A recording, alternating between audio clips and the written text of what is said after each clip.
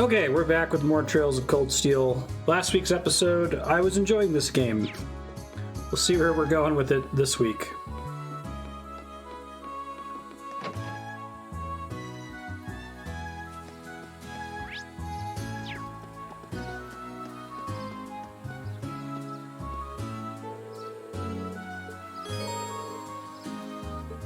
I think I turned everything else in, but I'll double check really quick.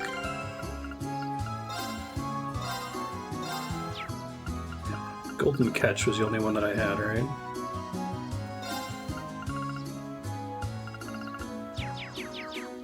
Hey, Jan, what's up?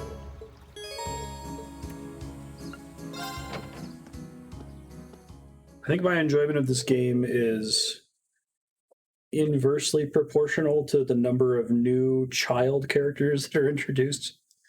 An episode involves us meeting someone under the age of 20. Then I'm probably going to be unhappy.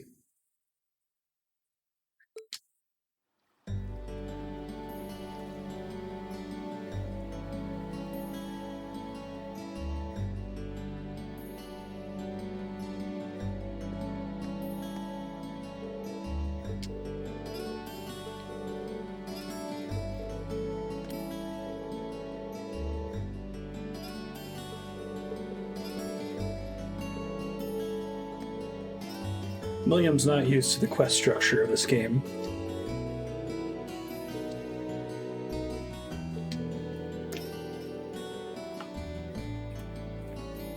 Funny enough. His mobility and knack for solving problems are exactly what one would expect from a bracer.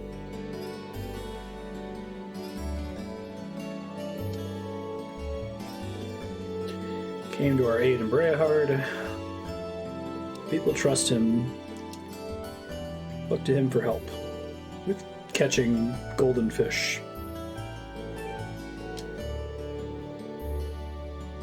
Replacing light bulbs.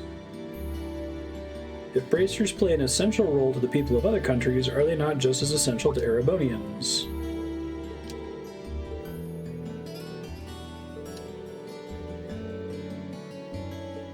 Interesting.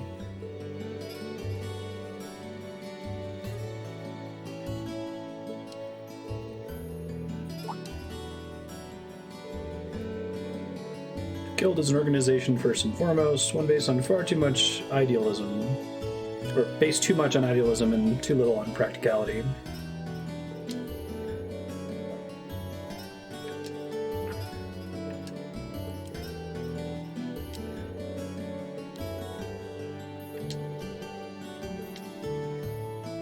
Carries more weight coming from Rufus Alvarez.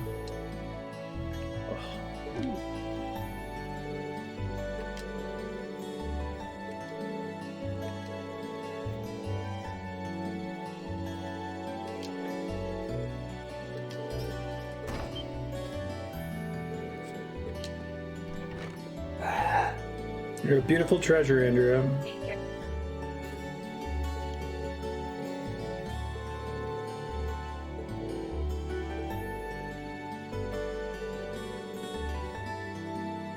Jillian and Carno still haven't come back from the castle.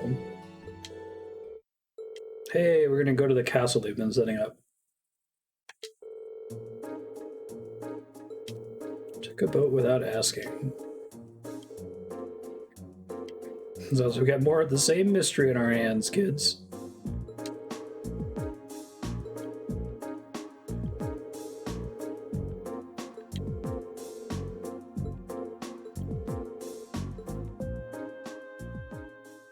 Spooky castle hype.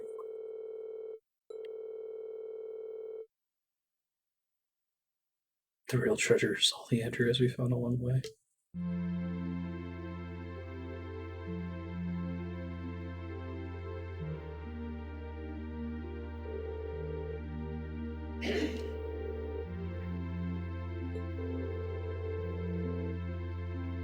Been saying you're a beautiful treasure in response to Andrea belching for like 10 years now.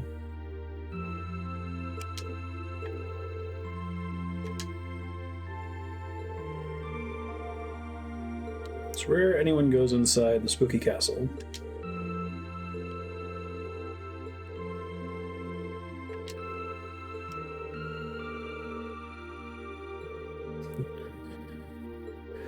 Students from the school are preparing an orbital boat for us.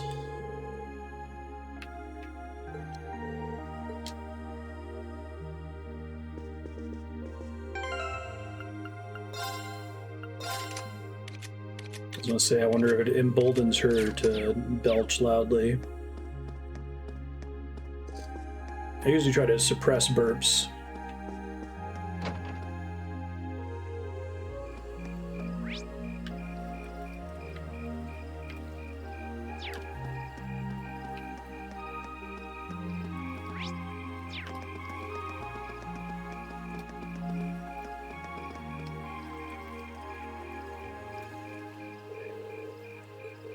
Orbital boat has been prepared.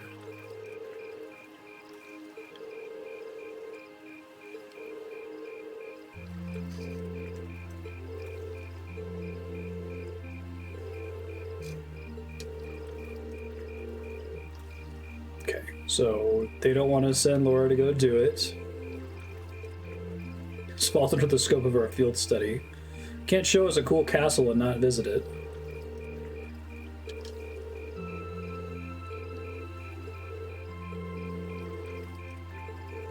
The wind blowing from the direction of the castle feels pure.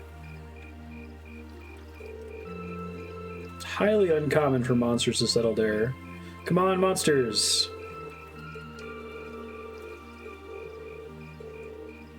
We should depart at once. No. Let's keep talking for a bit longer.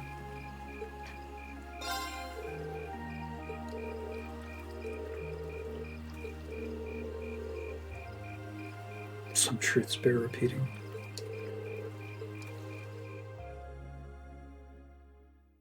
Bear.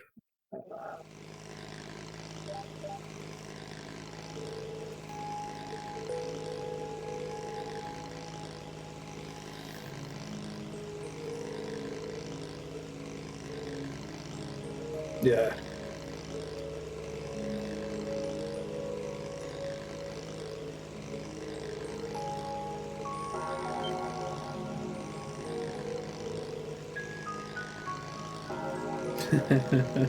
How many fictional settings are basically take every kind of real-life power source, replace it with setting appropriate energon without changing any of the use cases? Definitely seen stuff where it's like, oh, it's a magic train. It's a magic car. It would be neat if they thought about, like, how it would change the use case, or if it would change the use case.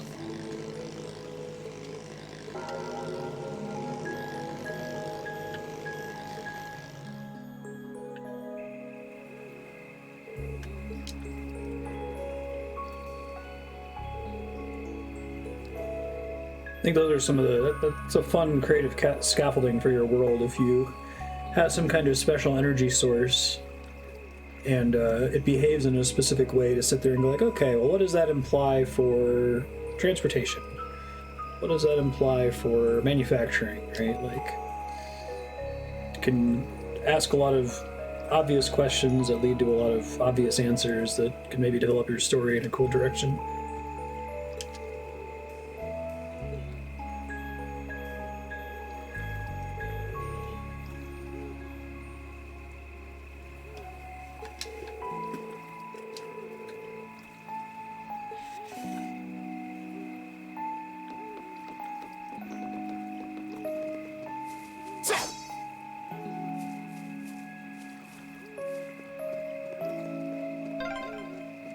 So this is St. Sandlot's old stronghold, Lohengrin Castle.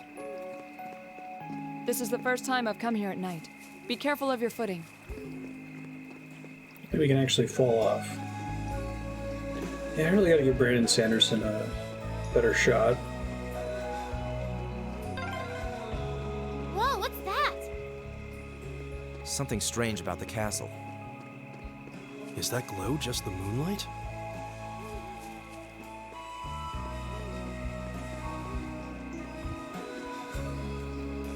I've talked before about how different creators have different, like, priorities other than writing that are reflected in their storytelling. It's kind of fun way to distinguish them from each other. Tolkien was into language, so that shows up a lot. Gurm is into food. Patrick Rothfuss is apparently into currency exchange. Hunger Games author is into fashion.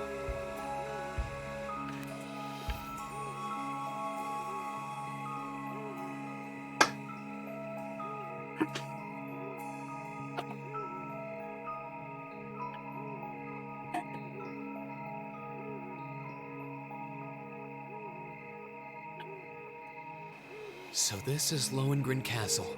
The ancient stronghold of Saint Sandlot, gathering place of the warriors of old. It looks even more beautiful up close. Yeah, but what's up with that weird glow? Socioeconomic effects of hypothetical magic systems. I've been here several times before, but I've never seen it like this. I can sense a very strange wind blowing from within. It doesn't feel like monsters, though. I can feel it too. Like something is writhing around inside. That seems good. Wait, what kind of something? I feared as much. I can definitely sense the presence of the dead. Emma? I can hear you monologuing, Emma. We're going to need to tread carefully in there. Right. There's no telling what may happen when we venture inside. We should make certain we're ready before entering.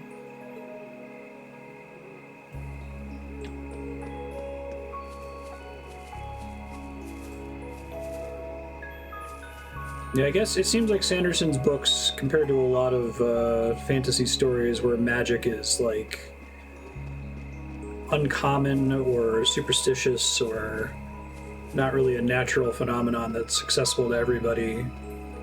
If you can say that this magic system exists and it infuses every feature of society, it's a lot easier to ask those questions like, okay, well then how would the mail work?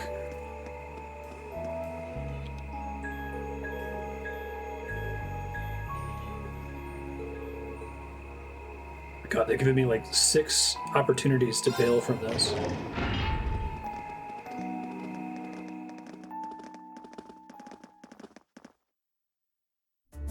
The pom-poms on the head don't hang when she turns her head over.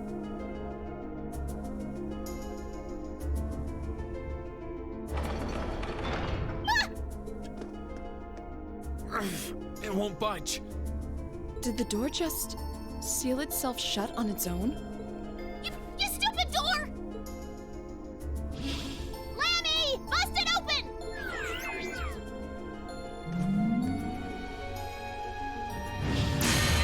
Shocked. Well, that was unexpected. No! So not even Eric Gatlum can break us out of here? It appears that there's a barrier Right. in place. Oh my god. Oh my god! I thought Eustace was joking, Kind but of barrier. Are you talking about that strange symbol that appeared on the door for a moment? How would yes. you know something like that, Emma? Well, I've always had a pretty strong sixth sense about these kinds of things, so sometimes I can sense things that aren't visible to the naked eye. Sixth sense?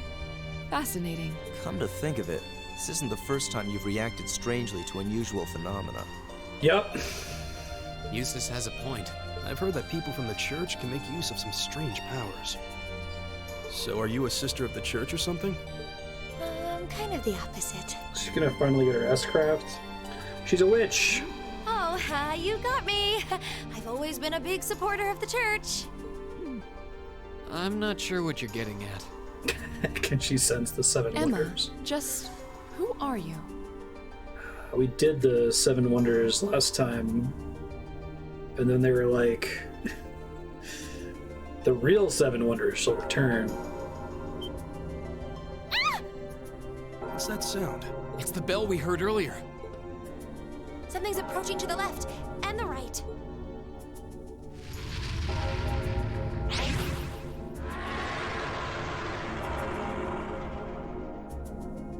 Monsters, is it? No. These are no ordinary beasts. Emma already But we're going spoiled to it. have to fight them all the same. Here they come. Be careful, everyone. Here we go. All right, let's do this. Leave it to me. Captain!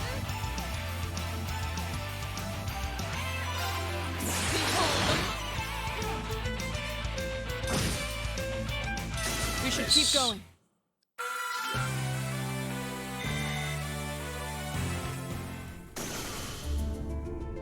Looks like we beat them. Are you alright, Milliam? What were those things? Mysterious spirits. Though perhaps it would be more appropriate to call them fiends. Either way, they were no ordinary opponents. Fiends, The huh? higher elements seem to be present here as well. And I suspect that's true of the whole castle. Yeah, right? Yeah, it did feel that way. They're trying to play them out as being different than all the other Still not monsters sure we run what the ringing into. bell from earlier has to do with anything. This place seems to be even more dangerous than we could have anticipated. Like being immune to physical attacks or And something. as long as that barrier remains in place, so will we. We're going to need to search for a way out. Okay, Emma. Looks like we're going to need to rely on this sixth sense of yours in order to navigate this castle safely. You don't have to tell us anything if you're not comfortable. Right now, our safety is in your hands. Can we count on you? Yes, of course. All right. She's a witch. Then time is of the essence. She has a familiar Fiends like sort those of roaming the castle. I'm even more worried about the children. opposed to this church. True. We should start looking right away. On some kind of special already. mission. Can't we rest here a little longer? Those fiends scared the strength right out of your legs?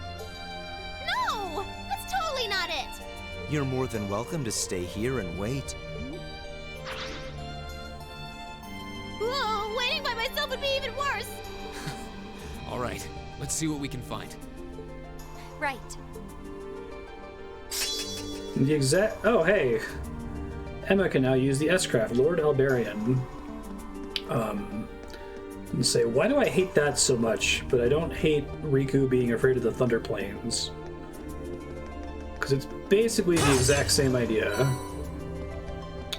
Prejudice. Floating sword. It's cool. We have the advantage. Here we go! You check out her new fancy S-Craft. Wow, hits everything. Rise, great towers.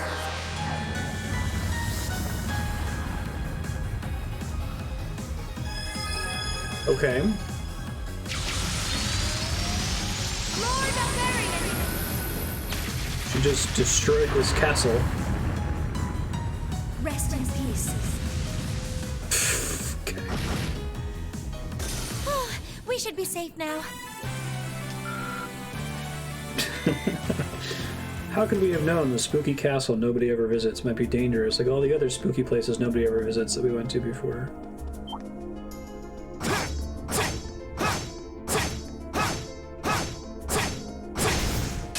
Now's our chance! Let's smash them! Here we go! I think a lot of my issues with this game would be fixed if you just had one All right, savvy let's do this. character. Leave it to me! Everyone else can be a dummy, and that's fine. Come on, Lemmy! But they could have done that with Milliam, I feel like.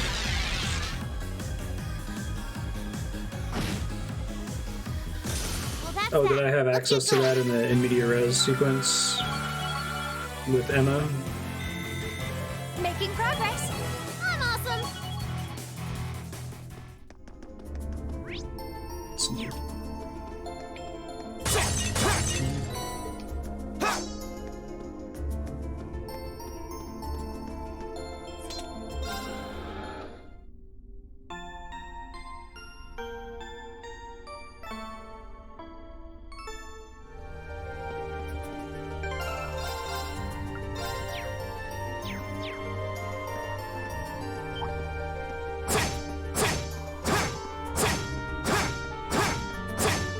Took 2 years to get it The back. advantage is ours.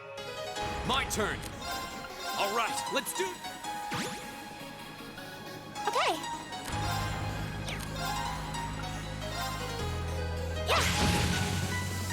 My turn!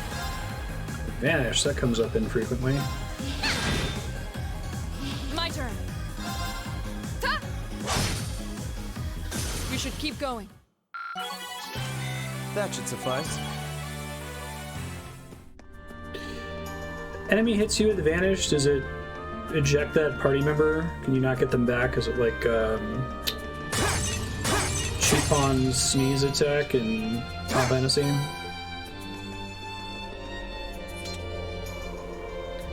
Barrier seals the way. You need a key to dispel a barrier like this. We should start looking.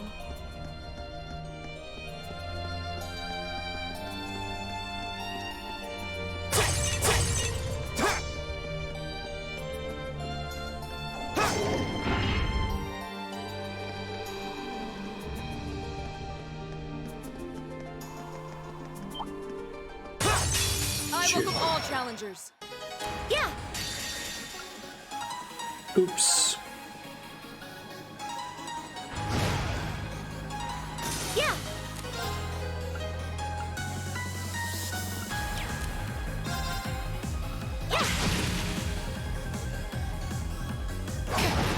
Right back up! Ow. Yeah, you didn't stand a chance!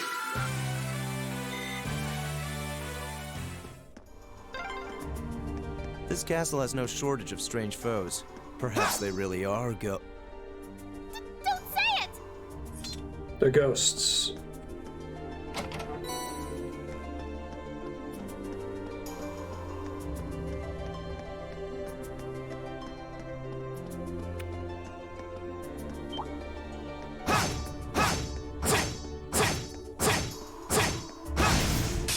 The advantage is ours. Go! Death blow, A. Second floor. It's my turn! Here! Right. Ta! Yes, sir! There! Now! It's my turn! Yeah! Let's keep going! Just getting started. Savage Fang. I am looking forward to learning more about Emma. I really think the problem is just the introduction of teenaged and younger characters. Like, once they get out of their... Let me introduce you to... Dystrophy Teen. It works. And for whatever reason, they're willing to, like, imply depth about the adult characters when you first meet them.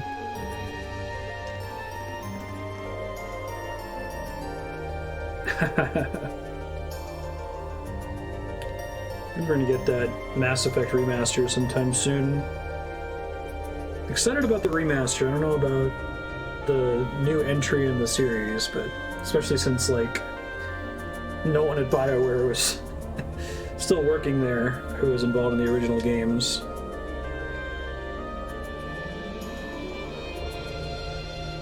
I guess we've seen Ship of Theseus developers that are able to, like, understand what the draw was of the original game and make something good and new, despite not involving the original creators.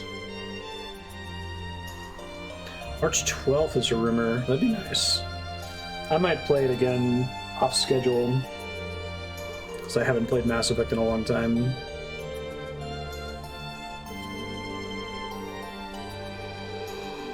Looks like the red door from the old schoolhouse. There's always the possibility the children went inside. Always the certainty.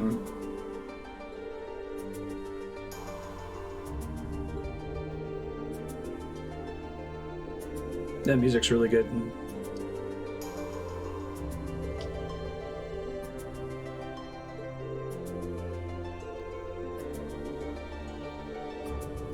Schoolhouse might be connected to Dreikel's. Saint Sandlot was Dreikel's foremost ally.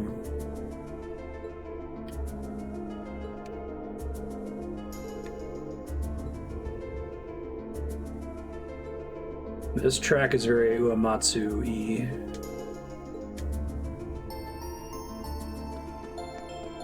I keep alternating between liking this game a lot and being really frustrated by it.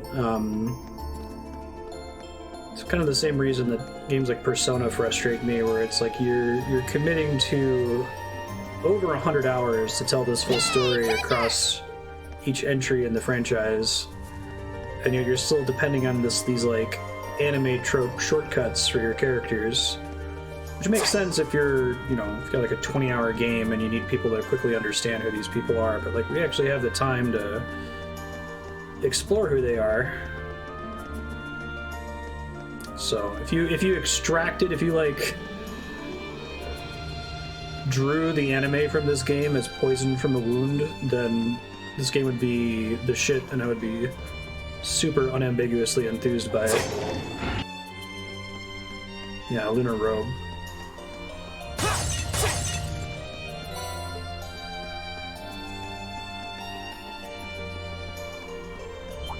I can equip it on Emma, I guess.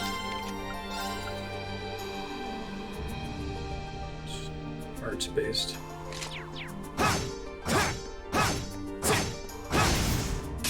We have the advantage. Here we go. I think the Nord Highlands was my favorite sequence in the game so far. This part's really cool, though.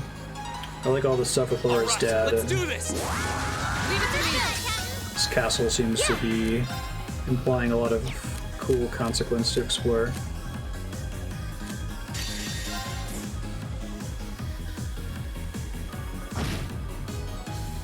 Right. Hi.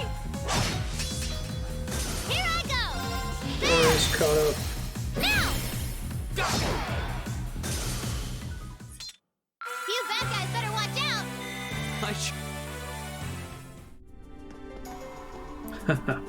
That's interesting, Spiky. Crosscode is good. It takes all the good inspirations from anime and Japanese games and intentionally leaves out the awkward ones. Awkward's a good word to describe it. That's super interesting to think about that more.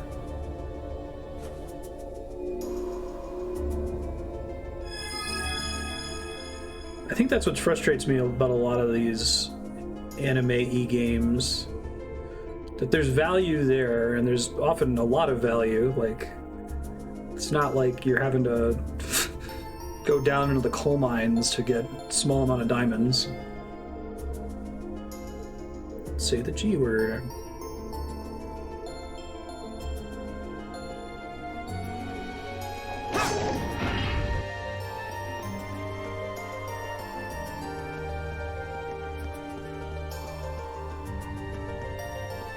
I have to go back and play Chrono Trigger again. Crosscode reminded me more of Chrono Trigger than anything else. Did a lot of things that were not Chrono Trigger-y, obviously. We have the advantage. But like, there's a game where All right, let's do it's this. developed by this like dream team of Japanese devs and features Akira Toriyama as the artist. And it doesn't seem like it has the frustrating tropey anime stuff in it. Why is that? Yeah. Yeah. Right. Hi. My turn. There. It's my turn. That's just my nostalgia for having played it when I was a kid speaking. Evil will fall before my blade.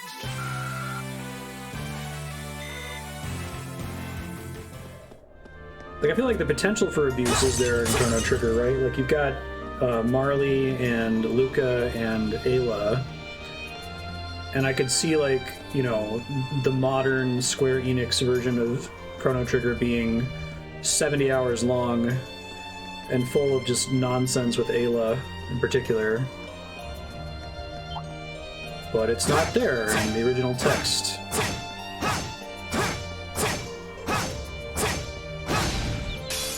And maybe it's a limitations breed creativity type of thing that, like I've said multiple times while playing this game, the fact that they don't feel constrained at all, that it can have as much text as the Lord of the Rings or whatever the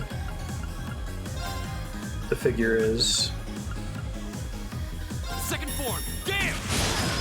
They don't have to worry about running out of film or running out of pages in their book, right? So there's no incentive to, like, tighten things up. We should be safe now.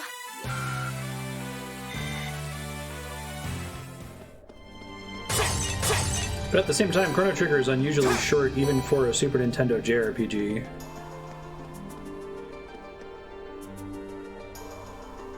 Yeah, right. Absolutely, Walter. The stuff that you would expect, right? Effortlessly passes the Bechtel test.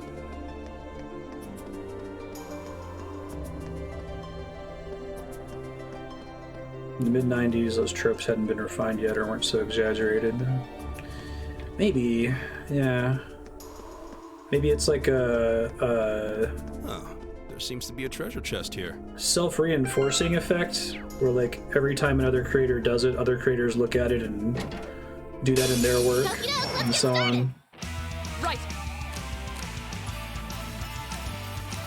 Like every movie that has Matrix-like slow-mo after the release of The Matrix, further reinforcing the idea that The Matrix was this watershed film. Some of the animated cutscenes add nonsense, sure. Don't mess with us! Curia. Hopefully that learns Holy Breath eventually.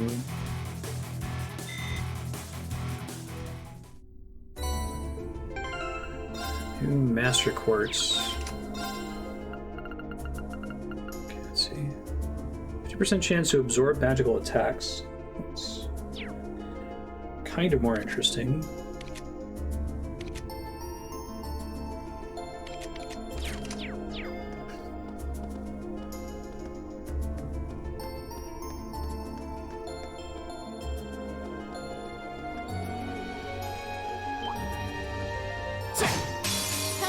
I guess it's tough to try to pin down because it's a twofold issue.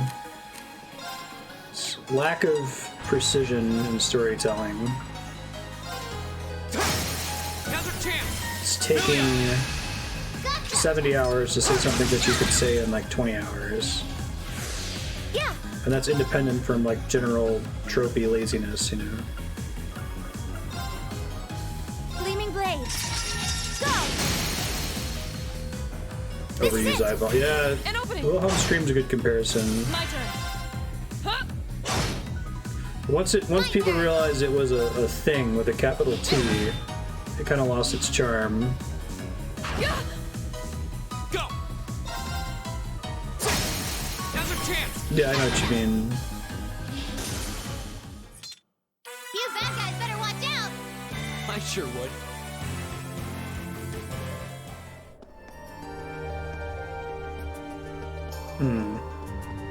Once JRPGs start dropping out of the mainstream, they start doubling down on what you describe as anime. Oh, a treasure chest. Fire Bell. Halves delay after using fire arts. Could be pretty good if you were trying to focus on that with Emma, probably.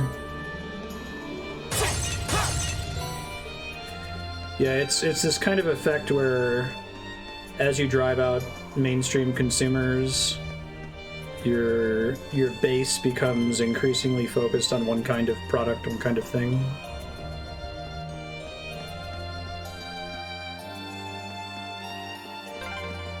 External corridor. We must be on the north side of the castle.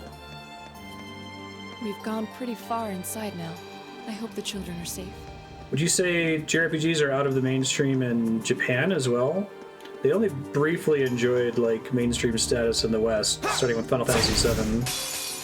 And I played plenty of JRPGs before that, but FF7 was the first time that it really penetrated.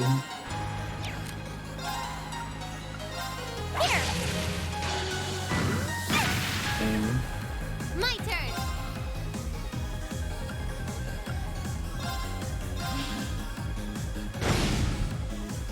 Go. JRPGs that aren't gacha mobile games, sure. Okay. Here. Here we go. Of course. Huh? I'm trying to think. I don't even know that I've played a JRPG that feels like it was intentionally developed with a potential localized audience in mind. Not bad. Which is fine. They don't have to be, and they shouldn't be. Is that a treasure chest? But I guess I just mean to say that I don't think that the Western market has ever really impacted what sorts of games get developed or what's in those games. Judgment Bolt. Summon Ramu. Bring down judgment on foes with lightning. I feel like this game would benefit a lot from like a potency value in that menu. Sometimes you can guess whether something's a really good spell or not.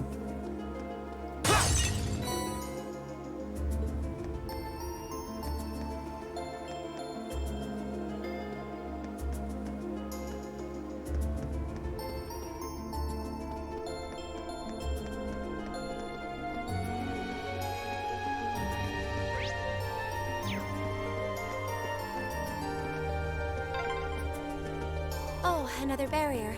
Let's see if we can find the orb that dispels it. This all seems strangely normal to her. Yes, Reen, catch up, buddy. She's a witch. Burn the witch. I could see that. Newer Final Fantasy games moving to like being an action RPG. Xenoblade doing the kind of Skyrim style thing.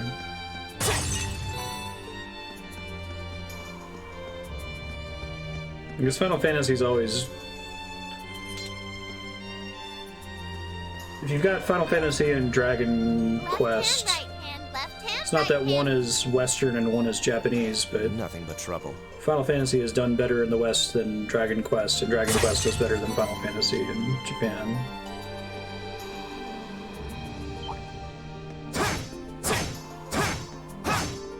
Dragon Quest is about as traditionalist as it gets. Let's smash him! Okay.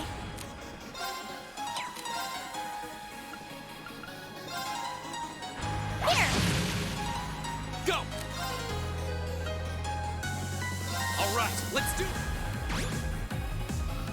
Yes, sir! Right.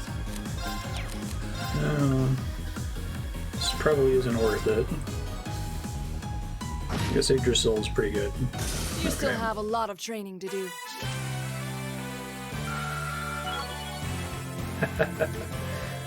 Modern JRPGs are either do you want maximum anime with all its problematic baggage, or for how cool this game from 1995 was. I feel like Bravely Default is the closest it's come in a while to trying to do something that felt new-ish. It still kind of had the anime baggage. And that anime baggage got really bad in Bravely Second. Much worse than it was in the first iteration.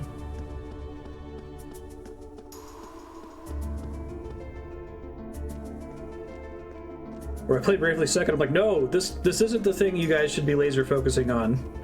The other thing, anything but this. You know. Oh, it was so disappointing. I'm hopeful the fact that they're making Bravely Default 2, and they're kind of acknowledging that Bravely Second was the equivalent of like Final Fantasy X-2, means that they know. I don't know how that game was received in Japan.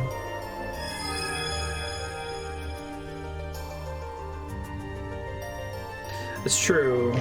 Bravely Default is a spiritual successor to a game from 1992. But even then, at least it feels like it's saying, hey, what if we went in a different direction? It's the children we're here to save. Surprised they made it this far. Like, they're not veteran soldiers like us 17-year-olds, so they must only be regular, capable combatants. Stand back.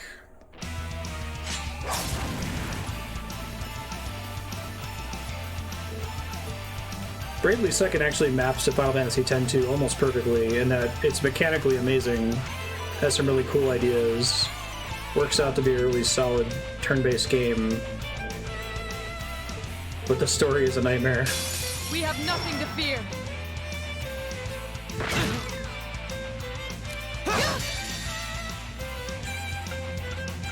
Use is always fun.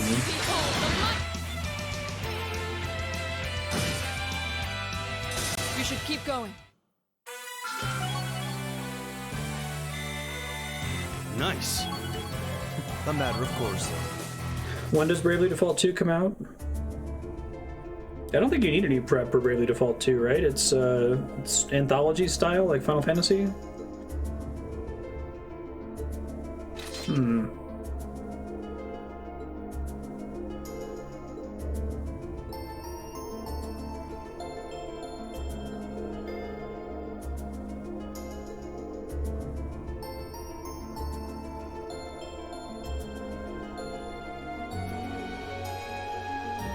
No, Kai.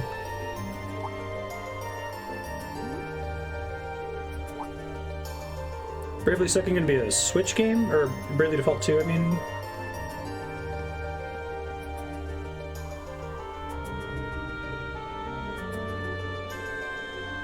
You stole a boat, entered property that's off limits to you without telling anyone where you were going. Oh, Laura. The social stuff in Bravely Default is kind of key to what makes the ending of the game work, but I guess it only works if you had other people who were playing it that you knew on your friends list. Like, I like that idea. It's kind of like Dark Souls-y with the whole other people playing are in different worlds and they can come to help you, except integrating it into the main plot instead of it having it be random NPCs that talk about it occasionally.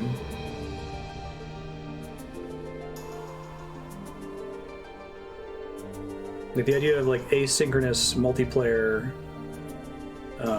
is a really cool idea that I wish more games would explore. But I guess with Dark Souls it works because it's like other randos who you possibly don't know that don't need to be on your friends list, right?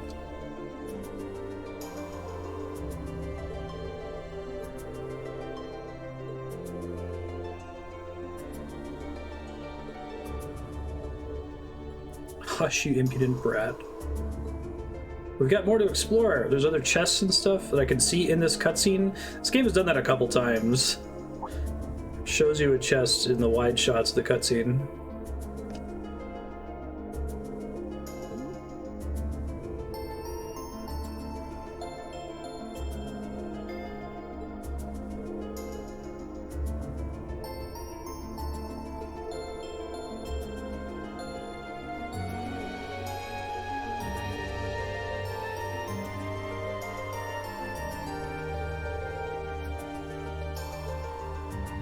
And in Dark Souls it works because people are still playing it a decade later. It's true.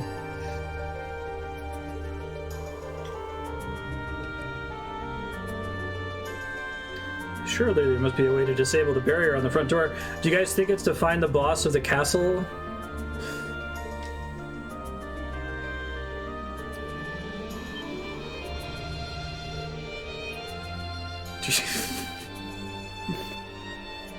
I want to die.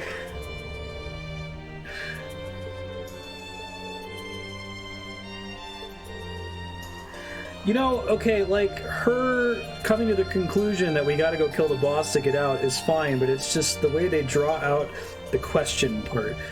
They can do the answer however they like, but don't have them ruminate. Might as well go take a look around.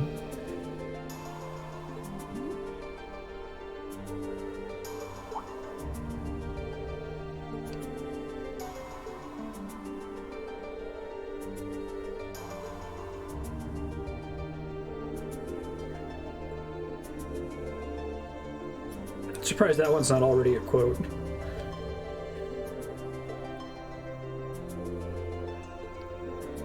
Let's make a combat link with the children. Throw them at the enemy.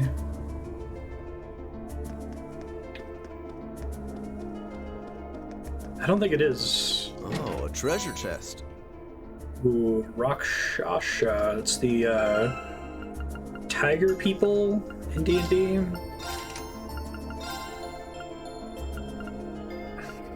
What percentage of the quotes are I want to die? Strength plus 30. Oh, wow. That actually seems super good. Forget this impede thing. Oh, am I already at the limit for... Because Cheelin does it. Ah, okay. Has to be in each line, right? Guess I can move stuff around here, though, right? I can put...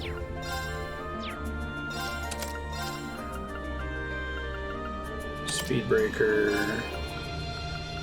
Sheila in here.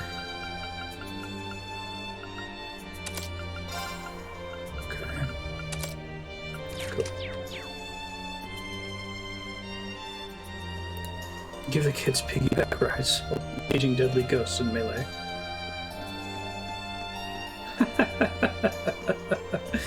Nice, Spiky. I say it very, like, I say it reflexively in real life to the point where it's kind of a problem. Like, it's one of those, like, because I have crippling anxiety, a mantra I try to do to suppress racing thoughts is just say, I want to die out Reach the loud. uppermost floor. The bell And tower is Andrea ahead. is like, really? Like, no, I don't want to die, sorry. The advantage is ours. Just remembering something embarrassing that I did when I was like 7. Aster Flare. Confuse. Give it a Dance, try. flames! Aster flare! My turn.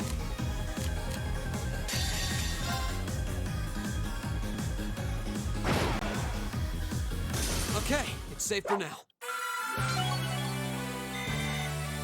I did it! Getting plenty of U materials in here, that's nice.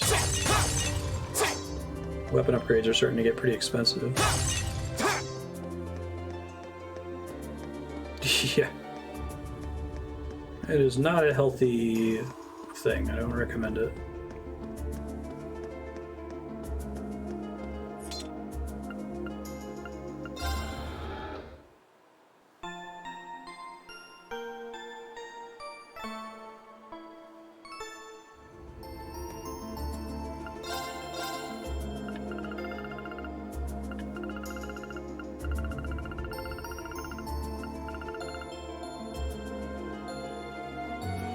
Attack twice in succession. Allows the user to act twice more. That seems really strong. Is it just like crazy expensive or something? Can you not use it back to back?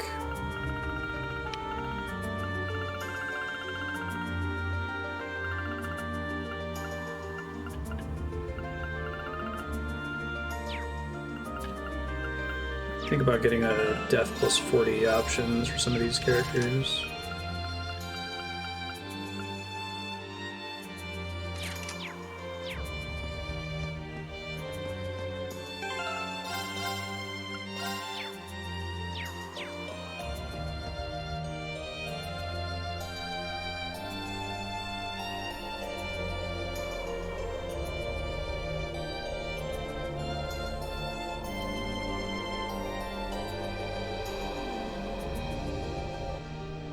What is that?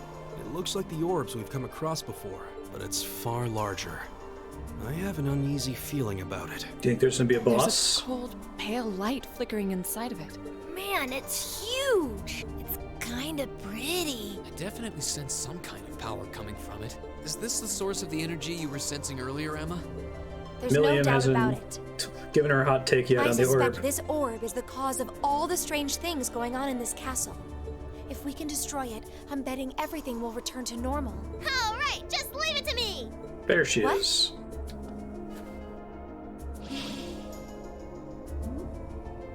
Hold on, Milliam.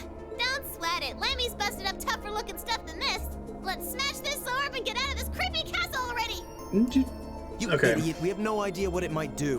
Go, go, Lemmy! X-Nerk. Ah! I'm shocked. Shocked. Milliam! I guess if she hadn't just punched the door. What did I just say? Are you all right? I forgot about those stupid barriers. I guess it makes sense that it would be protected by one of those barriers. It does, Reen. It really does. Wait, something's wrong. What's happening to it? I feel an incredible torrent of energy pouring out of it. Everyone get back! Pissed it off, Milliam.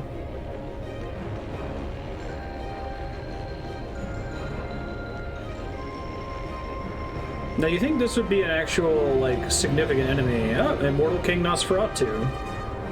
They're not just, like, going into the, monster JPEG folder. A bone-faced fiend! A Nosferatu? How could it manifest something like that in the real world? A Nosferatu. It's on a completely different level than the foes we've encountered so far. I hope that proves to be true. Julian, Carno, get behind us. Like I said, I can't cast 4 S-crafts and insta-beat it. There's no way we can afford to lose. Not here. Let's give it everything we've got. Right. A worthy adversary. No S-crafts, even better. My turn.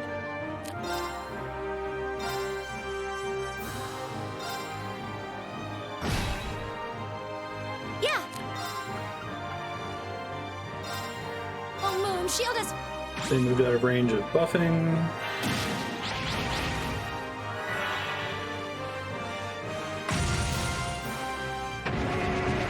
Oh, you can just get an infinite amount of back-to-back turns. It's pretty crazy.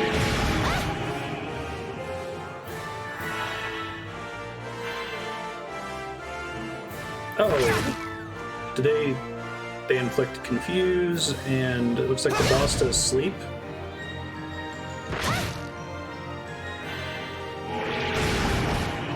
Pretty common.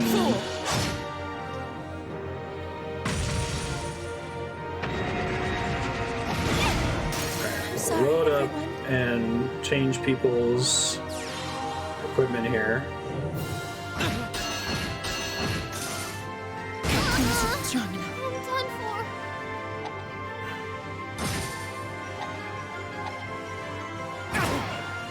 I'm sorry, everyone. We need confusion immunity. Hopefully I saved recently. I think I did.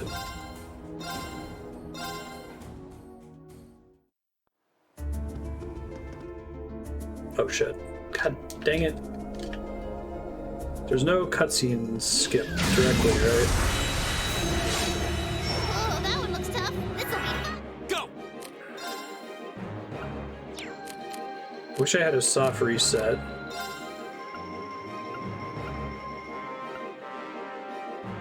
All right.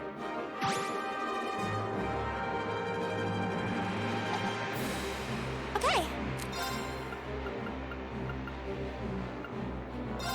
Oh, Moon.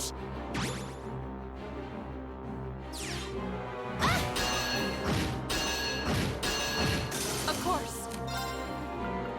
Radiant Wings. Marcus, activate. Yes, sir! Oh man, that's gonna take a while to cast. Yikes.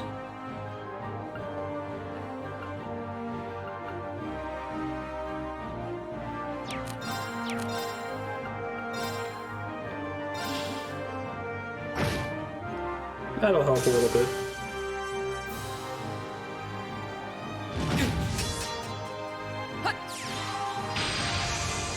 You learn how the boss stats work. No enemy's gotten an attack off. I think I did get once, I got hit by them once with an attack, but I didn't realize that their added effect was just to confuse you. It's my turn. Or is it that butterfly spell that they cast?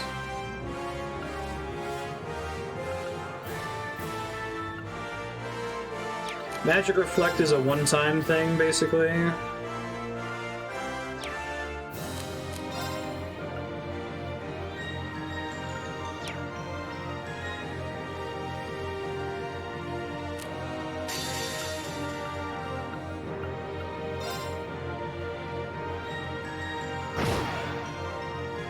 It's my turn.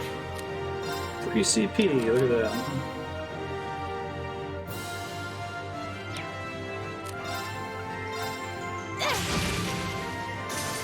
Okay, now I don't have to worry about ads. Fool. My turn. My turn!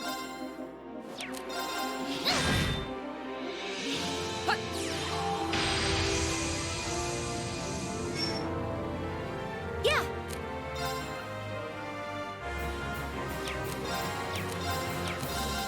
Here.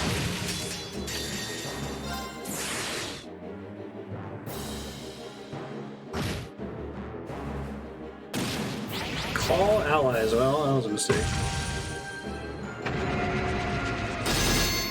My turn.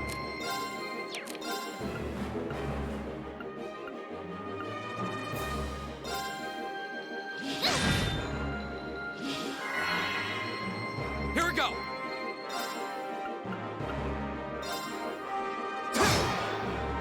Of course. Hey! Oof.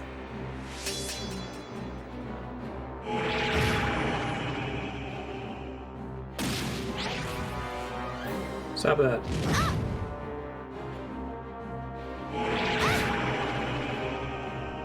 Go. She resisted being put to sleep. That's nice.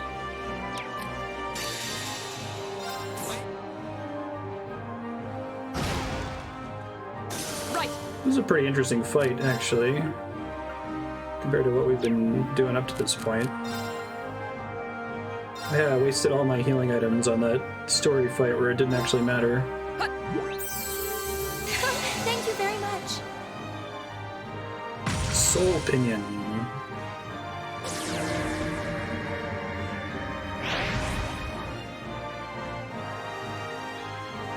It's cool. Okay. Less cool. That like hurt you more if you're already asleep or something. I'm sorry, okay. everyone. It's like Dream Eater My turn. attack.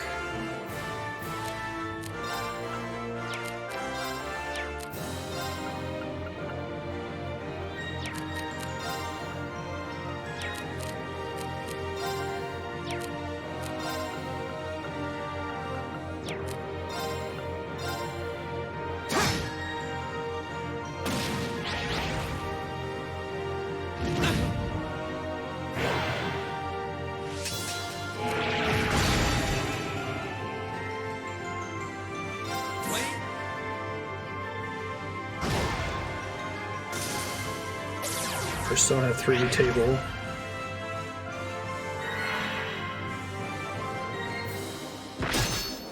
Hooray! And Millions dead. I'm done for. Wasn't strong enough. So we need sleep and confuse immunity when I die here. I'm sorry, everyone. I'm excited to have a difficult fight, although it is frustrating that I just have to know what accessories to have equipped, right?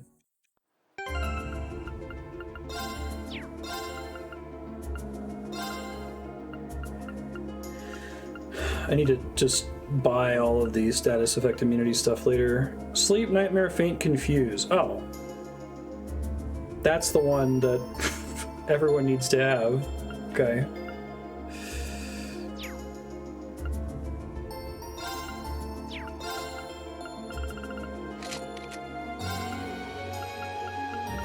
Prevents confuse.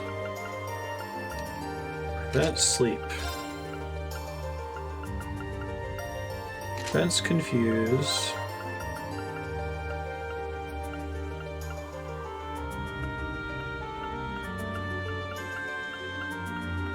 It's as good as I'm gonna get, I think.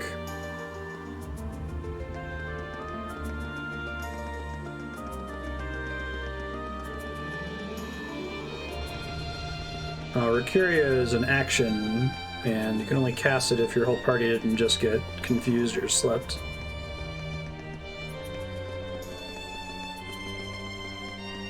I think the previous... What was the boss that was just spamming freeze attacks, just locking everyone down constantly?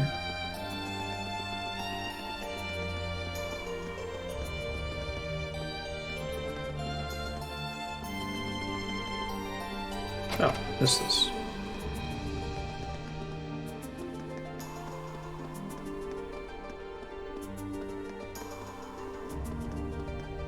Come on, just would like to fight one singular ghost, please. There's some.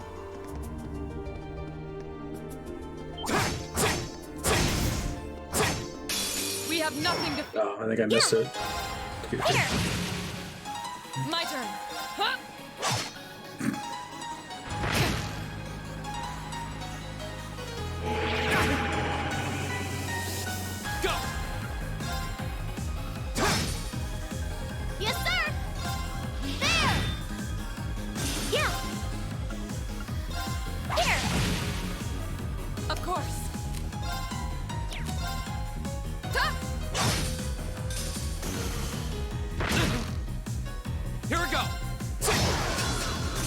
Okay, it's safe for now. I really need to do like one more scepter level up.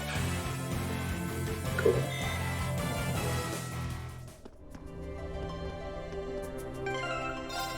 Don't think so. Could give her one. I got that insight one, but that's a thing that you get as a drop. I can't buy that, right?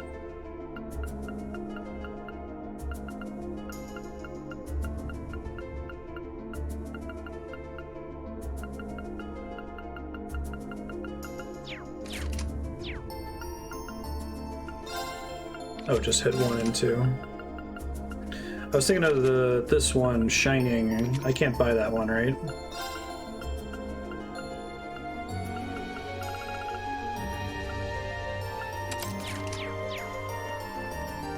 Try to make her suck less.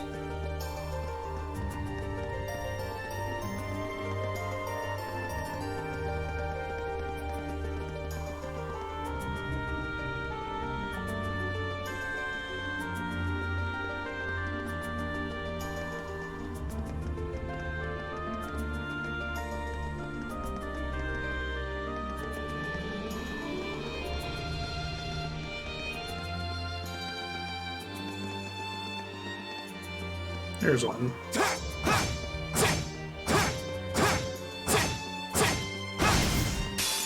our chance! Go! What does accuracy plus 100% effectively do? Does it just make it so whatever the base accuracy is doubled? It doesn't make it so that they'll always hit, right? Right. Ta! Go! My turn! It's my turn. Here. Oh, we should be safe now. No idea what the math is. But it's definitely not hits are guaranteed. It's not like Chrono's base 255 accuracy We have the advantage. or Squall's base 255 accuracy.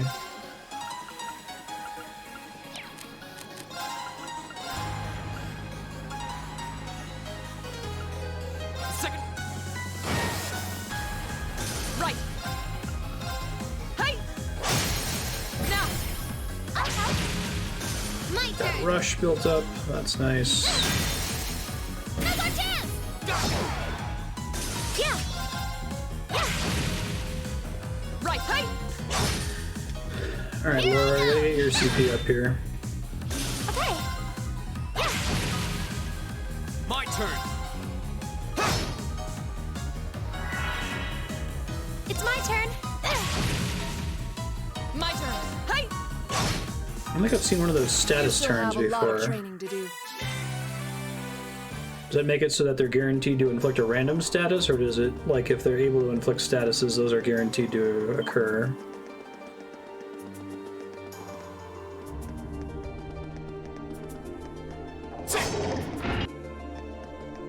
Alright, well, now that I have the appropriate accessories equipped,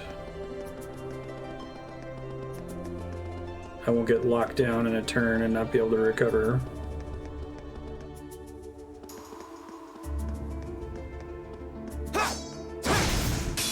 The advantage is ours. Here we go. Of course. My turn! Okay. My turn. Go!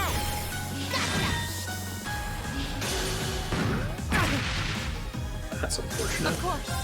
Ta! Here I go! Probably could have done an art It's there. my turn. It's fine. This is fine.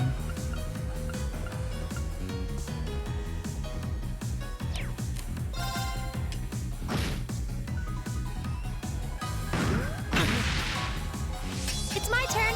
Yeah. My turn. Hey!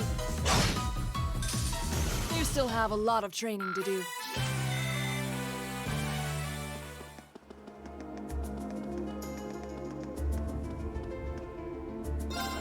Okay, here we go.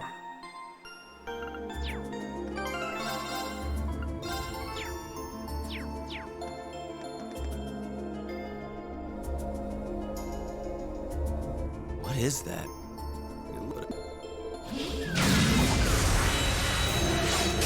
This one looks dangerous. Be careful.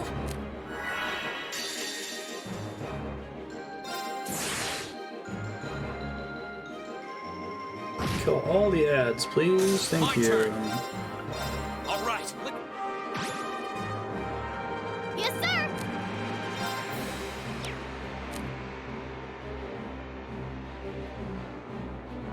Stop the boss from Flames, scout. getting the benefit of that heal step.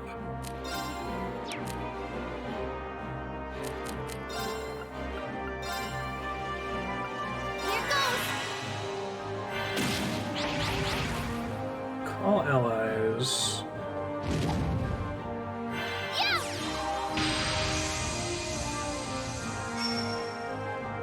My turn. Too far away from each other. That sucks.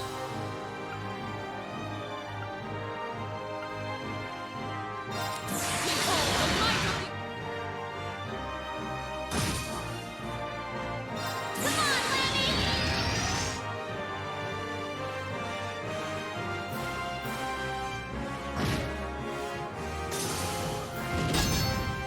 It's my turn.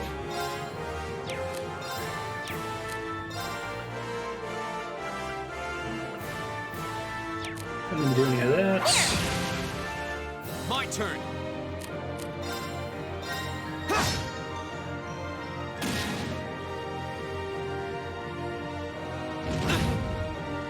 Okay.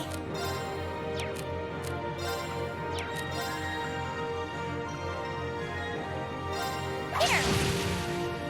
Right.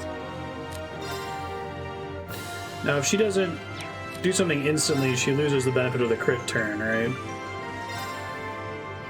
Hey! Here I If she casts a spell, it gets delayed and then doesn't work, right?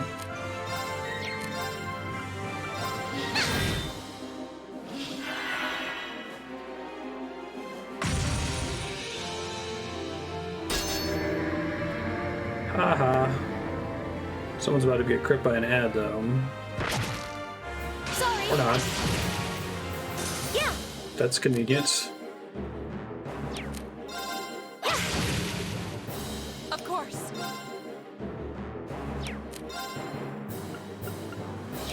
Huh? My turn. That's too bad.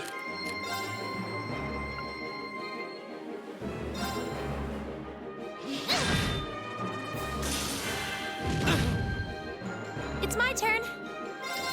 Here. My turn. Hey! My turn. There. Okay. Now. An opening. Oh, I hit the wrong button. My turn. It's okay.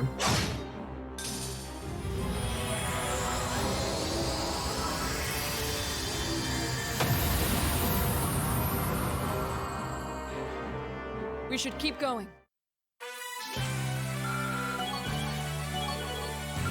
Force level 5. Flawless Jewel. Is that the max level? Raises strength when HP is low. It is the max level, okay.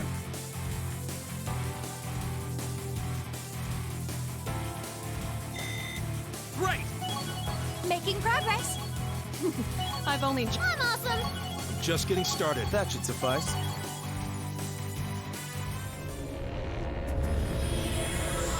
I gotta remember to unequip all that crap.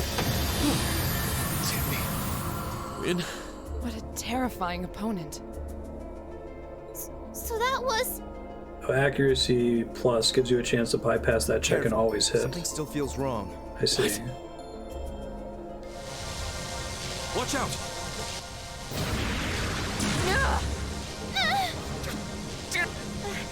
How could I have been so careless? I had no idea it had this much power left. Is the cat gonna show up? Laura!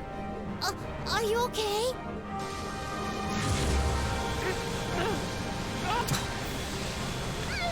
This is even Lammy can't move. Yeah, but Gaia seems fine.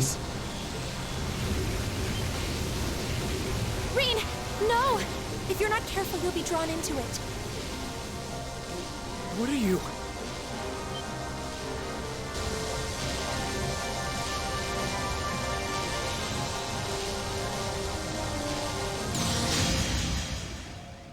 Nani, What? who saved us from experiencing consequences? What was that?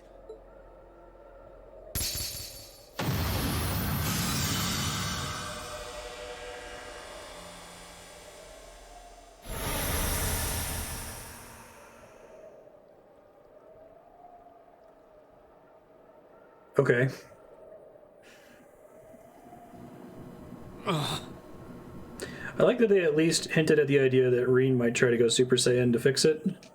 Everything else about that scene was forecasting that somebody else was going to come in and save our butts, right? It was the whole, oh, everyone's been everyone all right? disabled temporarily. I'm fine. That was really bright. What just happened? I have no idea. It all happened so quickly. All right, Reen, you need to immediately address the fact that Emma knows about your Super Saiyan stuff and knows more than she's letting on. I heard the sound of something piercing through the air. Please don't refer back to it 17 hours from now. Yeah, right through that orb, too. It looked like a lance, but how could someone hurl something that large with that much force? A lance? Yeah. And whoever threw it was standing right up there until just a moment ago. It was a golden-haired woman, shrouded by a strange light. Golden hair, you say? But that sounds just like... Laura! That's impossible.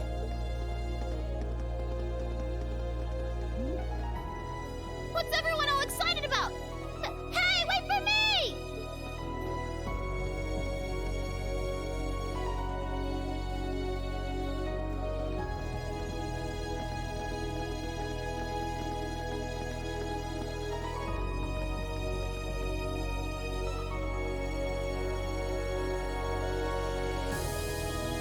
There's no one here.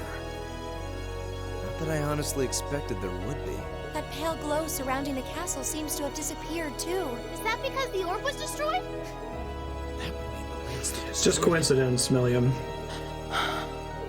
The Lance Maiden. Herself, in the flesh, in the ghost. Evasion plus percent is the same thing. I see, gotcha. I thought it might have been her, but it seems like it was the Steel Maiden. Her. Still, Scare quotes. we really are out of time.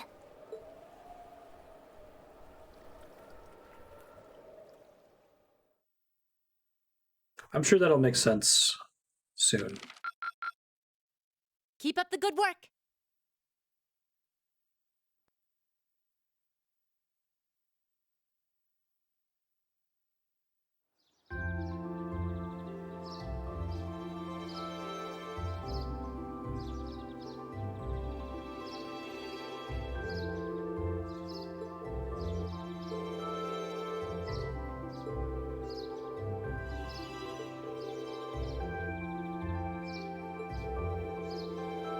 Really interested to have an insight into what order the story was written, right? Like, did the call come in from on high that this was going to be a Persona Light military academy students type thing, or was it, hey, we want to introduce people to our big cool setting, and what better way to do it than to have it be a series of high school field trips?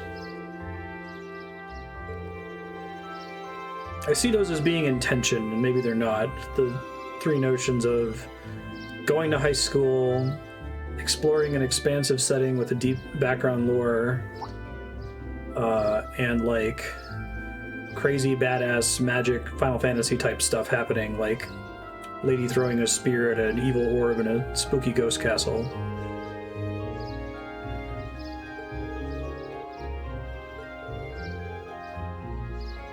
Like each one of those three things could be a game on its own without the other two.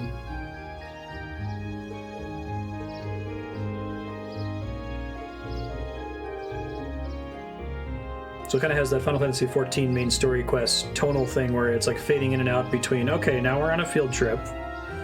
Now I'm doing a quest to return a hat because that informs me somewhat about, you know, what life is like in the capital in Heimdall. Okay, got it. That fits if this game is about going to high school.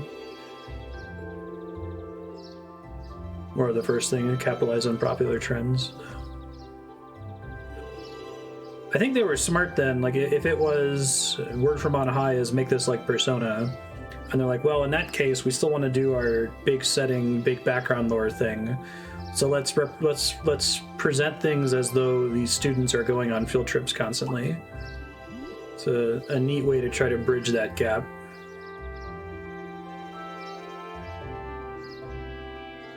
The accounts of Saint Sandlot's death places it right around this time of year. It's almost the anniversary. Last night was a full moon. It doesn't seem all that implausible that her spirit might manifest itself somewhere like the castle.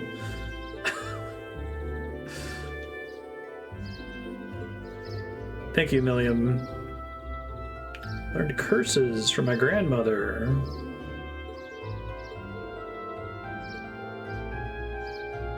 What? Guys, no, follow-up questions now. This is the time.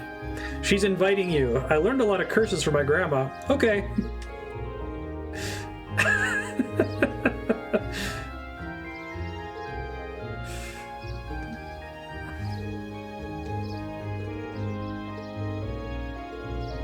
Wait, that time you mentioned learning about curses from your grandmother 18 gameplay hours ago.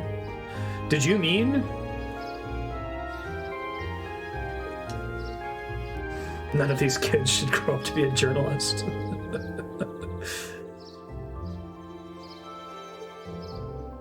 Valkyria Chronicles 2 is an anime high school.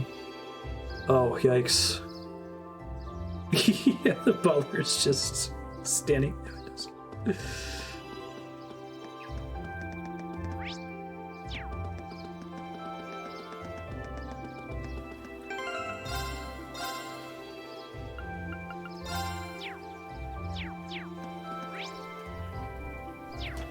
I'm interested in learning more about the main cast. I'm even fine with them, like, denying that information or doling it out over time or making you guess at it.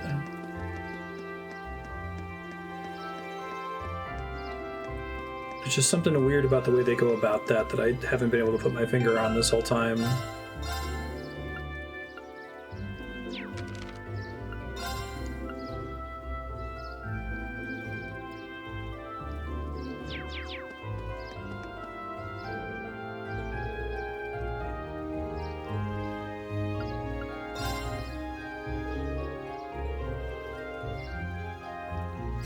Shift to an anime high school. Shift to PSP for a game that looked damn good on a PS3. Everything you hate about Japanese game trends in one example. Oh, hey Dota dude, how's it going?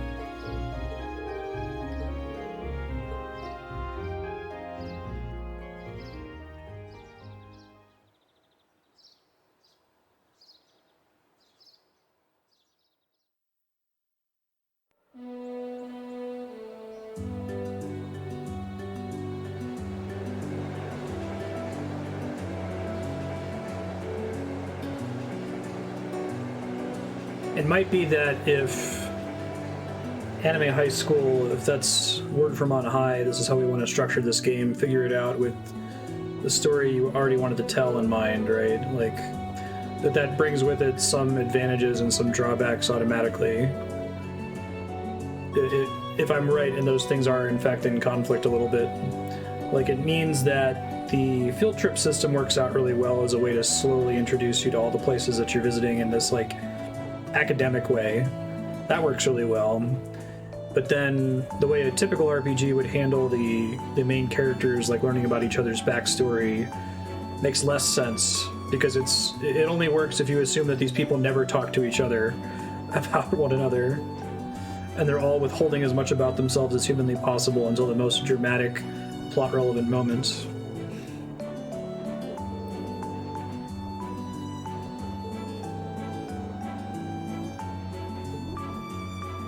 Yeah, there's something about PSP games, I've mentioned this before playing Trails, it's a different kind of constraint than I'm used to with, like, typical handheld games.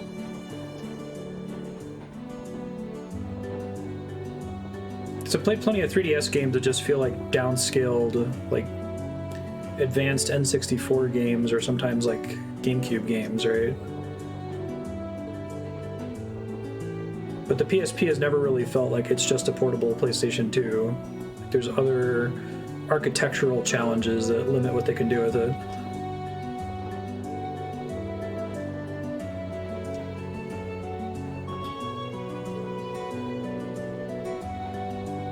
I didn't ever get the sense that social classes were keeping people apart. But for some reason that didn't occur to me at all, that that's part of the message they were trying to send. I got the sense that everybody liked Laura. But I guess that makes sense.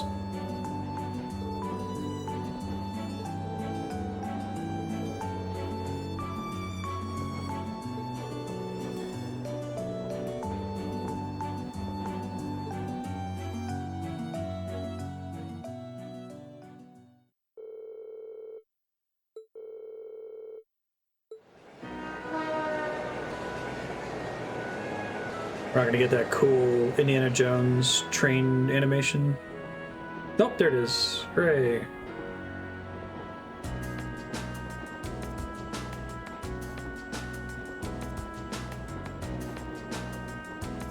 They worked hard on this map, damn it.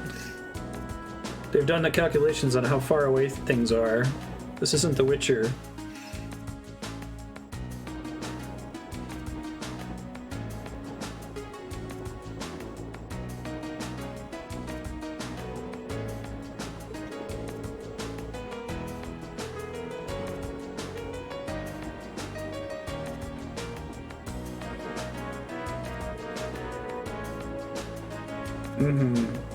Yeah, Peace Walker.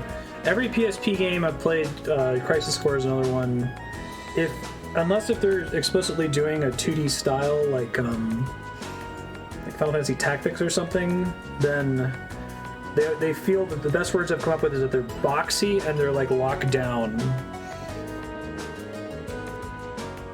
And you can try to like cheat some stuff in to make the world feel not as boxy, if that makes sense. An icon of military excess.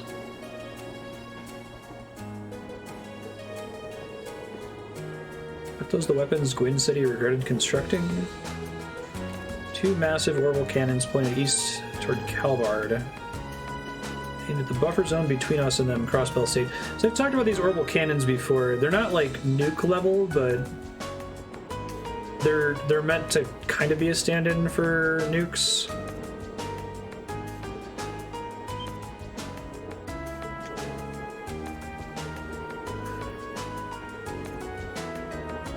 These are the mightiest weapons wrought by the hands of man since the Great Collapse.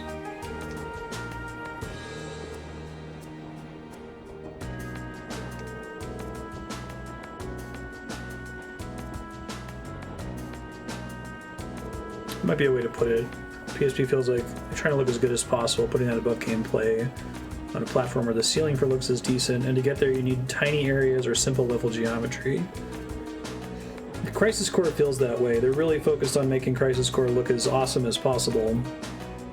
And so the level geometry is, as you say, very, very simple.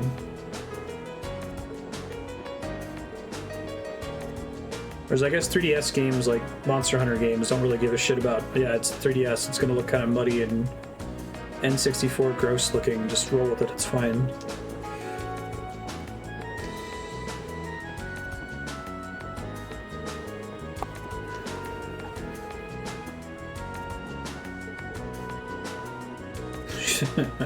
She's the pride of the Academy.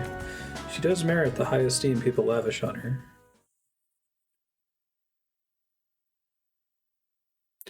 I guess the party members are too busy, like, foreshadowing what the exact next event is going to be to ever talk about themselves. Like, oh yeah, that reminds me of my hometown of Legram. Oh, are we going to Legram next? Surprise, kids! Group A is going to Legram. Laura's hometown.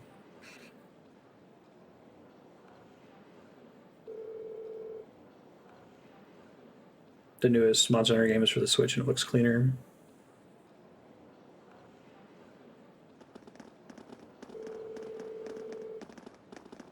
Yeah, I agree with Monster Hunter World looking busy. Monster Hunter and RTS games. One of these days, those two genres will click for me.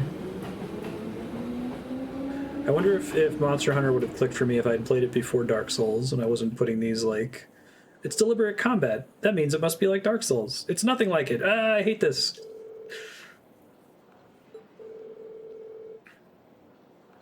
Railway guns are a real type of artillery built in the early 1900s.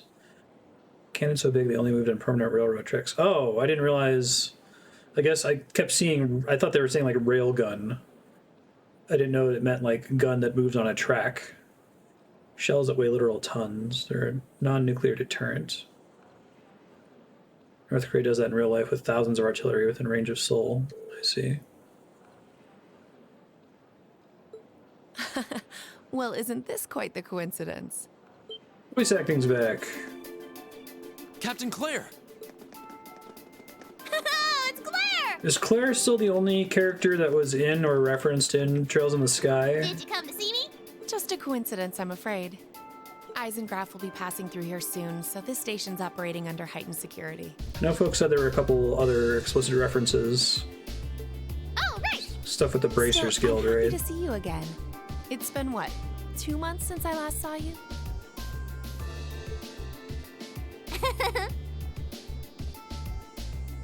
Legendary Lancemaid lady is referenced in earlier games. I thought when Claire first showed up, we were in that like garden or whatever. Someone's like, yeah, she's from the Trails in the Sky games. Maybe I'm thinking of somebody else.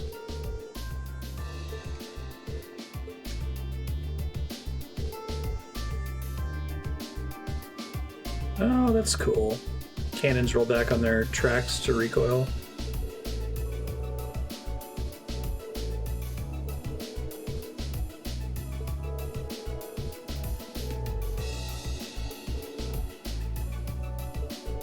Eisengraf as an Iron Count.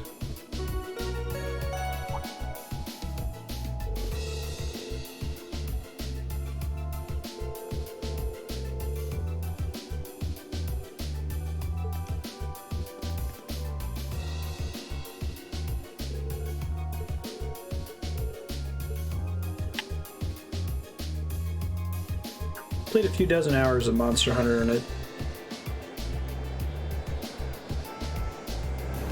It's not like an RTS. With an RTS game, it's like, I don't know who it's fun for. I can imagine someone having fun. Man, Eagle Eye, Irene. Toa, Prince Olivert. The train is so fast, the eye can barely follow it.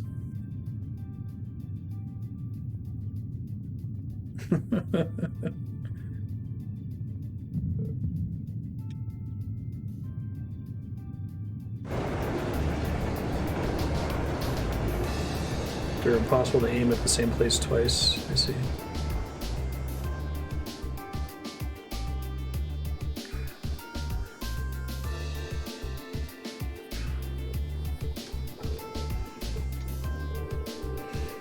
I spent a lot of hours trying to figure out why Monster Hunter presented a problem for me.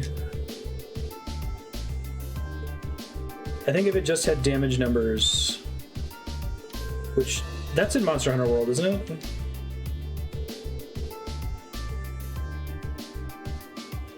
The Iron Count, the common parlance, in the parlance of our times.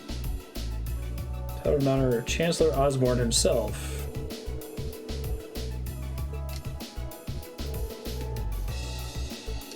Is the Chancellor a commoner by birth?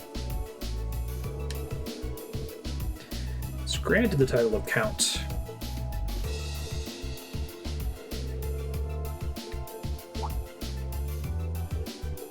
They're really trying to sell him as the bad guy.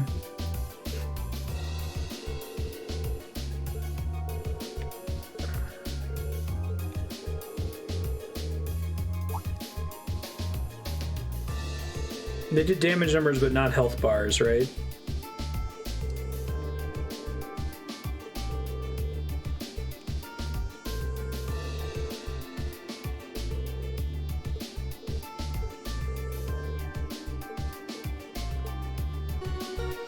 They try to do, in lieu of health bars, like health stage animations where they'll like start limping when they're almost dead. But it's not particularly fine. There's only like maybe 2 or 3 health stages.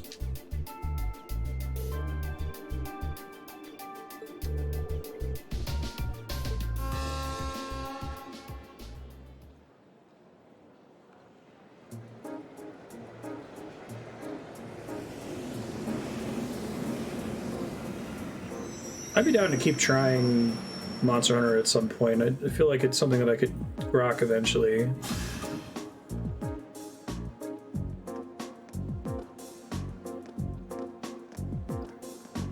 C. Hansler. They're trying to be pretty obvious about the Chancellor being C, but I don't.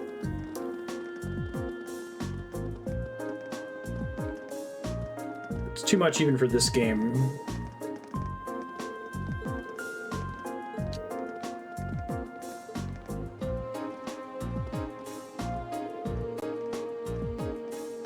Three differentiable health stages, one requires an optional accessory trait.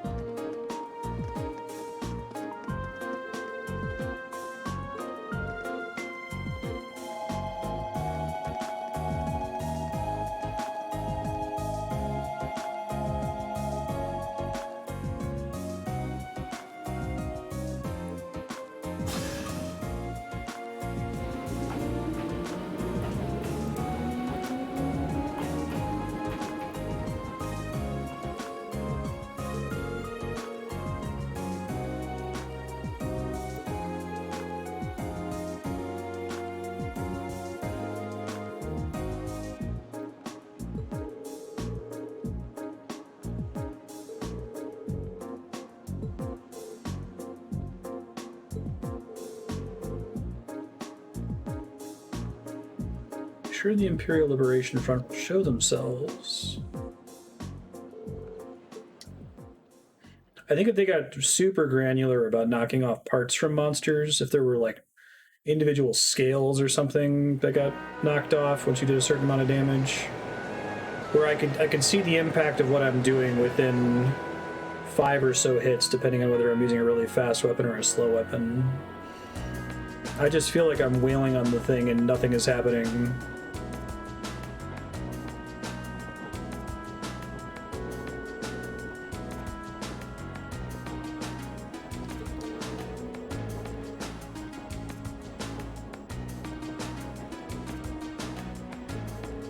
I feel like you could drop health bars from Dark Souls and it wouldn't be the end of the world, because fights in those games, if you do them right, take like 3 or 4 minutes max instead of like 30 minutes. So the effect of not having a health bar is worse because of how long the fights are, to me anyway. Even though I get the fantasy that they're going for. Ghost or not, there's definitely someone there beside us. Color and golden hair seem pretty Sephiroth haired to me, but Duke Cayenne's up to something too. He's a dick.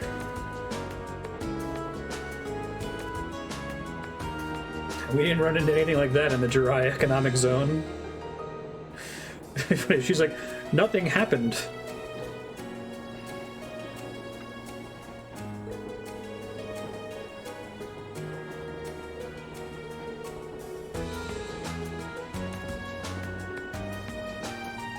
Yeah, I needed that desperately, Walter. I've only played Monster Hunter World for like a couple hours versus a few dozen hours of the 3DS games. So that might be enough to get me on board with more experience with it.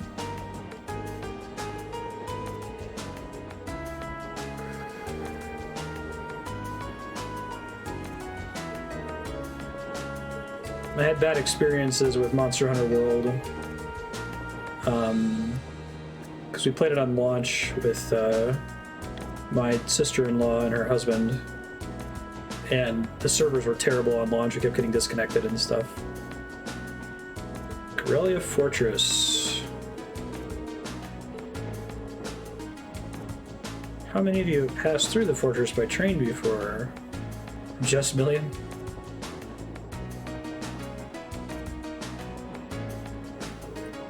I thought they were about to give us a pilot on hot take of just a reaction shot of everyone. They limited it to just 2 characters, though.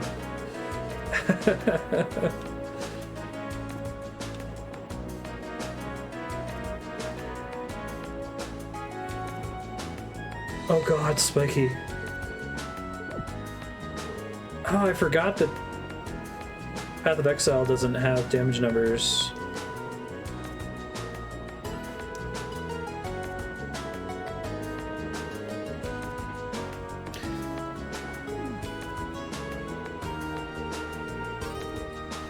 Gateway to the Empire, one of the largest military bases in the country, is Corellia Fortress.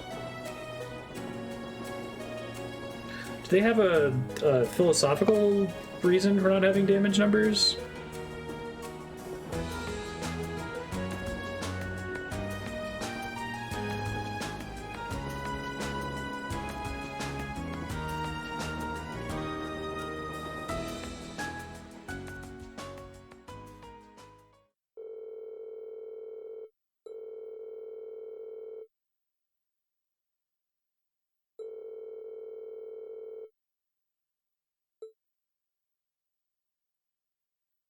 Okay, so Crossbell is a different series entirely, right?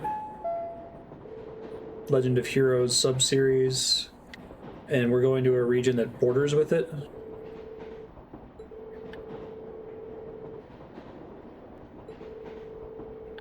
They've referred to Crossbell a lot in the story so far, but we've never been close to it as far as I can recall.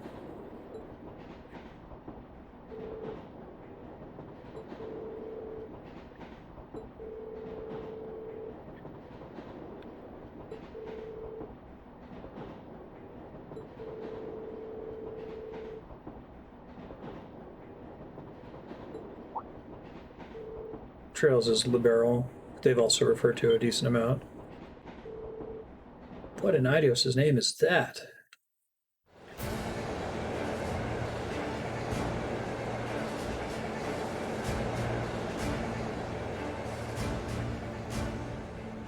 I enjoyed the Ghost Castle with the Lance Maiden lady showing up. That was a cool sequence. I'm annoyed they didn't immediately follow up with Emma about her being a witch, but it's just part of the territory, I guess.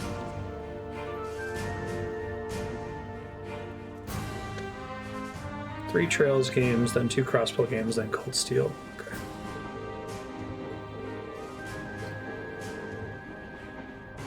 It's an interesting way to go about producing a mega series like this.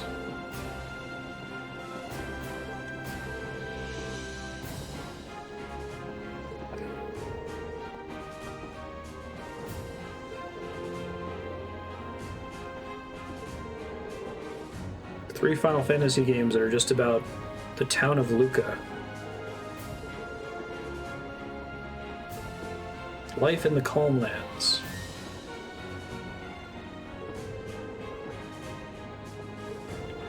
Yeah, it's true, Elder Scrolls does that, doesn't the name?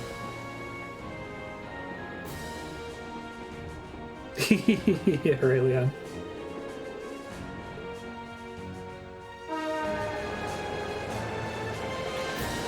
We annexed them. Everybody likes annexes.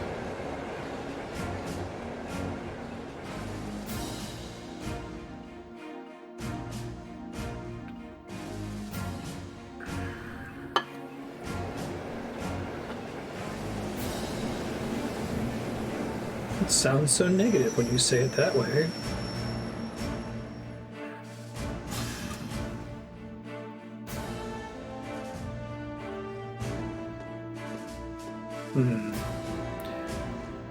I hadn't considered that these are structured like Elder Scrolls games. Maybe it's because it is a much more traditional on-rails story.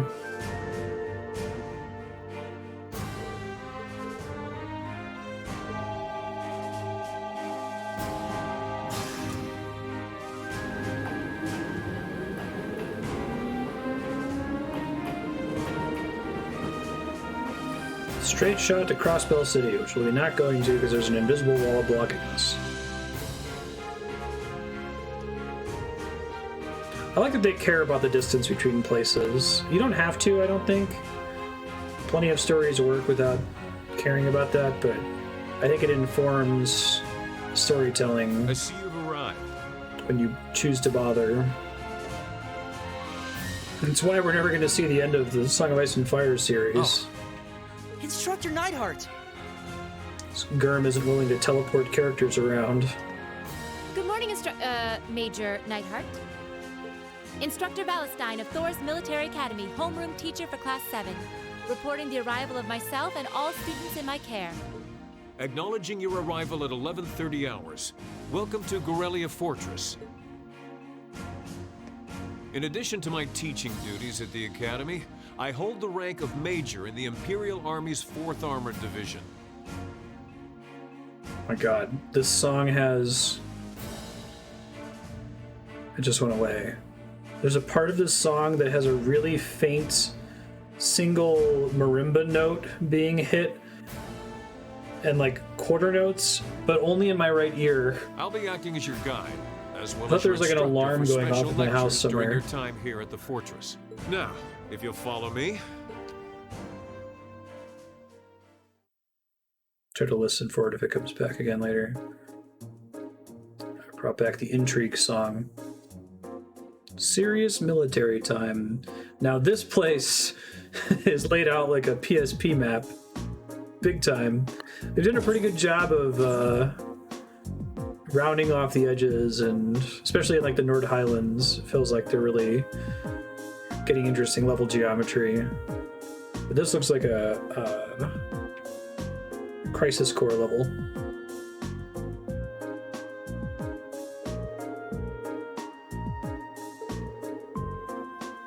She won't be assigning any tasks this time.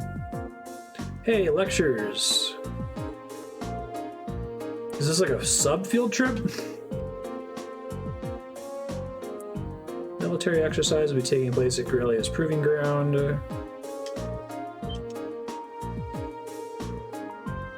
We're gonna watch a military exercise?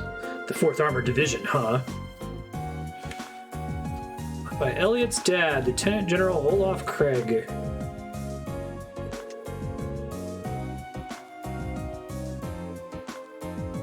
The intense level of detail help or harm the narrative. I think that it depends. Like, if they're going into detail about the setting, like how, you know, this is a 30-minute train ride from here, and these people, their specialty is that they make wheat, or they're farmers or whatever. Like, that stuff works for me. The frustration I get is the volume of unnecessary dialogue and the kind of like crust that exists in a lot of the scenes in this game, where for some reason they need every single student to chime in on every single observation, or they take 10 minutes to come to a realization that a savvy character would come to instantly, right? So I'm alternatively excited about the lore and the background details. Like, play a game like Mass Effect, I get really excited to read the codex entries, but those are written precisely with as few words as are needed to communicate the information. And this game has a problem where it spends the opposite. It spends as many words as it possibly can to communicate as little information as possible.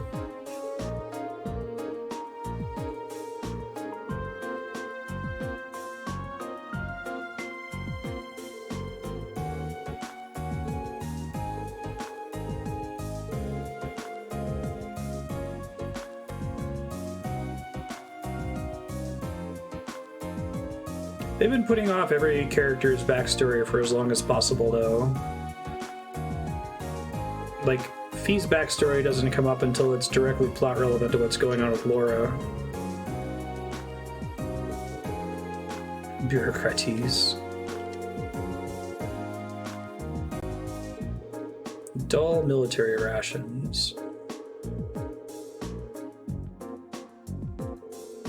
I have a similar issue that I talk about a lot in the Final Fantasy XIV main story quest, where I don't mind that it spends a lot of time doing things that aren't important, but in the space of it doing things that aren't important, it uses the same number of words to describe a routine task, like collecting dung as it does for fighting the final boss of the expansion, right? And it's gotten better about that in recent X packs, but my issue isn't with the, you know, lore, background, low stakes side questing. It's that they use just as many words to describe that low stakes side questing as they use for fighting the personification of death or the god of earth or whatever, you know?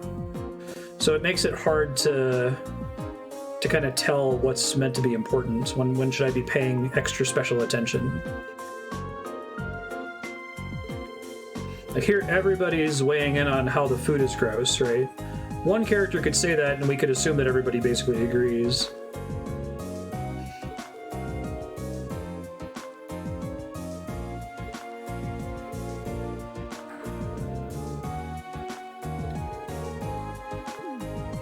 At least there's some cheese and an apple.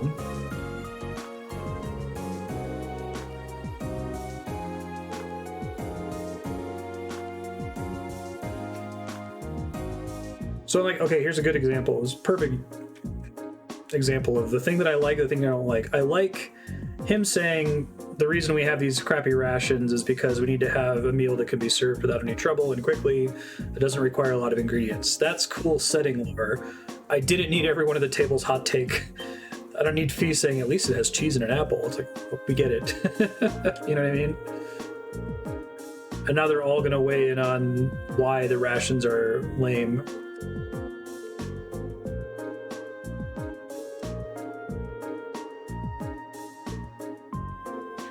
Every day?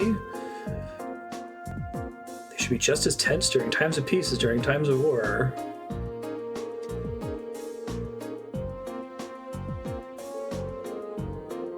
Probably better than her child soldier food, right?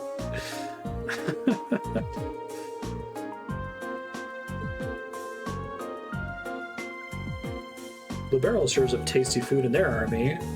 Barrel's army is fairly elite. It was almost a pile it on moment, but Gaius didn't say anything. You are what you eat. Because that scene degenerates to, wow, this food's really bland. Yeah, we're military, so we need to have readily available ingredients that we can stockpile and distribute quickly. Scene, right?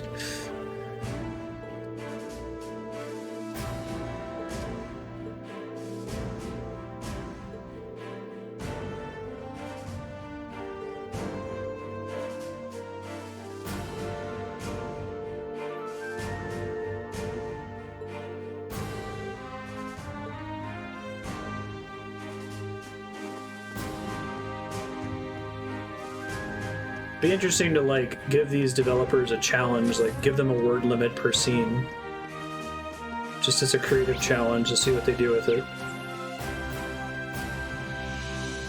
Develop the world, advance the plot, or be funny. Is that Terry Pratchett? Oh, maybe that's Neil Gaiman. I think it's Neil Gaiman.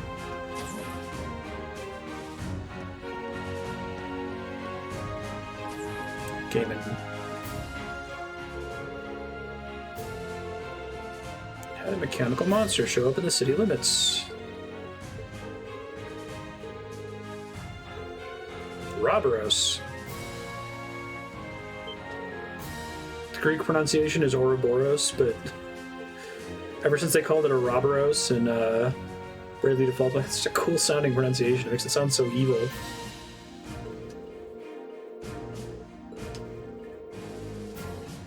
Behind several crises that have threatened to shake the foundations of entire nation states. Holy shit, that's pretty important.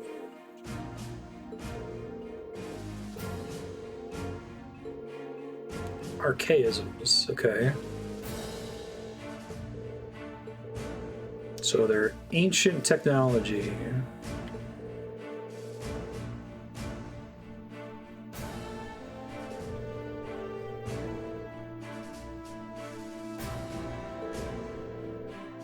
A few cutter calls.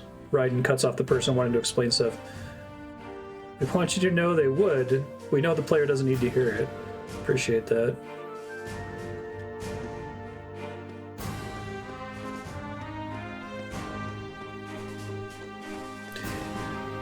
I guess if they're going to localize it, yeah, it doesn't surprise me that games like Crossbell didn't get localized for a super long time. Or still haven't been officially localized, right? Because it would just be so expensive to do. Yes, that's exactly it. They're not made with the intent to be localized. Same for, like, visual novels.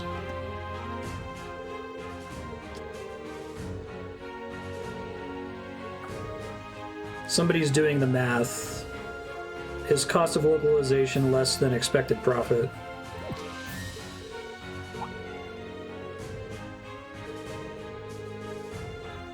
I always catch glimpses of this small black shadow. Yeah, that's my cat. It's my familiar. I'm a witch.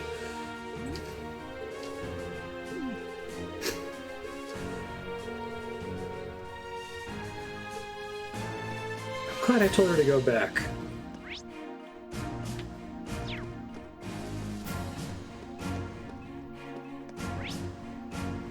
Oh, there's that marimba noise. Right ear only.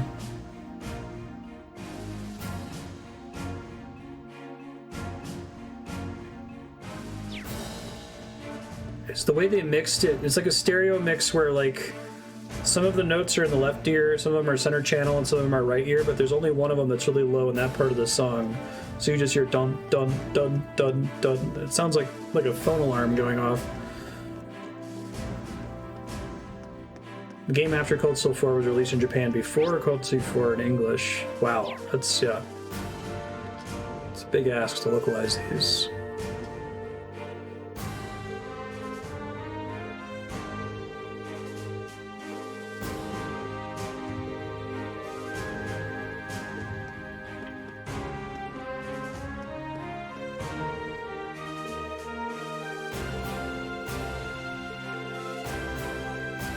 It's not something you should say with an earshot of the soldiers. There's a policy on Wikipedia called Wikipedia is not paper, and the policy is meant to say, hey, don't edit an article and delete something someone typed just because it's making the article too long, because Wikipedia is not a paper encyclopedia. It can be as long as it needs to be. You don't have to have a concern for brevity. And I think that's true about video games. Games are not paper. Unless if you're setting out to voice act every line, or you're explicitly designing your game with localization in mind, typically that's not going to be a restriction like you would have with, you know, you have a limited runtime for a movie, or a limited number of pages for a book. And I think it leads to a lack of precision in a lot of these JRPGs in particular.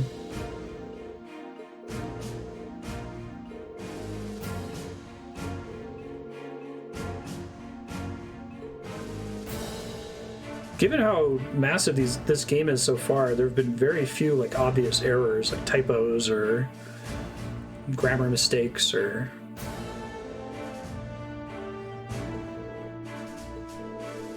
Their QA process for the localization must have been a nightmare on top of everything else. Heard the purple lightning before, but a bracer's still a bracer. Leaving such an important role in the hands of a civilian is ridiculous. Yeah, Okage's so messy. Despite having like 1/1000th the text.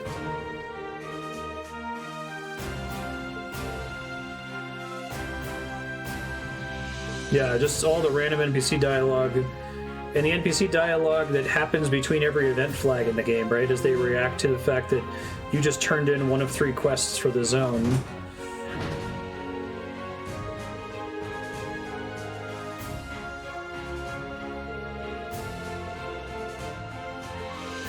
Should be gratefully allowed you to come at all.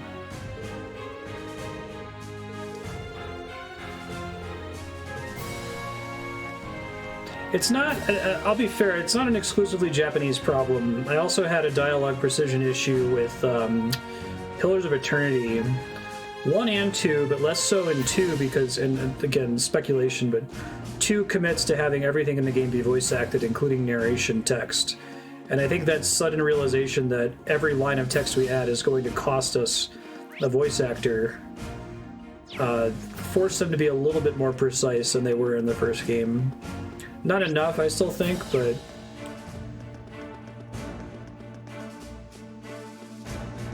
And it's not a CRPG problem, because I feel like every BioWare game I've played, it handles precision really well.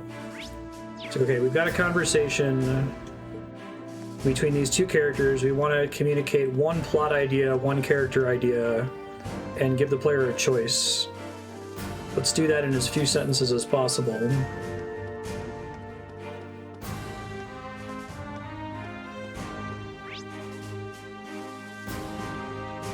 Let's see.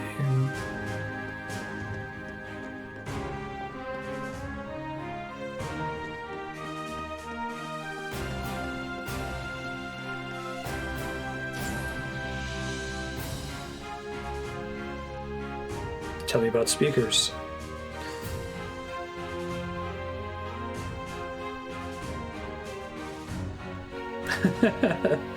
Someone's shooting an early access title called Craftopia. Half the game's English text is practically Google Translate.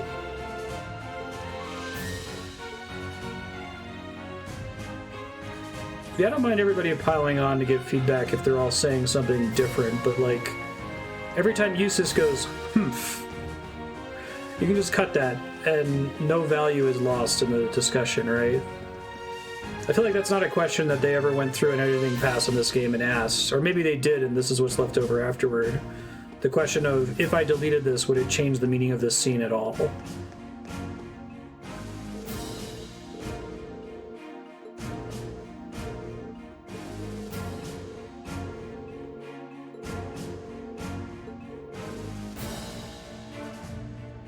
Squall's whatever. Except if Squall wasn't a main character, if it was Zell and Zell had to type an ellipsis in every scene.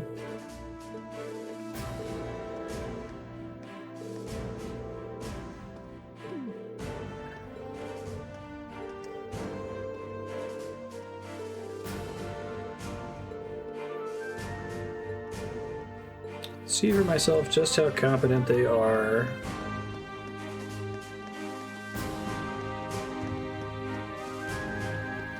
Someone release Trails of Cold Steel Kai, the editor's cut.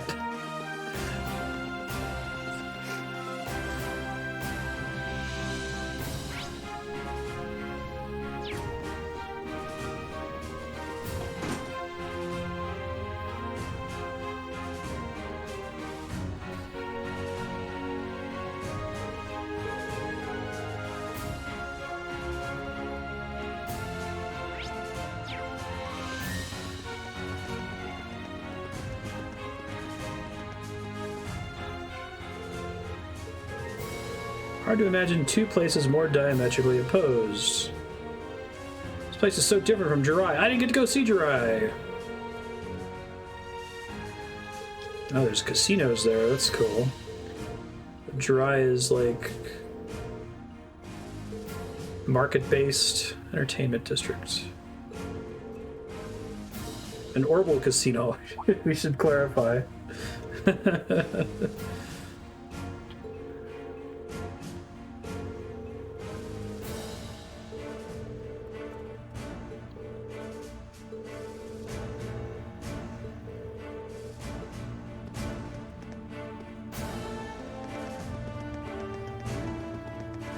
I'll be fair, if you're like super invested in the setting and you really like these characters, like it can't be a bad thing to get more time with them and get more dialogue from them, right? Like,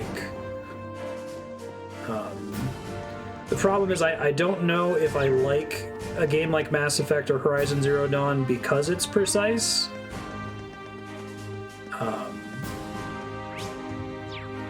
Or if you told me, hey, we're going to make Mass Effect, except it's going to be a director's cut, it's going to be 4 times as long, and every scene is going to be 4 times longer with 4 times the dialogue, and you're like, you mean I get 4 times as much Morden dialogue, and 4 times as much Tali dialogue, and 4 times as much calibrations with Garrus? Like, do I want that? I don't know. Maybe.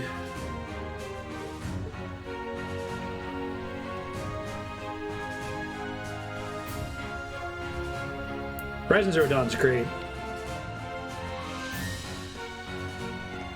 It definitely has that BioWare style dialogue precision that I'm talking about.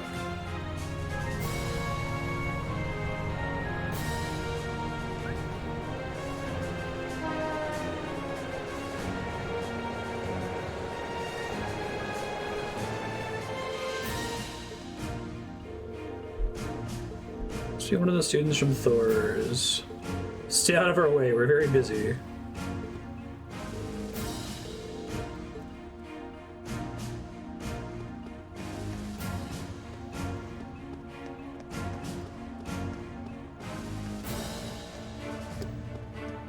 Yeah, I guess unfortunately, I guess this is true of Mass Effect as well, like, tuning into a random action sequence of Horizon is pretty similar to tuning into a random action sequence of, like, Metal Gear Solid 5 or a tactical RPG or something.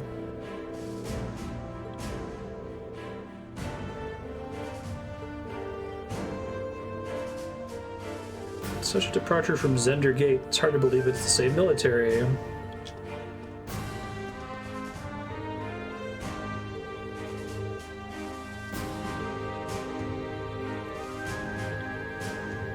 So sorry.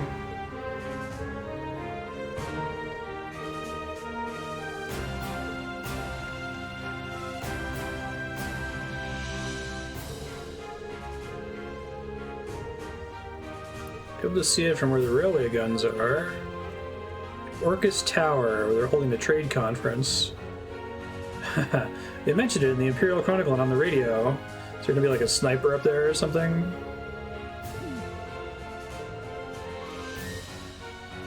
Didn't the in media res sequence open in a giant tower we were climbing?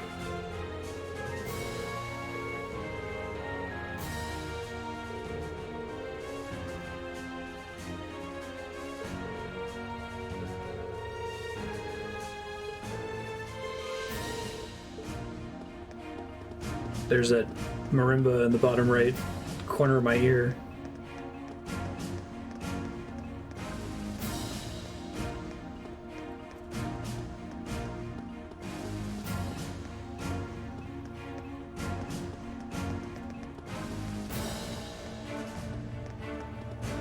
Now it's gone. There you go, yeah. I think Horizon is at its strongest in the opening when it's very on rails. It weakens a bit when you get freedom to explore.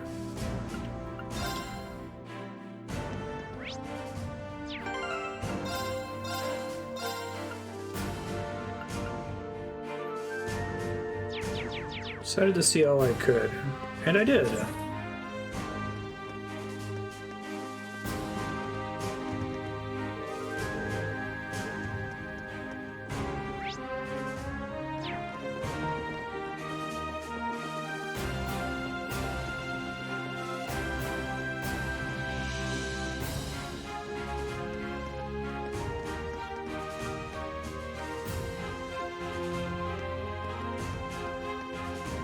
I disagree.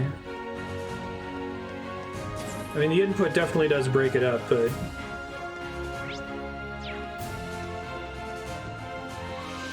it takes as little time as possible to communicate whatever their idea is in BioWare games.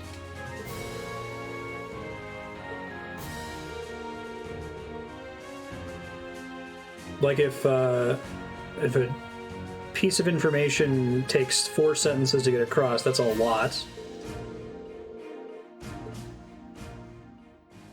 Part of it is in Mass Effect in particular, every speaking scene is a shot, right? Where you have to like have a unique angle on the character with them doing some kind of unique pose. You can't just have everyone standing, breathing in place as they babble on and on and on and on.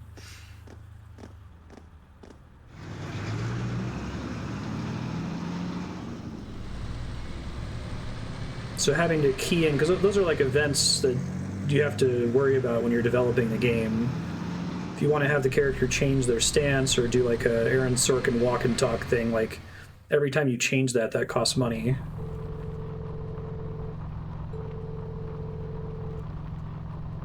Tumbling us around like a coffin on wheels. After enduring 10 minutes of jaw-rattling travel, unable to even peek outside at the scenery.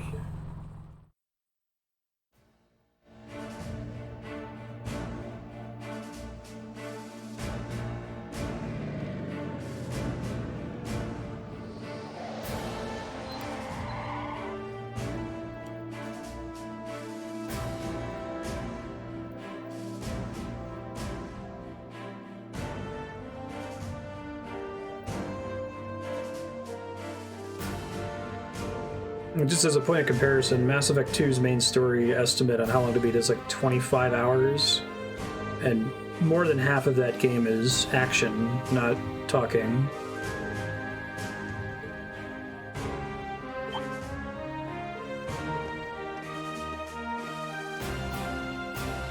I would say there's more talking in this game than there is combat, so it's a little bit different with a JRPG, I guess.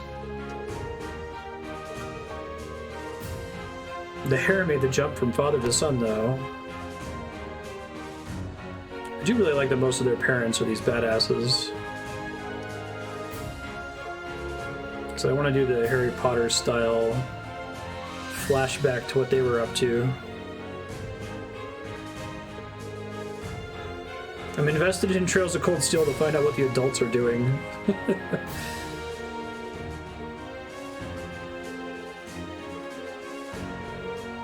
What a piercing stare.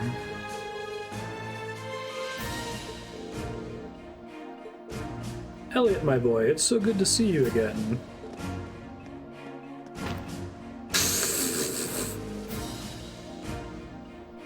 A lot of these, like, transitions in politeness or formality haven't survived localization super well, but they did a good job with this one, with his face.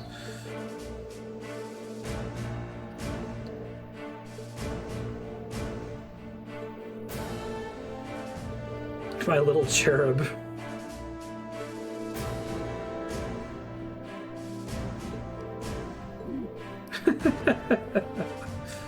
Everything I've been told about him was a lie. He seems like a cool guy. Words fail me.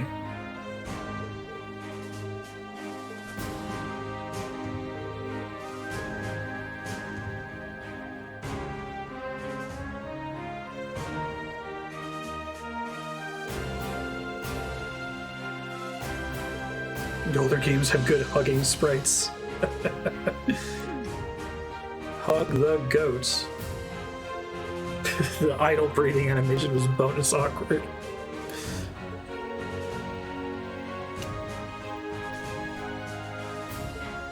Mass Effect 1's main story is 17 hours and is still more combat than there is dialogue. So it's even shorter than 2. But I feel like it covers a comparable amount of, like, setting ground, you know? It went to full 3D after they stopped releasing it simultaneously on the PSP.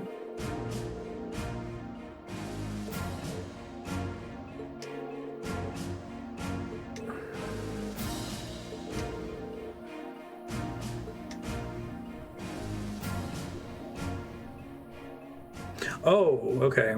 I thought you were still talking about how they've got some, like, flat backgrounds.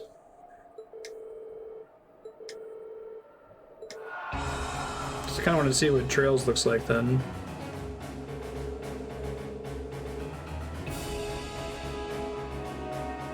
Yeah, I totally agree, Walter.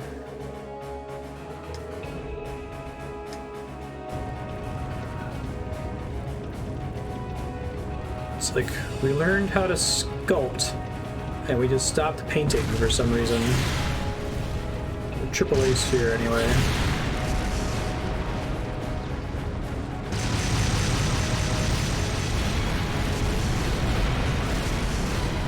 That's pretty cool. A lot of haptic feedback for that on the controller.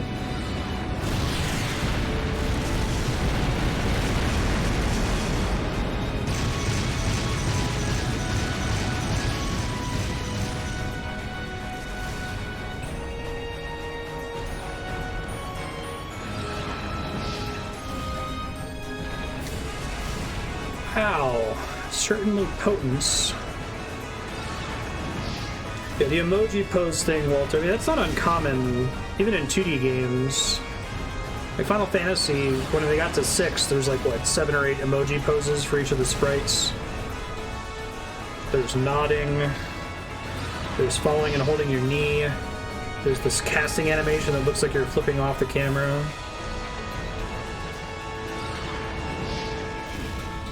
But I guess that feels more acceptable when it's these unique sprites instead of just these model poses that they have.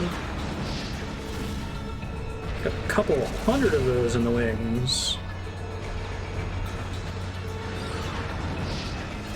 It's just true for our own nation, it is for theirs. You shouldn't be used to this.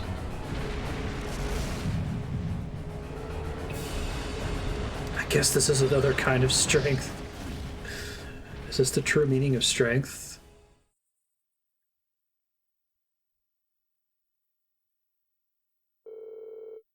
You see words in the single quotes like that. It's the word strength in Japanese brackets.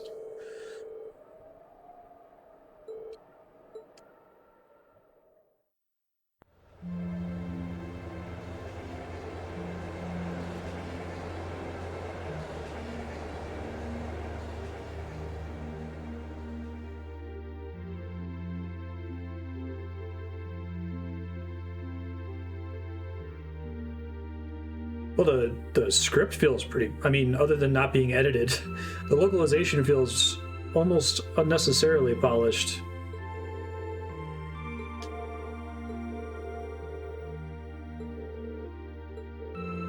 There have definitely been multiple passes on making sure that there aren't any typos, grammatical mistakes,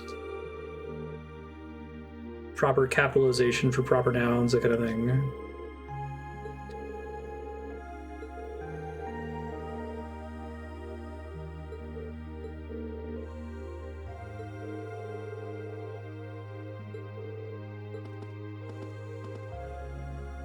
Oh, they weren't responsible for localization? Okay.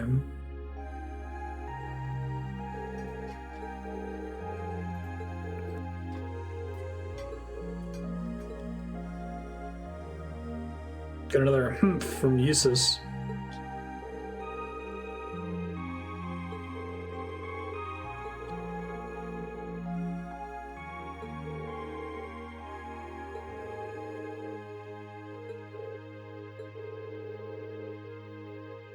I feel like if you were a professional video game translator, like this would be the ultimate gig to book, right? We're eating.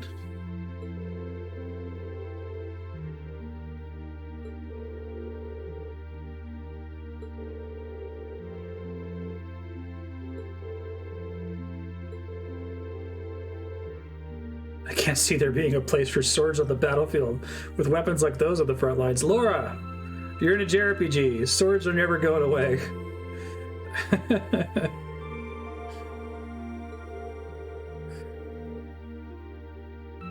Power in its purest form. As long as the tanks can't use S-crafts, I'm sure that we can just, like, punch them to death. Behold my most powerful strike. Launch a tank shell.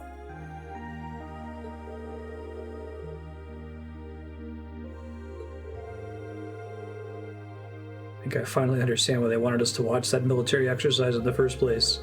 To fill you with terror? To quash any feeling of wanting to rebel?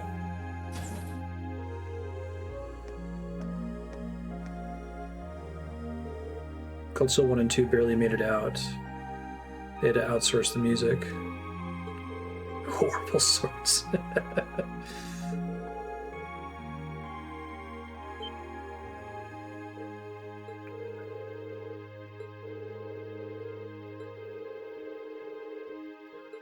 Participating in physical fitness training. Attend a special lecture.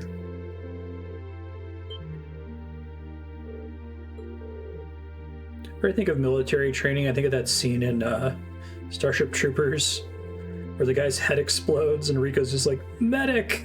Like, I don't think that's gonna help, man.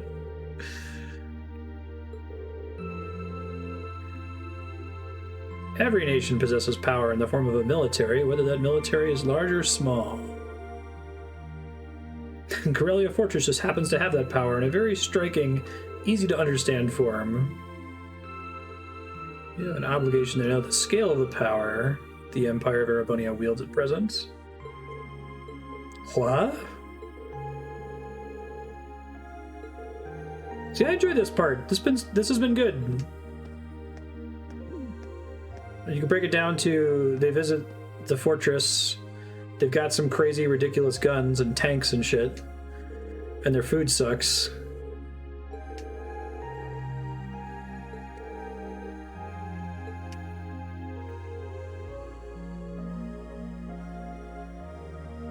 They do enough of these scenes about, like, just exploring the setting that it's not always clear which, if any of these things, is going to be important to the main plot.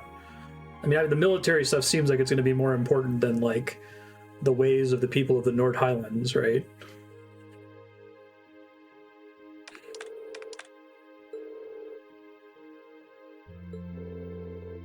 Falcom's in-house music is a strong part of their brand from, like, the East games. Yeah. Yeah, those East games have crazy good music.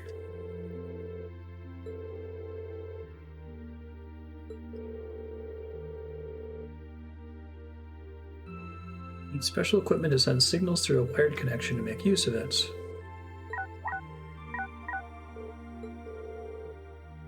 Okay, so they've invented the internet. Although right now it's like ARPANET. No such thing as off hours, and they can send you orders around the clock. 3 engineers at 1 terminal.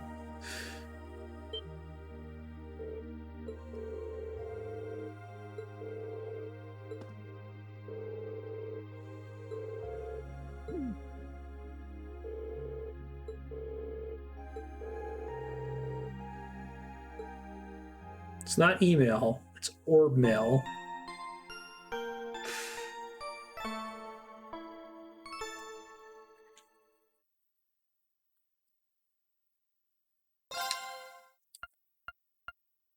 Okay, like quick read disclaimer text. Note: Orbital technology is indistinguishable from electric technology, except that it's also magic.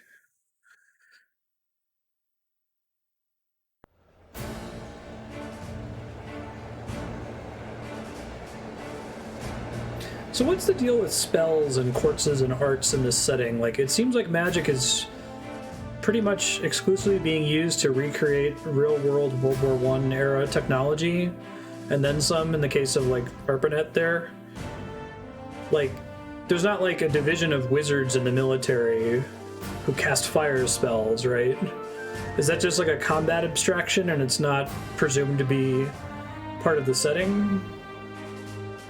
That some Joe Schmo can equip their cell phone and go out and, like, call down lightning from the heavens?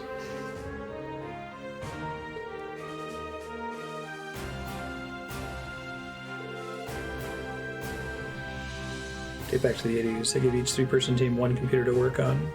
Interesting.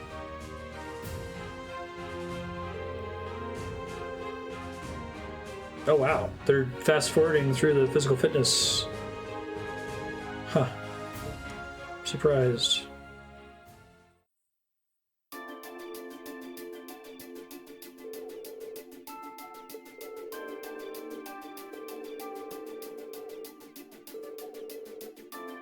Well, I guess I'm talking about, like, is the ability to cast spells diegetic? Because it seems like the diegetic interpretation of orbital technology is that it's effectively the same as electricity, that we use it to build trains and trams and cell phones and computers and stuff. But, you know, the guy who runs the bakery downtown can't just, like, summon a tsunami to clean it, you know, to mop up the floors.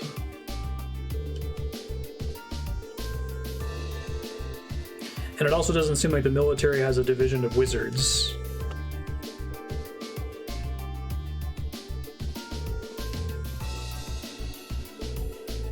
Short stack. It's not a breach of confidentiality to tell you they're a strong bunch.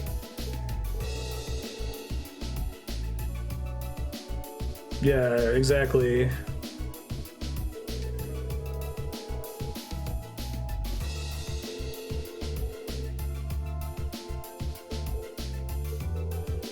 It's okay if it's a video game and in combat you get access to crazy elemental spells and stuff, but that's not actually part of the diegesis of the story. That you do that because it's an RPG and that's what you do in RPGs.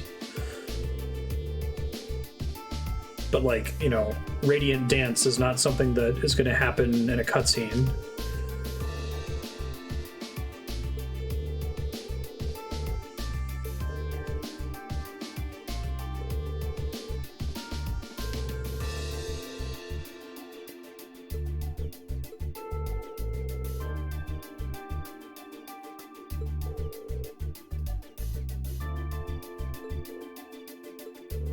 I think their prototyping of the Arcus system is that they're also like linked to each other, like nano machines on Metal Gear Solid 4 or something like that.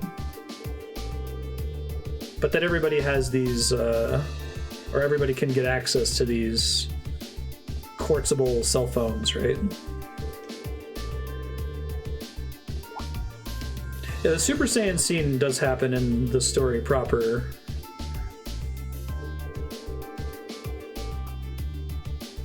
But like nobody's like conjuring elemental magic so far in any of the scenes. It's all been physical weapons and things like that. Green Super Saiyan form is probably the closest thing to something that happens in combat, mirroring something that happens in cutscenes.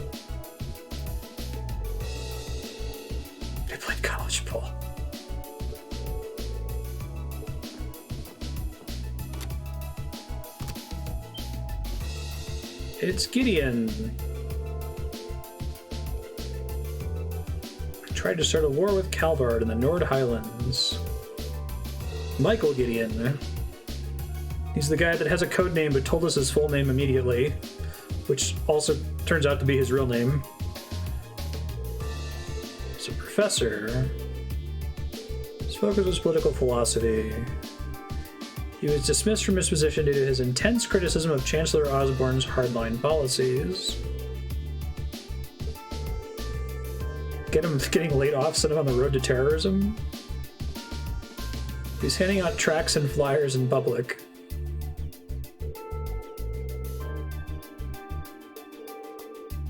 You can't reason with them. They're pretty stupid terrorists, as we established.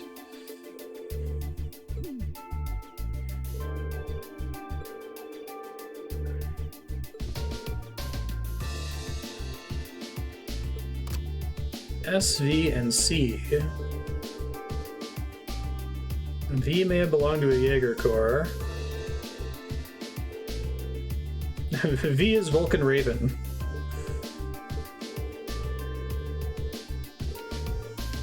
S is Scarlet something something, probably. He was able to go toe-to-toe with Reen, Laura, and Fee simultaneously. He did nothing after they spent 2 rounds buffing.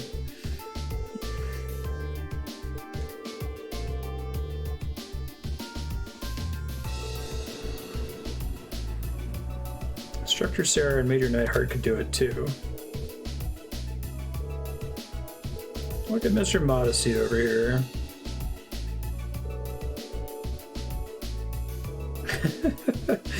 There's this interesting idea, like he's the strongest commander, or like Laura's dad is the strongest soldier. Like, I guess in real life, and even in storytelling that's not like Dragon Ball Z, I don't think of people that way.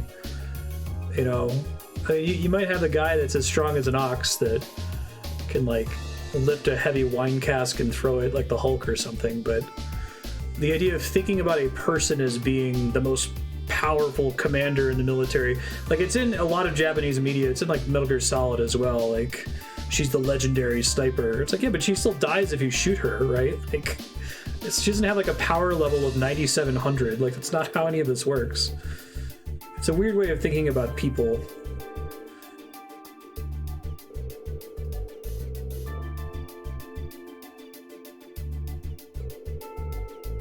Major Vander is unquestionably strong. Like, Dragon Ball seems to take the most like blunt way of handling it. It's like, yeah, Goku has a power level that's 10x the power level of any other character, except the villain of the season. It's weirdly reductive too, in the sense that like when you base your story around that, you run into the problem where your side characters become increasingly less relevant until suddenly they are allowed to be relevant for a random scene. I can think of a lot of scenes where Tien in Dragon Ball just shows up and uses solar flare and it helps, and you're like, oh, what the fuck? I thought he was a nobody at this point. Why did that work? He's supposed to be like an ant to these villains.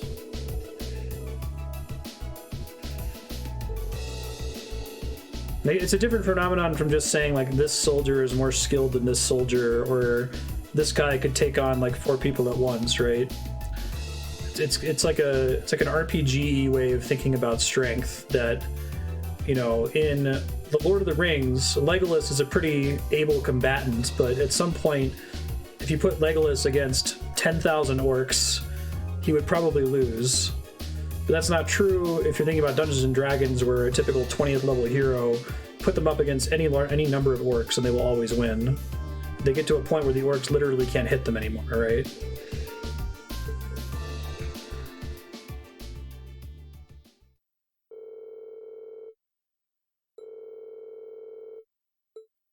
Let's check out the railway guns. If I could magically raise castle towers, I would be less impressed by World War era military gear.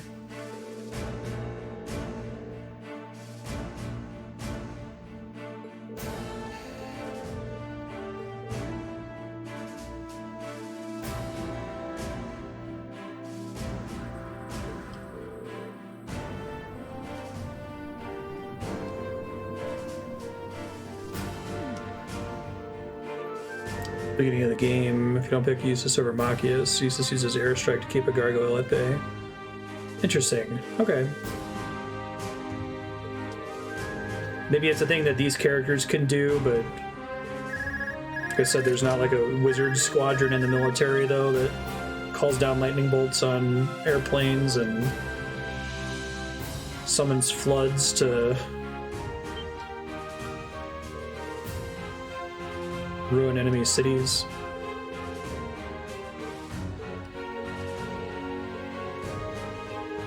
Is he taking a call from someone outside the fortress on his Arcus?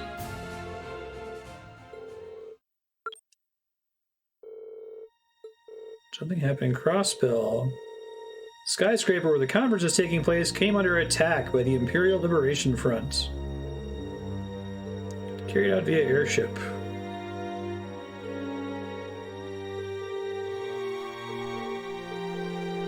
It set up the conference as though it was about to be attacked.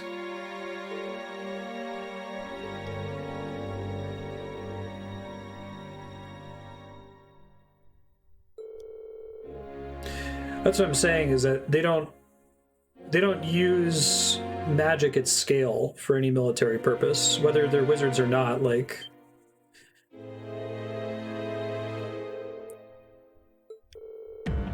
you'll play some RPGs where, like, okay, they've got a squadron of characters that go around casting fire spells to burn down the city, right? Or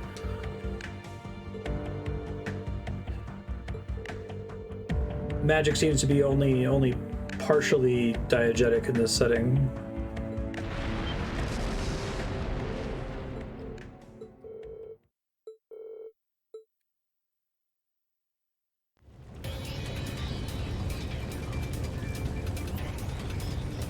Yeah, janitors will be using water spells to clean the floor, right? You'd have a fire that's an emergency, someone to cast a wind spell to try to extinguish it.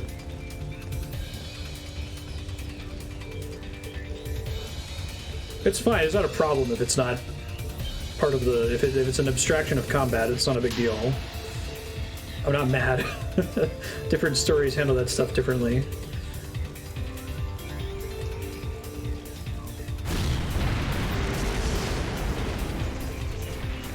This is really bad.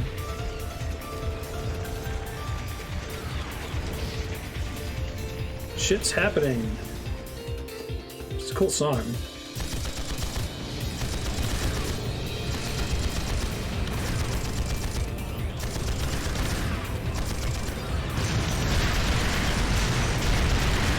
military exercise immediately relevant. It's good to let us know.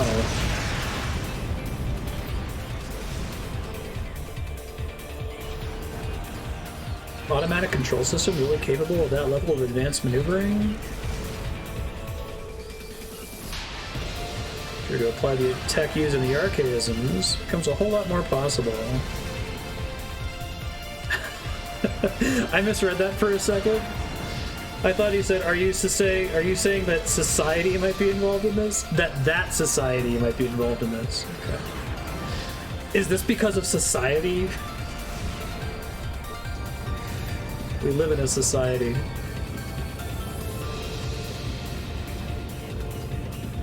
To fight another thing on a whole nother level from us.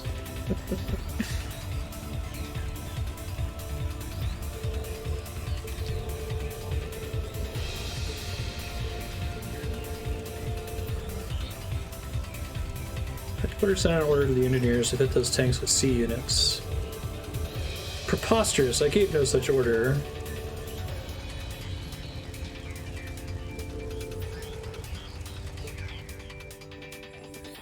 I guess a less Japanese way of describing the power level concept would be like comparing boxing to wrestling, right?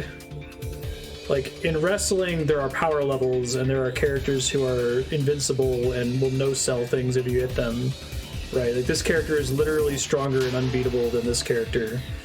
Whereas in boxing, you can have someone who's a really good boxer, but if you hit them right in the head, they're still going to go down.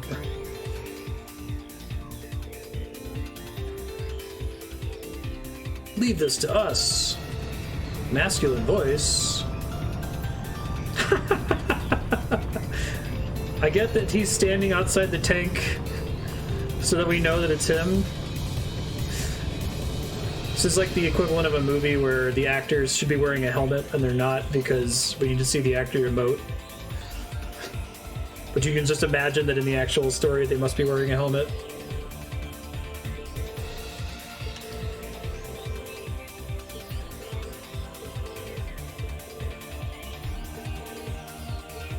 That was Ouroboros focused on in the earlier games. Yeah, it wasn't even a voiced cutscene when Sarah talked about it. She's like, oh yeah, those robots.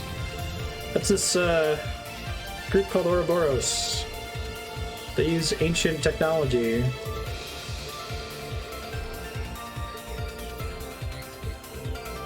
I can't believe this scene isn't voice acted. This seems so important. We've had some pretty silly scenes get voice acting in this game.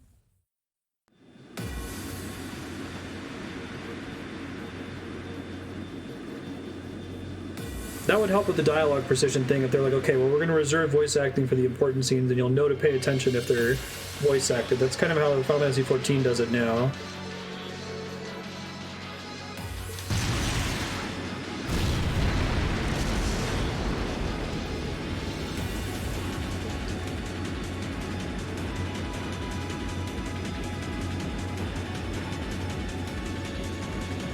I think it's just not part of the diegesis of the game.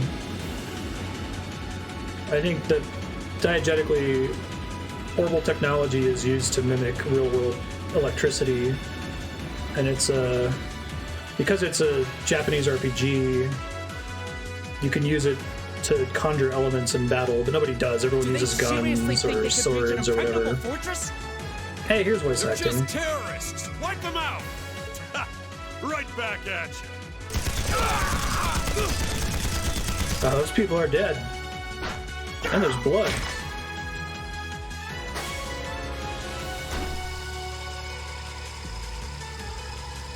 Triumphant music to be playing. Vulcan Raven murdering those guys. Let's get this party started then. We're headed straight for the left railway gun. If anyone gets in our way, fill them full of holes. Yeah! Yeah. What's the Imperial Liberation Front doing here? I thought they were in crossbow. Well, that is the main attraction.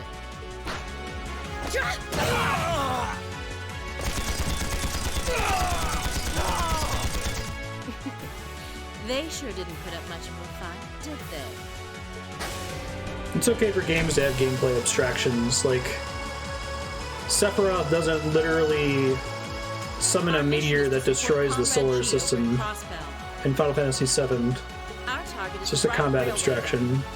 Let's show him some beautiful fireworks, shall we? Yes, ma'am!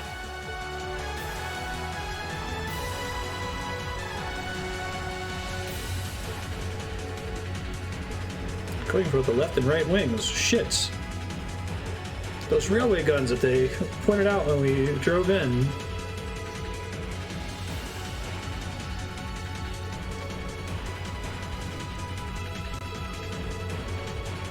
For all my complaining about the lack of dialogue precision, this game is really good at setup and payoff.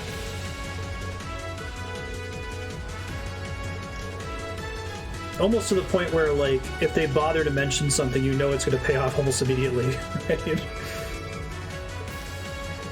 Oh, look! There's the railway guns. Oh yeah, there's this conference at a big tower we can't see from here.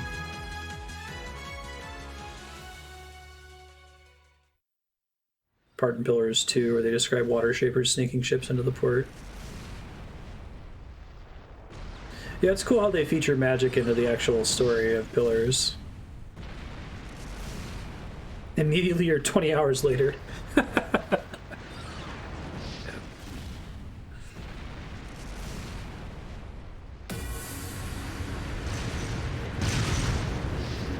So that's why they can't talk about Fee being a Jaeger until the Jaegers are relevant to the plot, right? Supernova implies that F7 takes place on Earth. It's no use! Kenny, what's happening? Who's in control of those things? Get in touch with the 4th Armored Division! We need backup from Lieutenant General Craig!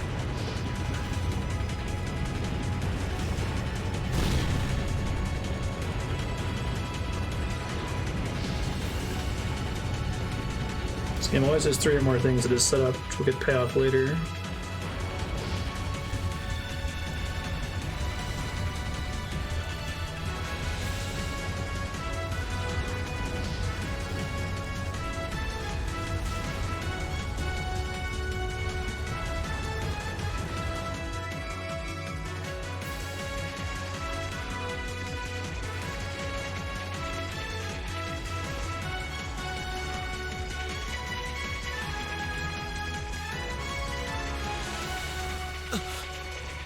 This is awful. What happened here? Oh, terrible. I can smell smoke. Are they using gunpowder? They've completely blindsided us. It appears that everything else they've done today was to serve as a decoy, even making the tanks go haywire. Right. It looks like their real target was the railway guns all along. So we're caught up to the in media they res must be sequence. serious about targeting that trade conference in Crossbelt City. They wouldn't! How low can they possibly sink? So, they're intent on taking the Chancellor's head after all. Resorting to such wanton violence? This is absolutely outrageous. This does look kind of bad. Understatement of the year. Please, let us help. We don't know if reinforcements are on the way, and it doesn't look like we have much time left. We have to stop them before they can activate the railway. It's a comparable point, percentage-wise, to catch up to the end of your res sequence compared to like Final Fantasy X, right? Green's right. I don't know how much we can really do, but considering the alternative, we have to try. Pile it on. Those terrorists had their way. It's about 2/3 of the way into the game that you actually make it to Xanarkins. Would fall on deaf ears. All right. Reen, you and the rest of Group A are with me. Group B, you'll be under the command of Major Neidhart. One group will secure the gun in the right wing. The other group will secure the left. This is an actual combat situation, with real lives at stake. I expect the best from each of you. Yes, sir! We got it. All right, Class 7. Our objective is to stop the activation of the railway guns. We've learned a lot at the Academy. It's time to put that knowledge to the test. Good! Sarah joined the party. While she's assigned to the active battle party, the number of support members increased to 3. Use the burst link attack. Forgot Sarah's in your party during this. 5 bravery points. Cures all abnormal status when used. That's cool. Am I able to link with Sarah? Like, is she just a guest party member, or is it worth developing stuff with her? Hits all enemies. Nice.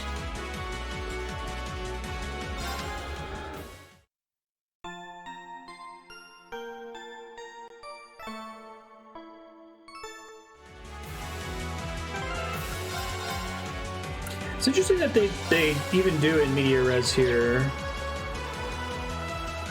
I guess the opening is pretty slow, and you don't get to really see what the combat system's all about for a while, so they want to make sure you know when it opens up.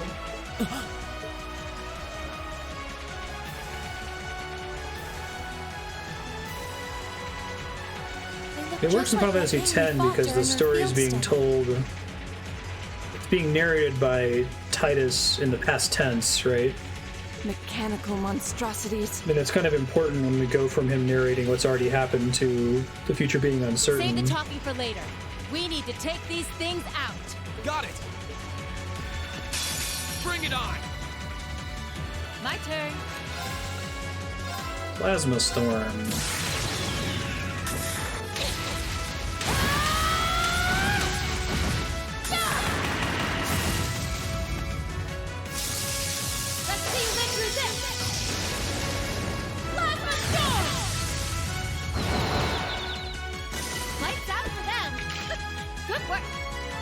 Cool. Quartz is called Thorn. It's already maxed out. I guess I don't want to use her if she's not a permanent party member, is what I'm getting at. No doubt about it. Those things were the same as the one we fought outside Legram. It seems a large number of them are on the loose inside the fortress. I'm guessing that's what got the soldiers we just saw, too. Seems so. They definitely look more like orbally powered archaisms than monsters. So these are archaisms. Are you certain, Instructor? Yeah, they're a kind of autonomous weapon made by a rather unsavory group. And a real pain to deal with, too. Do they call her Purple Lightning? Because she's diegetically summoning Purple Lightning. We need to Good hurry, question. but keep your wits about you. Understood. Okay.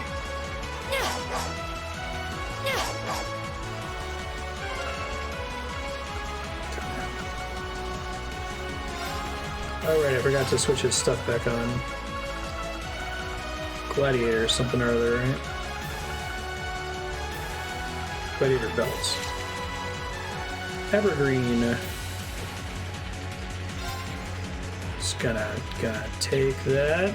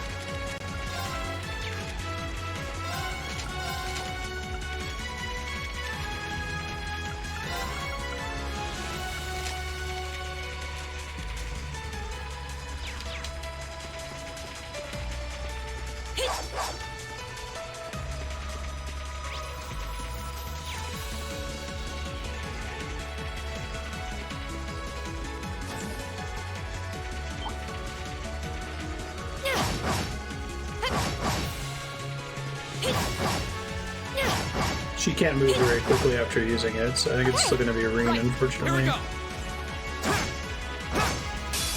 welcome all That's challengers. fine. Leave it to me. It's my turn. Here. Go. My turn.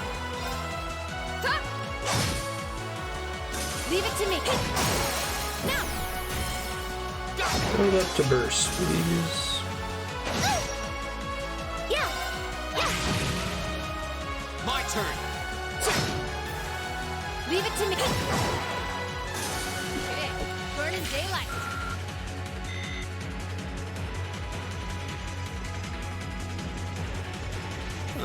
There seems to be a treasure chest here.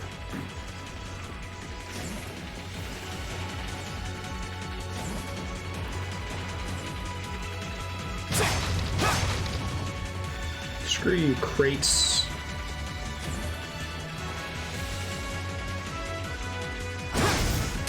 We have the advantage. Okay.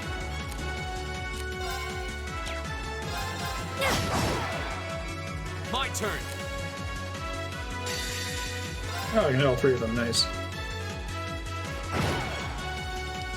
That's the power of the 8 leaves.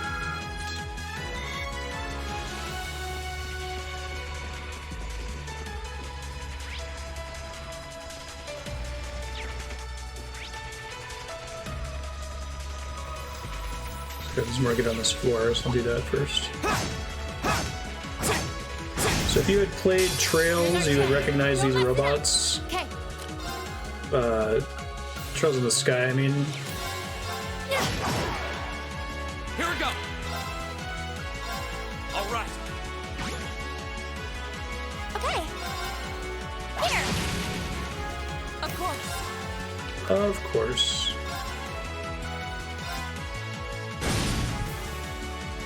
Evil will fall. Recognize Ouroboros. That should suffice.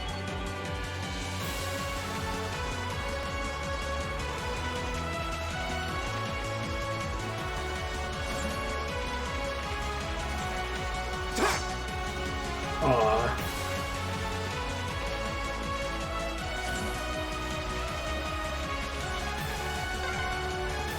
What the? Looks like they were packing explosive charges. We need to find out the route. I already did. I'm just back here looking for chests.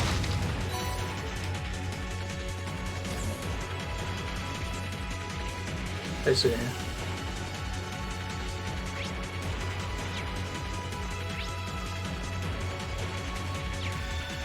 Certainly the most significant thing to have happened, so I guess it makes sense to start here.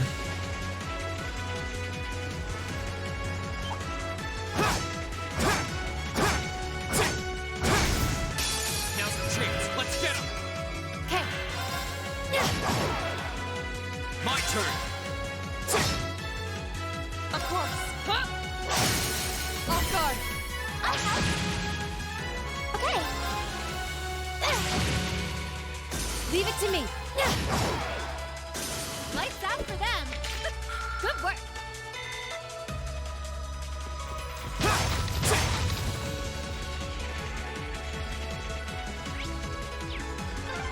It seems this is a storage area.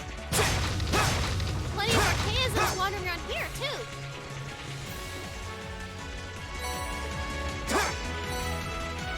Mentioned before that, especially in like the late aughts, early 2010s, games seem to have this crisis about like trying to make the opening as exciting as possible. So it was really nice to see games like God of War 2018 where the opening is this like super slow walking simulator where you're carrying a log around, right? I love that stuff.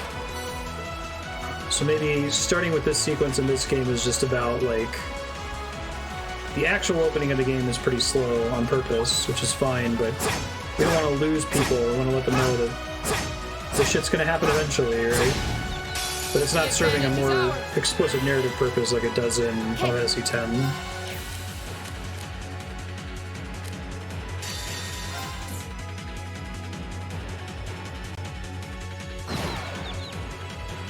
Lights out for them. Good work. Just getting started. New Vegas is a super slow opening in 2010. Or if it's just an Obsidian thing.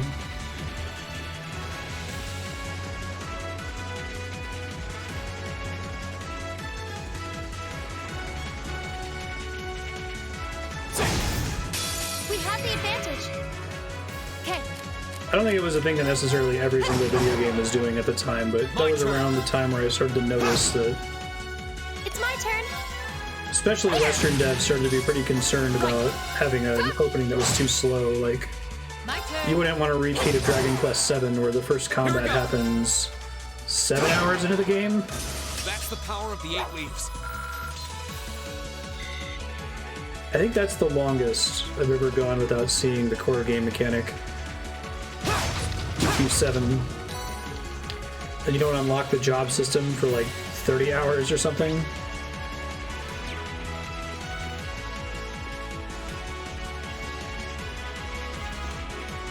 A monster chest over there. There seems to be a treasure chest here. Action 3.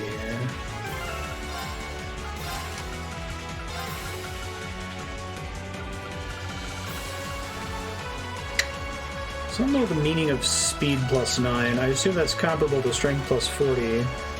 Can having a high speed stat let you act multiple times before the computer goes?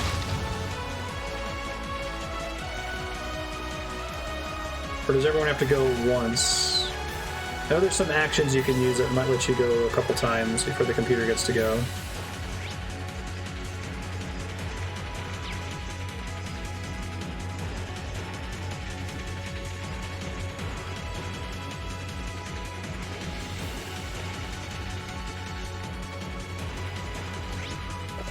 Oh, turns, okay.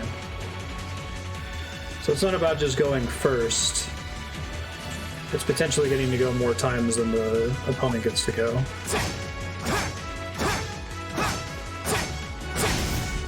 Here's our chance. Don't mess it up. My turn. Here we go. Okay. Of course. Leave it to me. My turn. Okay. My turn. Evil will fall before my blade. I've only just begun. Let's see if I ever need to fit that in here.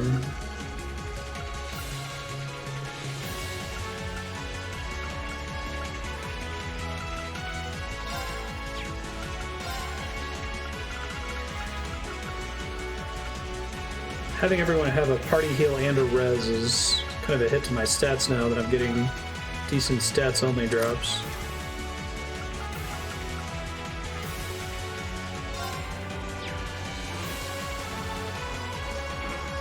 Recover HP and EP through attacks and crafts, and she can't unequip it, so I assume she's a guest character. Flare Bomb. Sounds like a spell.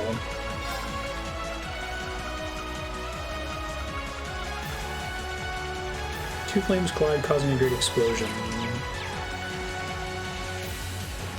That might make sense, Walter. Yeah, if you played the previous Trails games, this tells you that don't worry, it's going to connect eventually.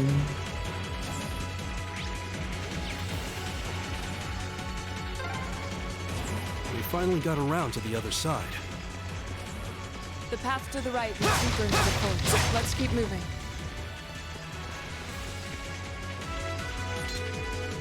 Journal belonging to an Imperial Army soldier. The recipe for the mess hall's hashed beef rice is sticking out of it. Cool.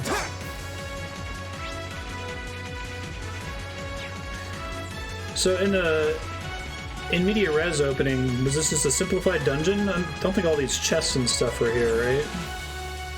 Certainly didn't find the recipe, I don't think. It's been a really long time since I did it, like 2 years or something. Enemy sighted. My turn. Rise, great towers!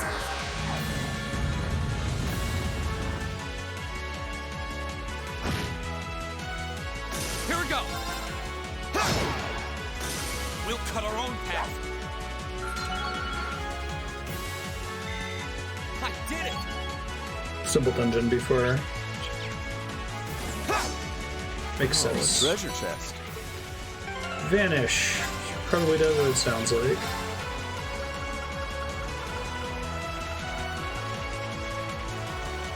Chance to vanish enemies. 10% chance.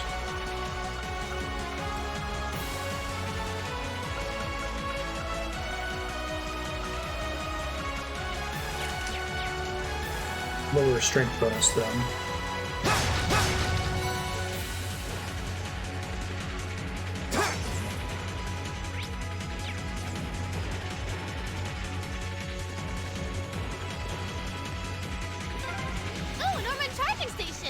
door near it looks like it leads outside. Probably an external corridor.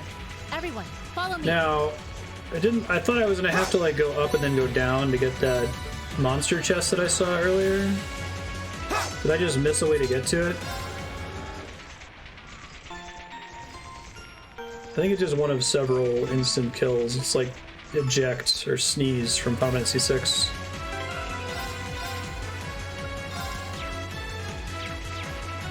Eject is a Final Fantasy 10 thing.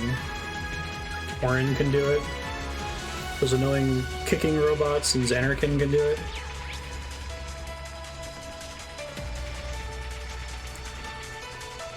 Looks like I'm gonna get more progress on the other side.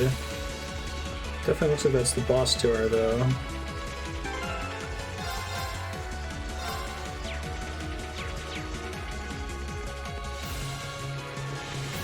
Oh, reduces your XP drop rewards. X-Zone denies drops. Where are we? This must be Borelli Academy. You can see Crossbell State on the other side. There!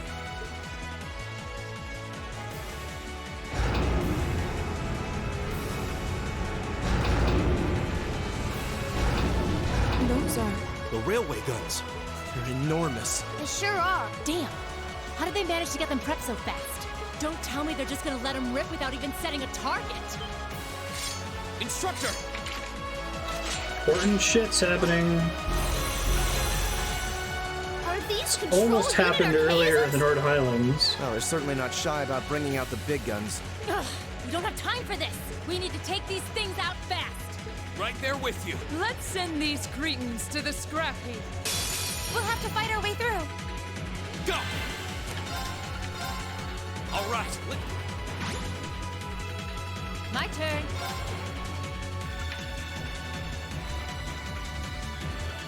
Lightning charge seems pretty good. Okay.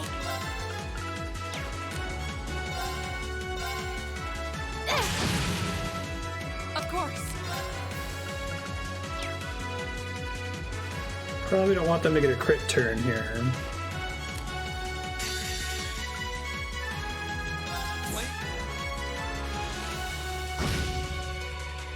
Of course.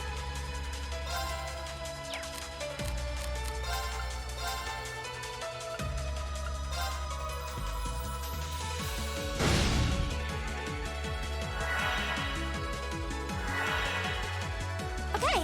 Well, I'm not going to be impeding any of these guys here. Also, Sarah has one. Leave it to me.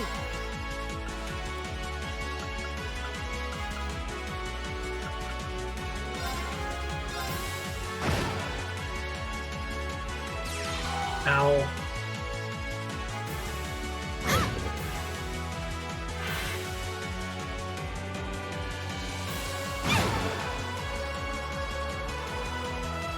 This isn't looking good. We get petrified? That's bad. Arcus, activate. Now. This is fine. This is nothing.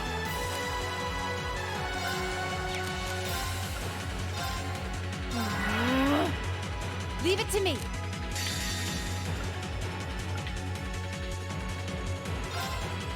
Go ahead and kill one of them here. Okay.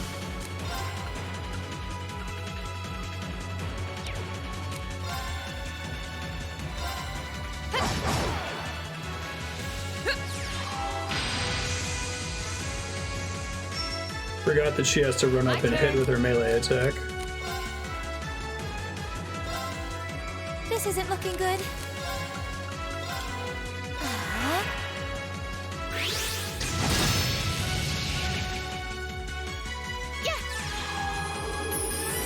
You have my thanks. Thanks. No problem.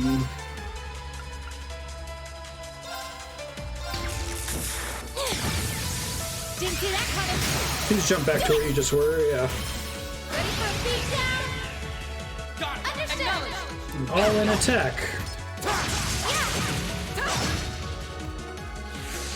Of course. I don't think I had a way to stop it. Arcus activate. Go! They just get to go right away, right? You don't necessarily get a buff for it. All right, let's do this!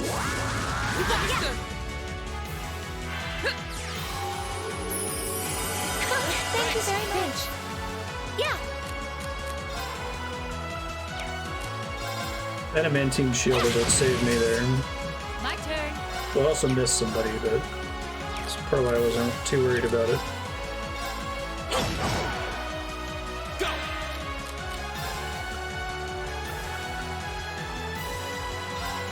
Like sometimes just the act of casting a spell and then adding an extra turn to the order immediately will save your bacon.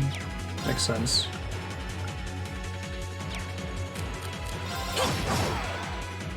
My turn. Hey!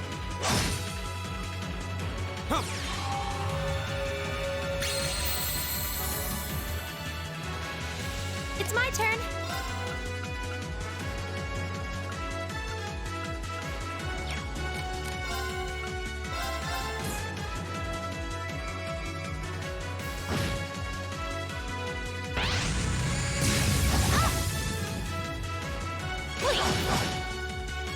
My turn. Here we go!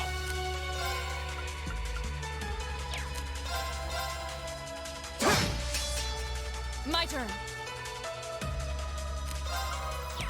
Hey! Off guard.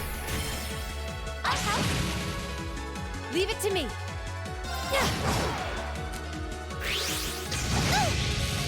Ow. Too slow!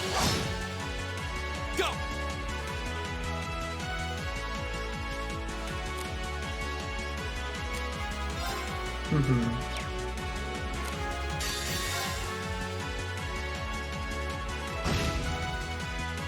Okay. Here. My turn. Okay.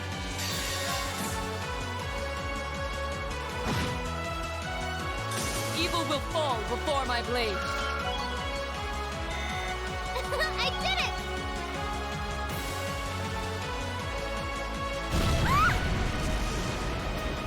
A self-destruct mechanism. Is their cowardice know no bounds? I like sequences where the battle music overrides the area music and the victory fanfare. We're running out of time. I'm gonna go on ahead.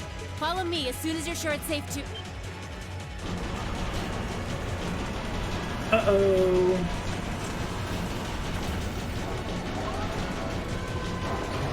That seems bad.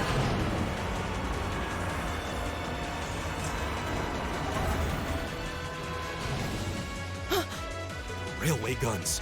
No, no, no! Don't!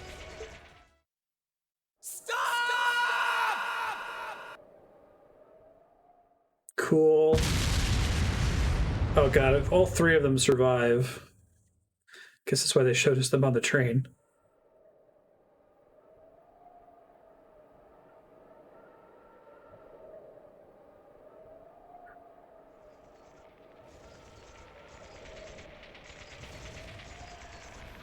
What? They didn't launch anything. Oh, maybe the first bullet in each of the railway guns is a blank to prevent firing accidents. What?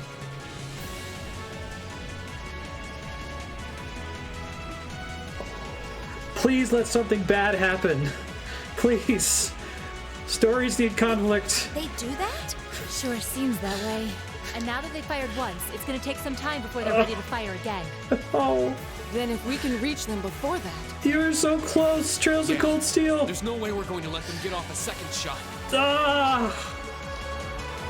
It hurts.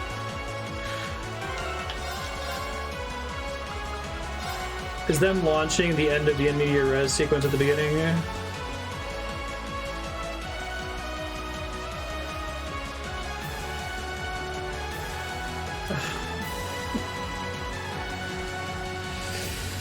That's so cheap. I got excited for a second, like, oh man, Toa's gonna be dead? They spent all that time building up Reen's relationship with her. The advantage is ours. It's gonna be a reason for him to be all mad. I mean, I guess it could still happen, but like, why would they have a fake out if we're not gonna undo it, right? Go!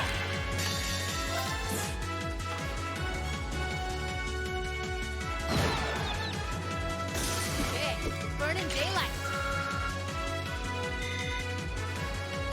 Like, damn, those are like 3 really important characters that they're about to kill. I wonder how they're gonna resolve. Oh, My turn. Okay, my turn. I've got this! never mind.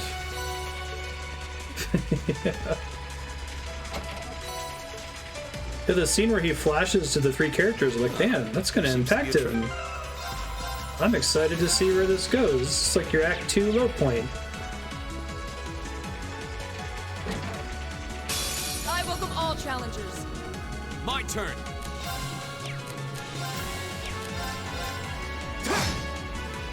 My turn. It's my turn. I think it's still possible to make it good from here, but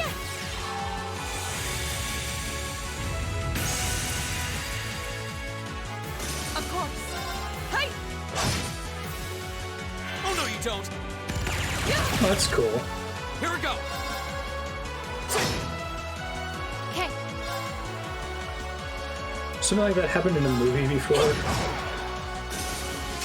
It's like the equivalent of a, oh, that was just a dream.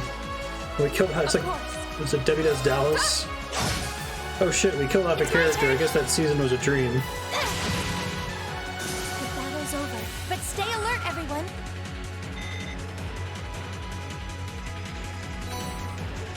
Deep Ochre.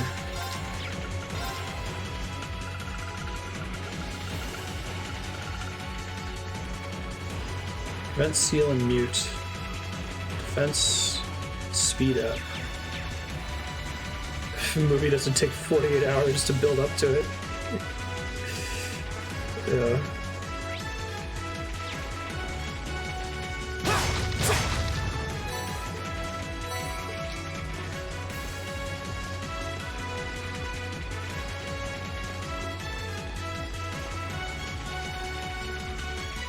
Yeah, I love that about 6.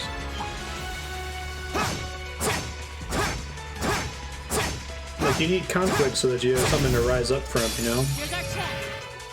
Okay. And I won't get into specifics, but you can probably deduce what I might be implying. Implied spoilers for the Final Fantasy VII Remake. One of the sins it does, I think, is it attempts to undo legitimate bad things that happened in Final Fantasy VII and in its backstory. And it's like, no, that's don't undo the bad thing. The bad thing is what makes the story interesting. That's part of the conflict. Okay. Burning daylight. What are you doing?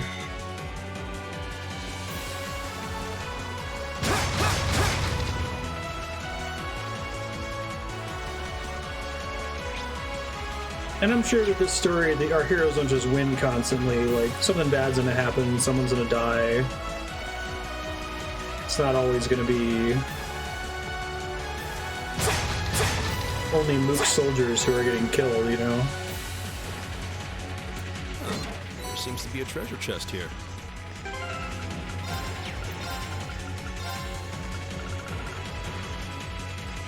Strength plus 15 and prevents faints. Faint seems like it's something worth being immune to. Hey Ben, how are you?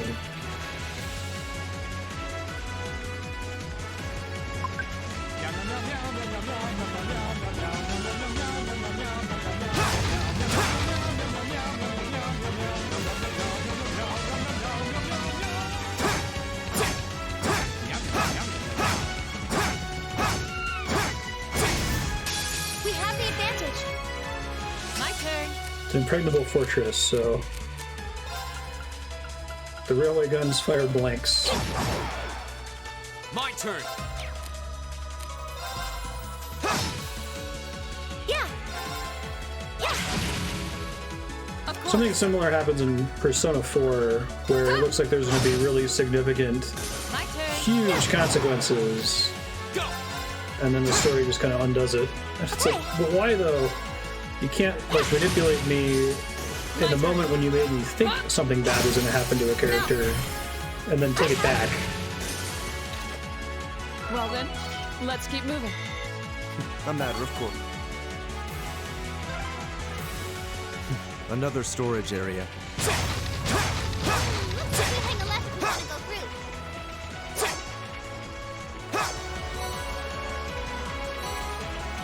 Andrew and I watched The Boys recently, season 1 and 2, which is really good. You should watch it. It's very high quality. But something that I picked up on is part of the way the story is written is that the protagonists, whenever they gain any kind of advantage, they have to give something up, like in exchange for the advantage. So if they had access to a piece of information, or they had a hostage, or something that was an asset, they always have to sacrifice that in order to get themselves out of a sticky situation. So even if they get away with something, like there's some kind of cost to the story, and it changes the dynamic. I think that's true of a lot of stories. Put your characters in peril, you can get them out of peril, but they have to pay something, right? There's not just like My turn. off-screen super character that saves the day with no cost. It's my turn. My turn. Here we go.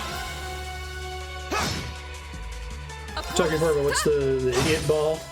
The plot can only move forward because the characters are stupid. The battle's over, but stay alert, everyone. I feel like I'm growing stronger. The plot's allowed to move forward because the orbital cannons are stupid.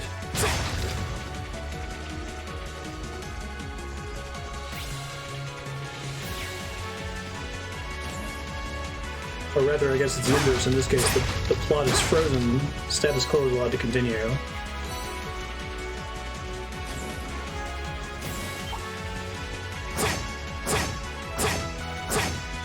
In the opening sequence where they do this, do they do the little flash to the characters that are at risk of dying before it cuts back as a flashback?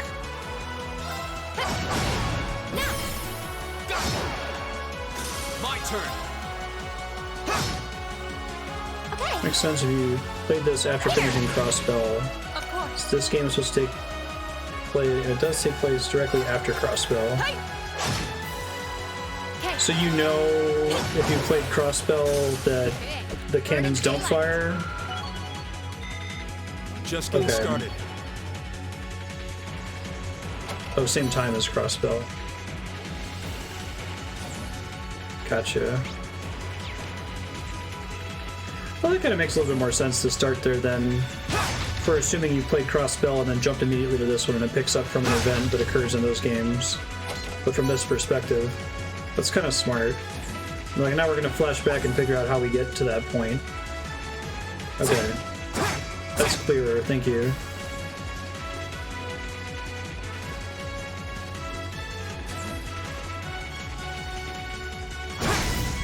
Here's our chance. Don't mess it up.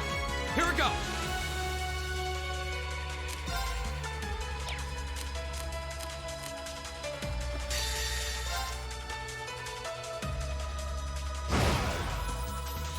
We'll cut our own path.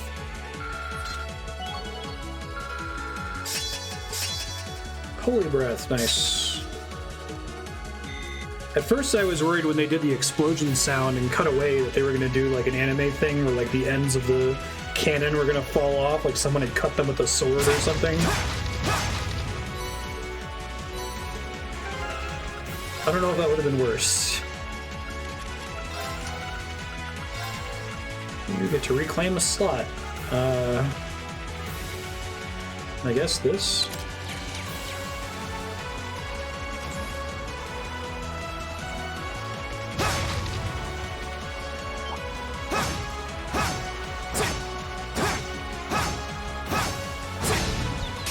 We have the advantage. Leave it to me.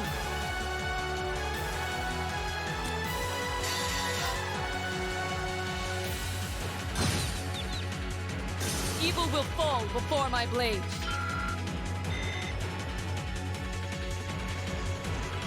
Still haven't gotten that monster chest that was up on the visible from another area. Here's our chance. Don't mess it up. Okay.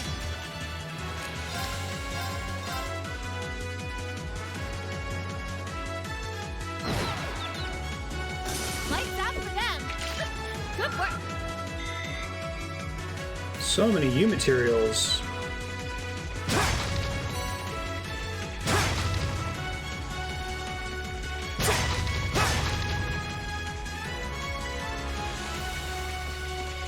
Oh, a treasure chest.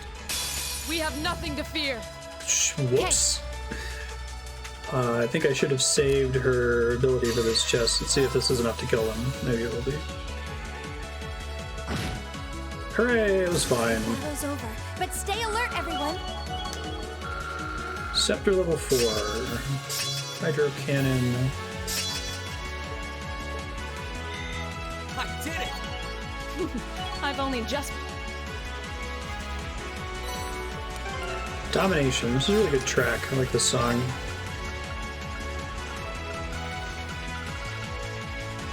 First attack craft. Huh. Does that not work with S-crafts?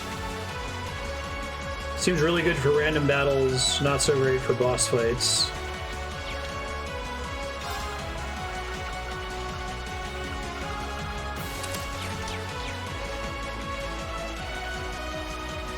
Huh. Dang, yo. Put it on him or he gets CP for every enemy he kills.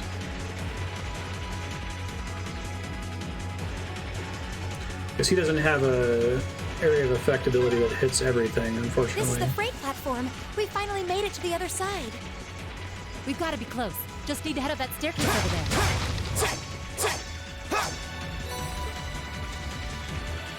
Yay, treasure!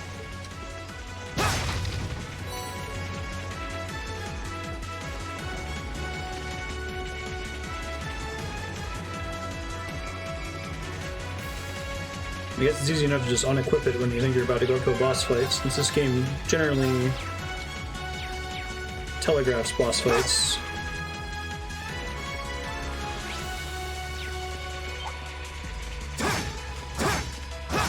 I saw the anxiety about that monster chest on the scaffolding. My turn. Don't think I missed it.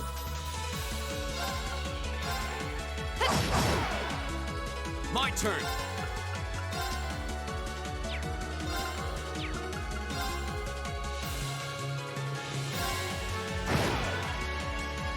That's the power of the 8 leaves. It doesn't work in Cold Steel 1. Okay.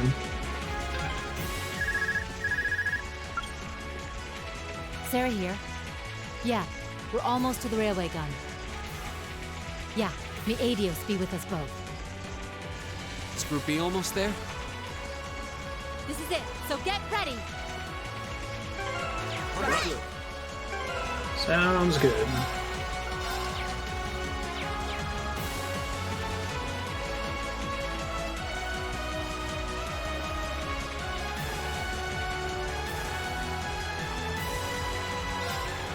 Why the first one always is just a resting station and the other one lets you buy stuff and customize?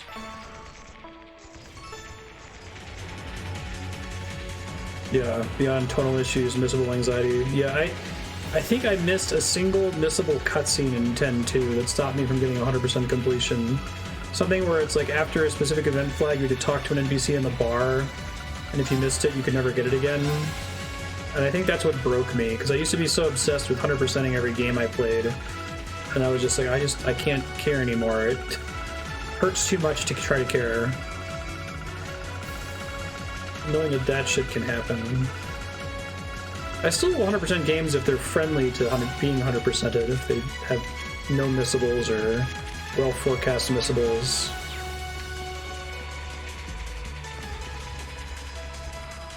There's a cutscene that denies you 100% completion if you skip the cutscene. Jesus. It's something else. Railway guns. It's a long hallway. There's one of them. Those things are huge. It's gigantic. And they intend to turn this on a city full of hundreds of thousands of innocent people.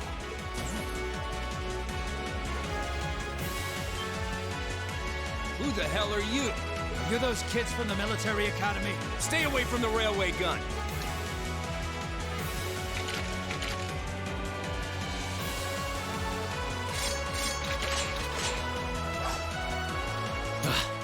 Enough from you! We need to take them down as quickly as possible. I welcome all challenges. Here we go.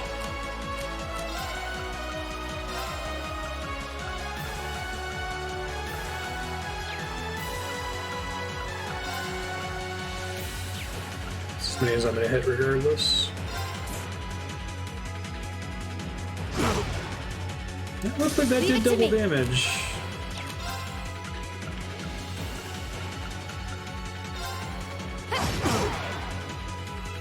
Oh, they're pretty buff.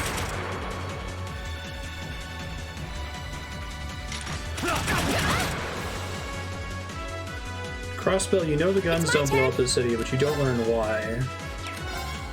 It's because they're these students. Damn. Leave it to me.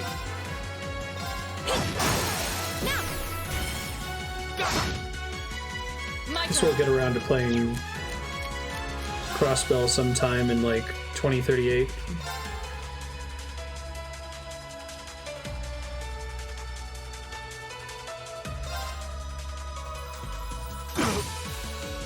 No. Donkey missile.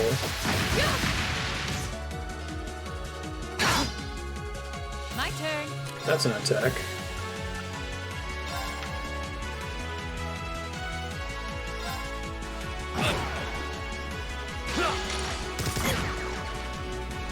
Here we go.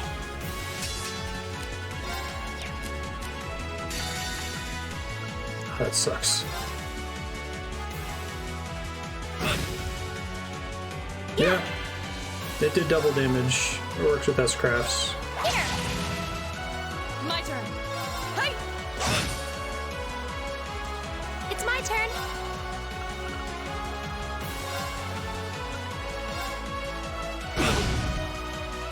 My turn.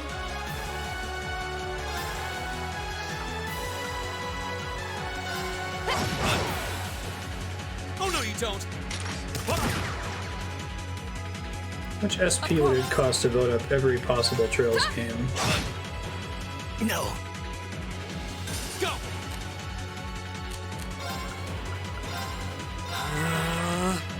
Okay.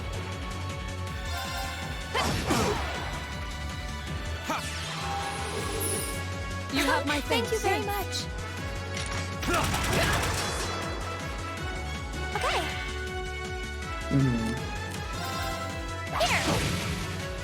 My turn. Yeah, it's kind of an unfortunate element of just streaming games.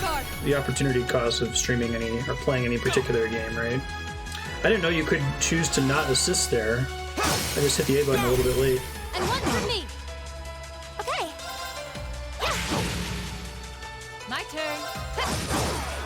Damn. That's where I feel like tactical RPGs are fine and I enjoy them, but they Good work.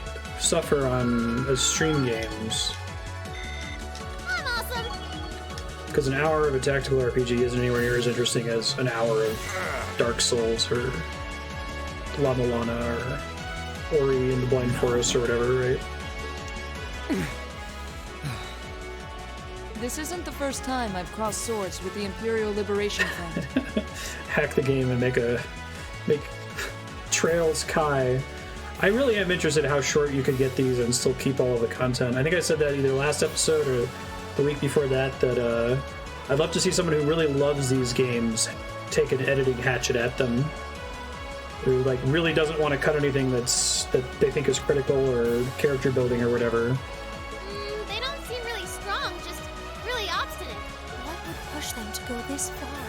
We can discuss that later. Right. We need to stop the railway gun first. Have you ever seen that happen in the video game space? I know mods add things, but haven't really heard of a mod Its purpose being cutting It a would lot have of been smarter content. to stay away, S. I'm impressed you saw me coming, Purple Lightning. I see the rumors about you weren't just trumped-up stories. I love a good compliment, but getting one from a terrorist just doesn't put a spring in my step. Still, I suppose the fact you're here means the other ringleaders must be over at the other gun. They're fighting Vulcan Raven? V certainly is. As for Gideon, I'm sorry to say he lost his life in Crossbell a short while ago. What? He did? Interesting. I just received a call about it a few minutes ago. Oh, they lost his flute. Apparently, he was killed by a real top-rate Jaeger Corps hired by your friend, the Blood and Iron Chancellor. Poor guy. I heard it was practically a massacre. Does that happen on screen in the Crossbell games then? That's a spoiler for those. But... Well, Gramps isn't exactly known for his bountiful sense of mercy. If you don't want to die like a dog, don't run around snapping your fangs at everyone. Kai is what they call the PS4 ports of the Crossbell games. Interesting. You keep talking like this has nothing to do with you, but I take it you've got no intention of beating a retreat. It sounds like you've got the railway gun set to automatic firing mode, too. I was wondering what that sound was. It was loading another round! Oh, I was hoping you'd miss it in all your battling. It's got, 10 minutes or so to go. That seems almost as long as the length of a boss fight. Conniving witch. You can let us past, or we're going to force our way through. Your choice. Careful. Force your way. She's a dangerous one to tangle with, and she's hiding something. Right again. Damn! Giant archaisms! Ooh, just my color, too. For borrowed muscle, I've really taken a liking to them. Hey, I called her name. Gideon might have fallen, but it's not too late.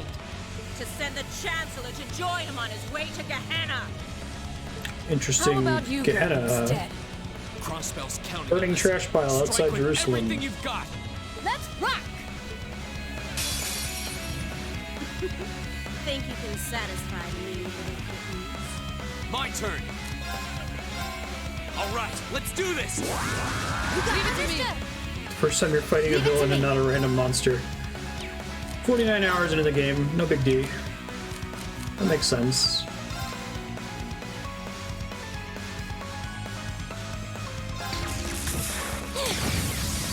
Wow, a lot of turn events this time.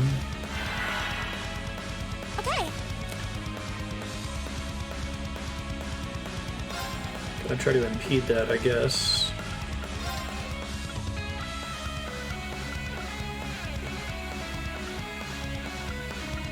Oh, she just out of range of it? That's annoying.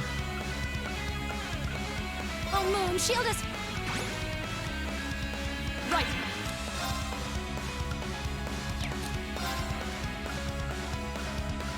Paralyzed. Or sealed, rather. Oh, that's pretty resistant to that. Interesting.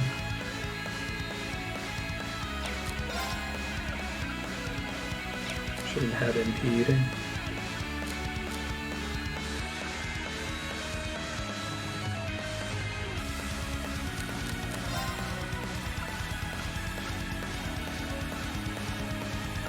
So I can move the crits.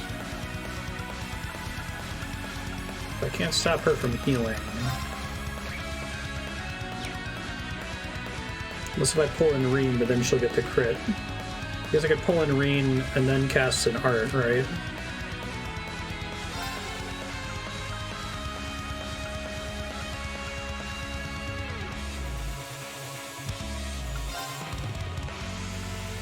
Oh right, Reen's not the one that has CP, never mind.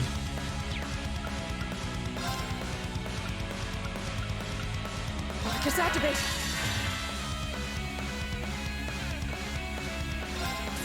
So she gets the heal, but then Scarlet's gonna get the crit. Okay. Did that interrupt her cast? Weird. I guess she was sealed, so the crit didn't matter. Gotcha. All right.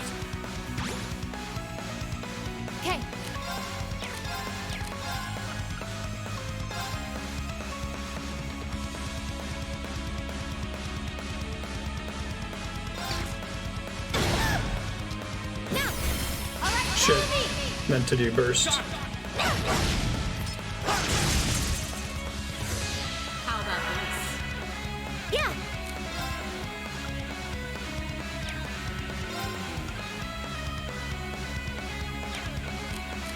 Not gonna be able to interrupt her, unfortunately.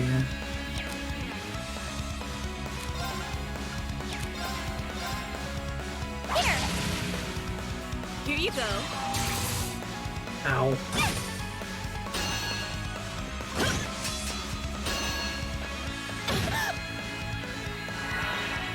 That's where reflect is nice to have.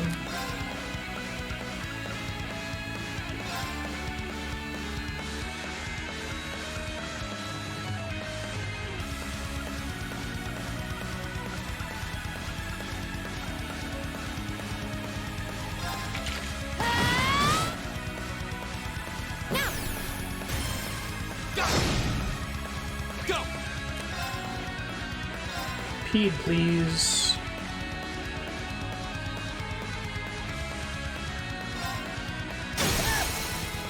Now's our chance! And one for me! Of course. Sarah's gonna get a crit on her turn.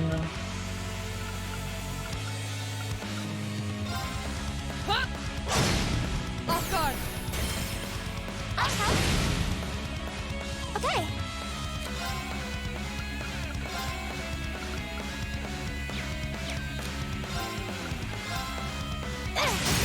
Now! First. Of course! You got it. Yeah! All-in attack.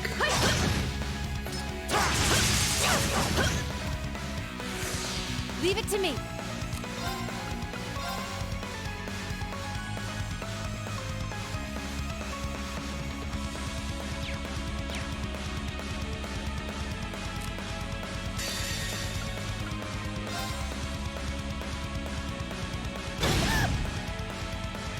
Aren't you feisty? We'll see how long that lasts. My turn. Okay.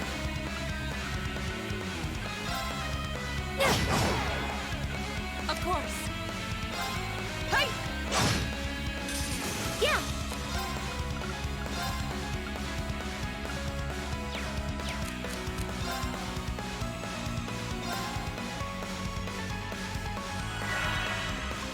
Okay.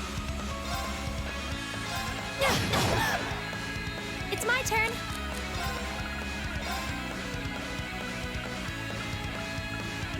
She can't target herself at all. Okay, I thought it was just because of the circle. My turn.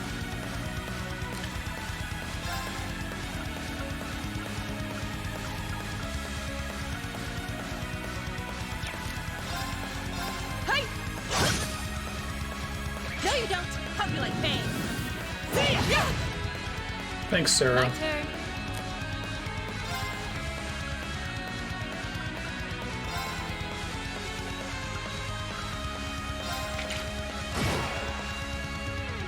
Put her to sleep. Nice. My turn. There! Go! And one for me. My turn.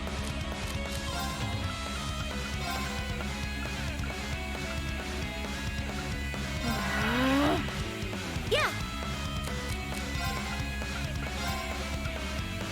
Arcus, activate. Yeah! You have my thanks. Thanks. Oh, well, okay. She can heal quite a bit better. Good to know. Thank you very much. Should have done adamantine shield instead.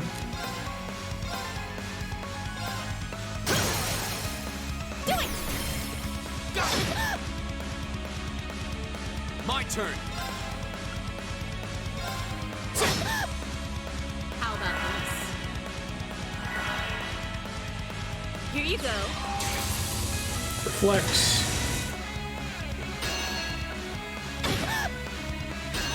You goof. It's my turn.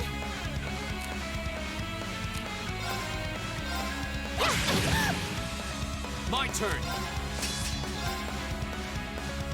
There! Right. Triple cancel?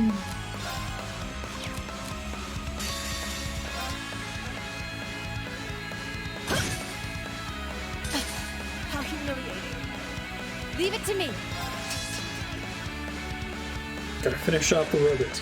Makes sense.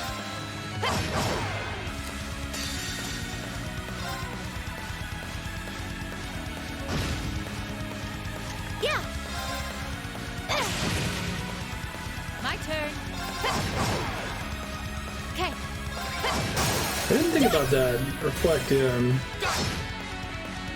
not like Sandy, Cindy, and Mindy back in the day. Casting Reflect on themselves and then bouncing it onto you. But stay alert, everyone. Triple cancel. I feel like I'm going strong. That should suffice. Just getting started.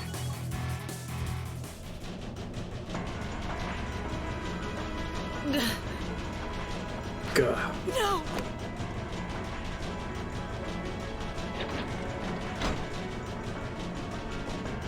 And the B team survived the Gatling gun.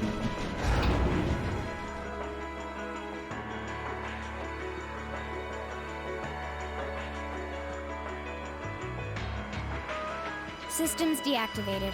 Oh, thank goodness. Ah, you got me. Shouldn't have expected any less from the ace of the 4th Armored Division. Or from Sylphie. The rest of you weren't half bad either. I can't believe you could take on this many of us at once. You are one tough old bear. Neidhart here. We've regained control of the left railway gun.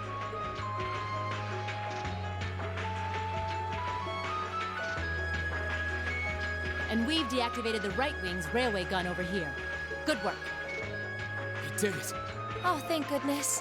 Maybe the 3 threatened characters will all die of a heart attack simultaneously. My. You can hardly call our crossing paths coincidence at this point. Yeah, I know, right, Walter? We wouldn't want to make our divide with the terrorists worse. Oh well, no matter. Everything played out just like C said it would, both here and in Crossbell. What are you talking about? Comrade S. In the interest of unity. What? How can they Nani? still move? We'd completely incapacitated them. Go, Comrade S. Regroup with Comrades C and V and bring the hammer down once and for all! That's the plan. Well, I'll catch you all in the great beyond. What? No! She wouldn't.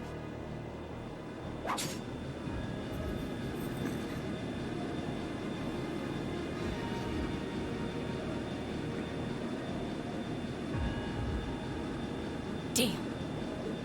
Don't tell me V got away too.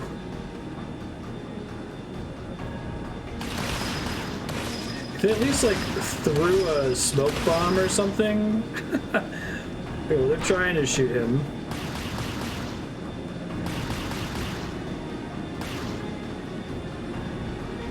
Somebody's school.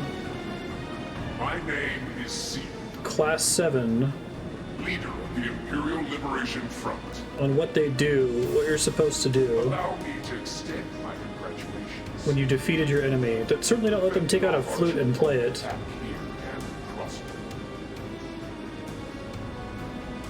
It would be foolish to assume this is the end of it. The hammer of judgment shall fall again. I'm ready. I knew it. C was a helicopter all along. Wait, what is that? It's like a flying snowmobile?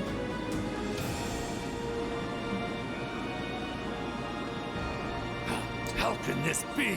Chelicopter. So this is the Imperial Liberation. The C is for copter. For even more reason than I thought. Is this the true meaning of Imperial Liberation Front?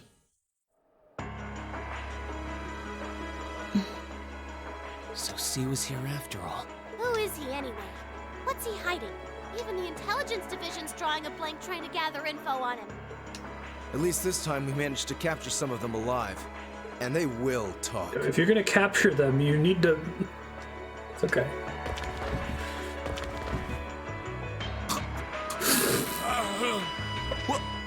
Cyanide pills. Is this poison? What? This is bad.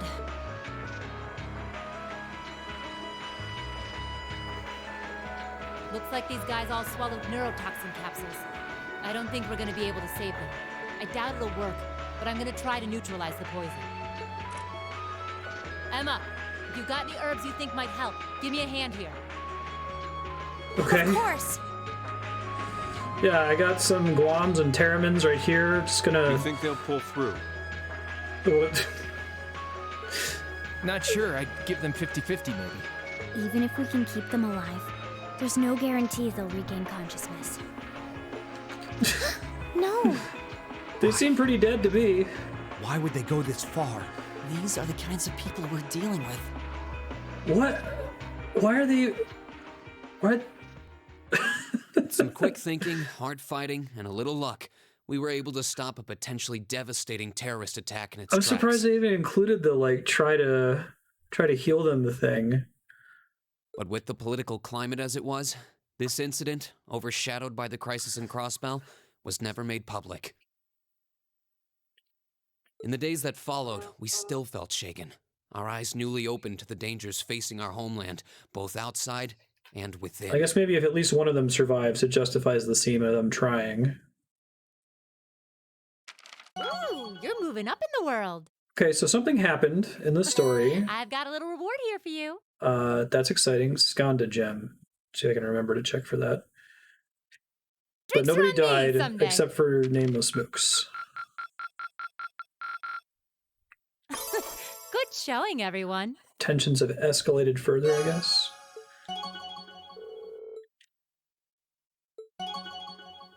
Count of things that happened.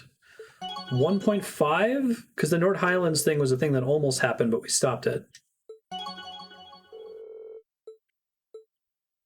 I guess, well, okay, I was saying Nord Highlands is worth 0.25, and the failed kidnapping of Princess Alphen and then release with no gains made whatsoever by the terrorists is also 0.25.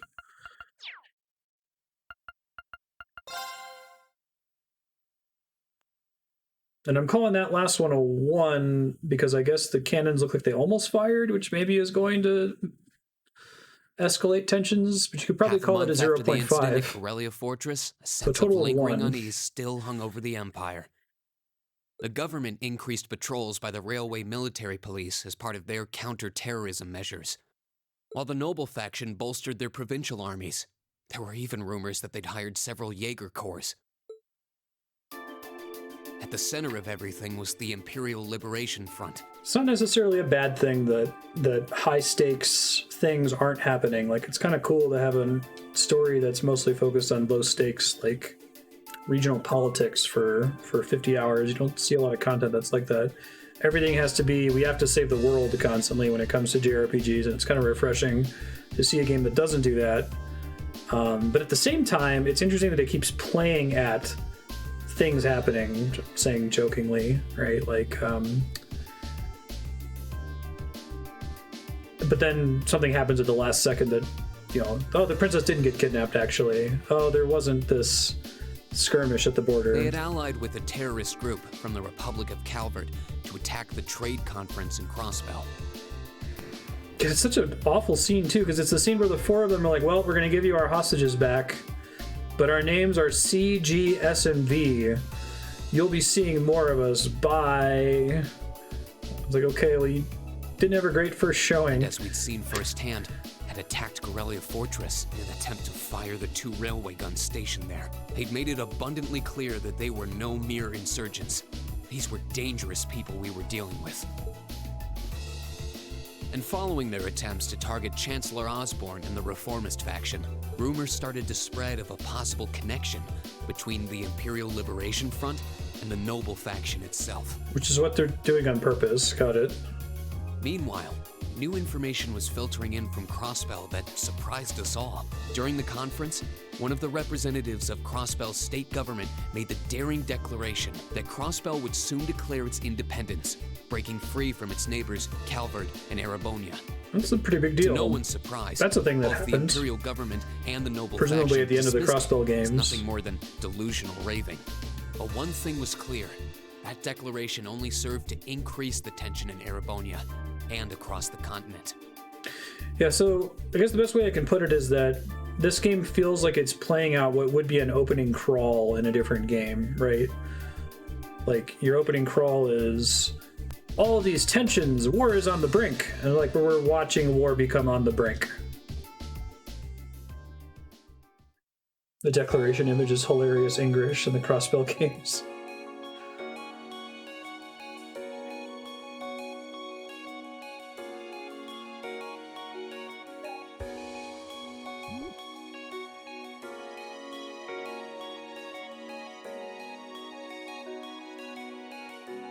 ILF, the I'd Like to Fuck Brigade.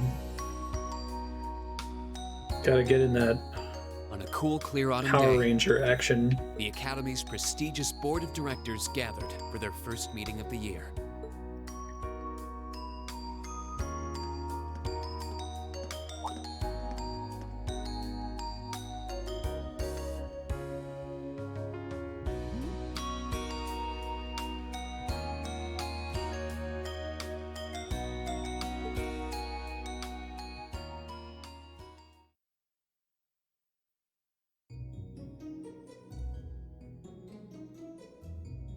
And that concludes my biannual report. Right back to it. Good. It seems the Academy is running like a well-oiled machine. No administrative issues to speak of. I love this game. It's coming back around. I keep oscillating. Student performance is sitting comfortably above the national average on exams and on general aptitude tests, too. Oh, man. Saved hundreds of thousands of people from being killed, and now we're talking about The second-year students seem to be having a banner year as well. administrative The Student reports. Council president, in particular, has built up an outstanding array of extracurricular achievements. And frustratingly didn't die. Well, she attended last month's trade conference, and from what I hear, she put the professional secretaries to shame. I only wish the conference could have ended on a more positive note. I'll say, the share prices of my company have been on a real roller coaster ride ever since. Finding out that all these characters are on the board was a surprise over the last 50 Undoubtedly, hours. What happened at the trade conference has wreaked havoc on the economy as a whole. Oops. But moving on. I couldn't help but notice in the recent exam reports that Class 1 and 2's academic performance seems to be slipping. Autonomy state government is approved by mayor and chairpersons 2 rep. Pride is also former aristocratic coming from, and is extremely a character. High and arrogant irreverently. Name in reality starts called Tower of the Crossing Bell by running for the next mayoral election. I love it. So that's like an on-screen thing that's meant to have the text in English in the background. Perhaps the preferential treatment given to the upper Cat's class knocking students over is my hindering stuff their here. scholastic development. Well, students belonging to the nobility are allowed to return home during August to learn more about their family's lands. It's a tradition here, but one I can't help but wonder if we've outgrown the need for in this modern age. If I may, traditions accumulate and hold meaning only so long as they're preserved. Our nation's culture, its arts, its social classes, all are rich with tradition that makes Erebonia what it is, and I believe we have a duty to protect and uphold them. After all, does not this very institution champion the ideals of its founder, Emperor Drycles? Indeed it does. Though I've always understood Drycles' intent to be the founding of an academy for the people. Even 200 years ago, when education was seen as the province of the nobility, male commoners were permitted to enroll. Today, we have plenty of young women attending, and the commoners easily outnumber the nobles on campus. I didn't realize that misogyny was historically a thing in this setting. I guess there are like girls' schools and stuff, Perhaps but it's time we started taking strides to institutionalized realize Emperor Drycles' true ideal. patriarchal misogyny.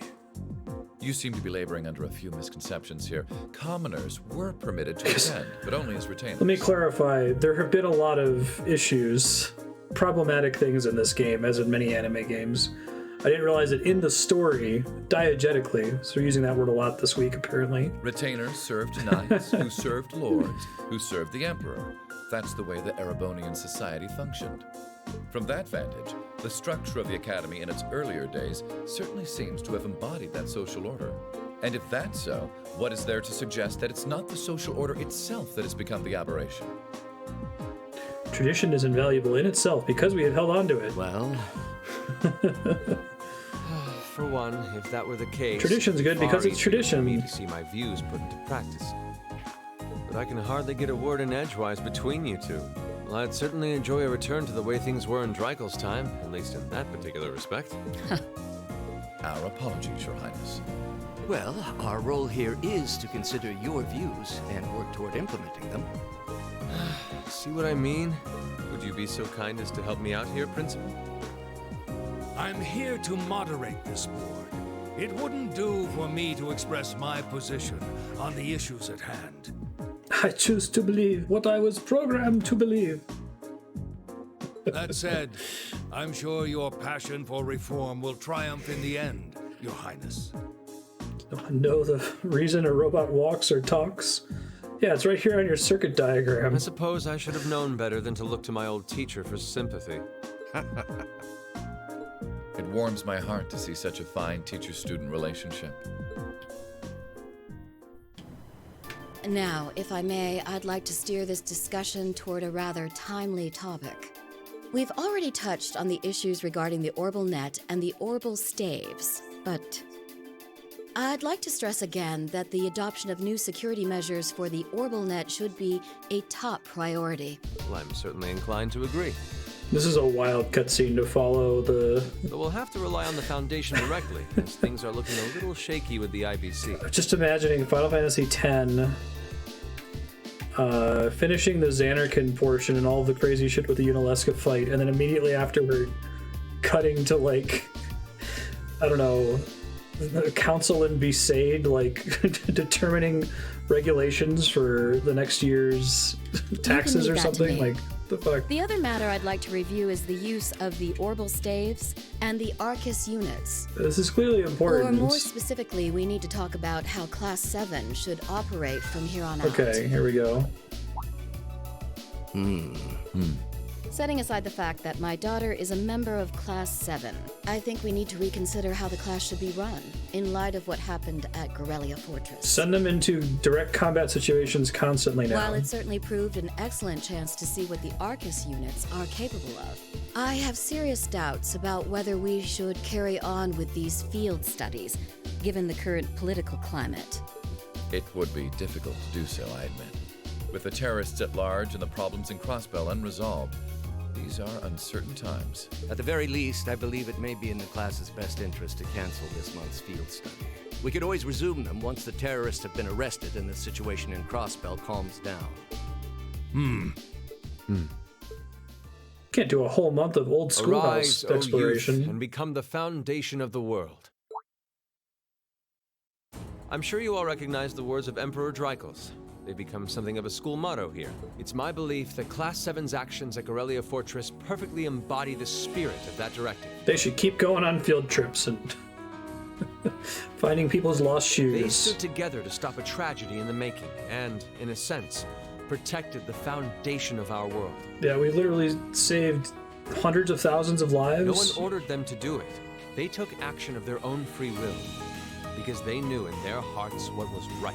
Some might call it recklessness. Some may think it rash. Some may even venture to call it hubris. However, as chairman of this academy, I'm incredibly proud of what the brave young men and women of Class 7 achieved. Your Highness. Therefore, there should be no changes to the status quo. Troubled times may lay in store for Erebonia, and for the entire continent in the months and years to come.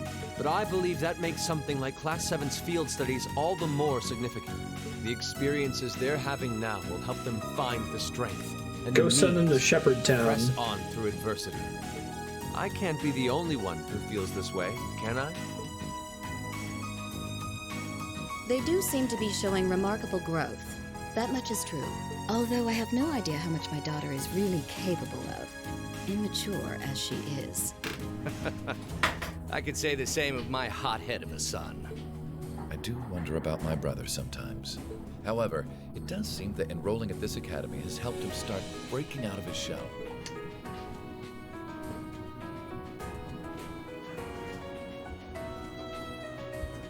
With the Academy Festival coming next month, we hadn't even planned a field study. So the issue at hand is just whether to hold a field study at the end of this month or not. I'd like to ask those in favor of going ahead with this month's field study to please raise their hands.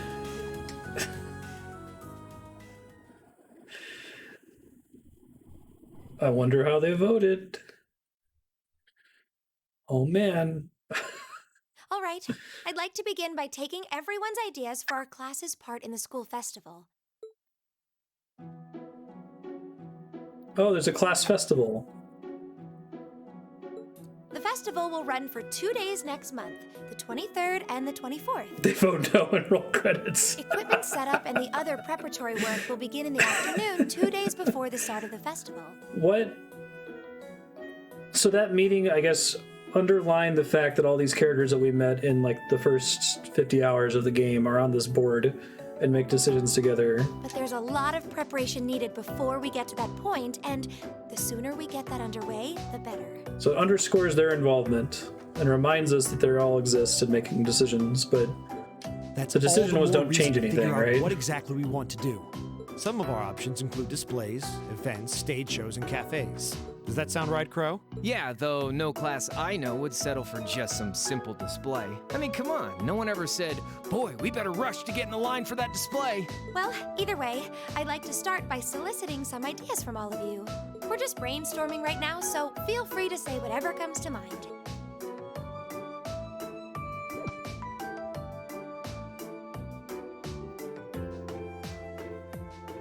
I'm just going to be in the second 70-hour Japanese high school game. Would it kill you all to give just a teensy bit of cooperation? I know. It's just... It's kind of hard to focus right now. You're one to talk, standing up there with your nervous fidgeting. Well, I can't say I'm surprised. The board of directors is in session as we speak, deciding what'll happen to our class. And those of us with family members who sit on that board probably have even more cause for concern. Gaius has a face on his neck. You can say that again. We can't even be sure whether there'll be a field study this month. That's about the long and short of it. With everything that happened during last month's field study, it honestly wouldn't surprise me if they just canceled it. I can't say I have any particular feelings of attachment to our field studies. We'll drop diegetic. This game is Kafka-esque. But I refuse to accept needless changes to our curriculum. Scenes like this are written by the head of the central bureaucracy in Futurama. Especially with my brother involved in the decision-making process. Yeah, I can see what you mean. I was the chairman of the commission that was called to determine the color of that rulebook. We kept it gray. Makes sense to me. We also have to account for the fact that going on our field study means that much less time to prepare for the festival. So, as you can see, it presents a bit of a problem. Man, look at you guys taking this all seriously. Trails of Cold Steel 4 is about how Reen turns into a cockroach. I probably should have asked a little earlier, but... What's this festival you guys keep talking about? Wait, seriously? Oh, I'm sorry. I should have gone over that for your benefit. Every year, the students here organize and put on a school-wide festival. There are stage events, food stalls, and all kinds of things to see and do. It's a festival at school. And it generally falls to each of the first-year classes to provide the main attractions. Yeah, participating is optional for the second years, since by this point they're usually focusing on their future careers. Oh, and each of the clubs generally get involved too. Oh, the clubs too. That sounds fun.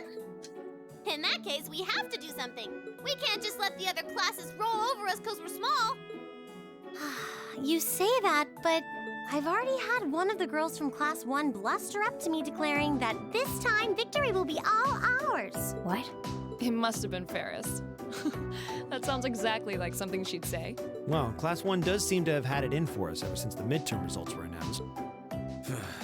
If it's all the same, I'd rather not see the House of High Arms claim yet another nominal victory. But we need to account for the fact that our class is markedly smaller than theirs is. That's certainly true. It'd help if we at least knew what the other classes are doing. kind of seems like everyone's having trouble staying focused. Come on, everyone, get it together. Reen's meme line of the game. Isn't this a self-study period? Oh, it was. But I thought you all might like to know that the board Like a of sound directors effect out of meeting that. just adjourned a few minutes ago. So I decided to skip along down here and be the first to break the news. Then? What about our next field study? Are we still on? The Chancellor's not the only one with a little too much iron in his blood, because the board voted unanimously to have you continue your field studies. Oh, good. You mean it? So that's how it is. You know, even though So they're that's always how it hard is. work, I actually feel a little relieved. Considering all that happened last month, we'll need to be especially careful this time around. Still, it feels like our field studies are a big part of who we are as a class. You know, alternating between action sequences and classroom sequences, moving between the very intense and the very like routine and mundane and banal, works in Persona because the fantastical action stuff is happening like in secret, right? Yeah. They're kind of a pain. In this like but- alternate world that doesn't obviously affect the real world. We should be grateful to His Highness and the directors. And it's actually kind of an intentional contrast between, oh, well, you gotta fight these demons, but also you gotta go to school and gotta go to the gym and hang out with the flautist or whatever. That's good news. Seeing the hard road and the easy road, then picking the hard one anyway.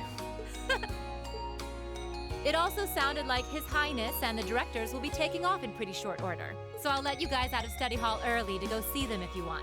Oh. If you say so. I think I'll take you up on that. I feel like you don't come back from going on a military mission to fight terrorists and save hundreds of thousands of people, and then Monday you're just like, all right, well, the board met. We can keep going on our field trips. We should plan our class festival.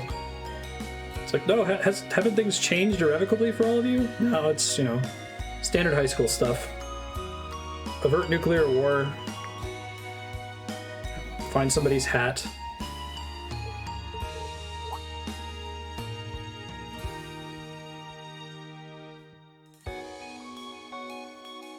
I wonder if Persona would fall apart if the spooky Hell Tower, spooky TV, whatever the demon shit is in Persona 5, I haven't played it yet, if that stuff was like visible to everyone and impacted everyone's daily school lives, right?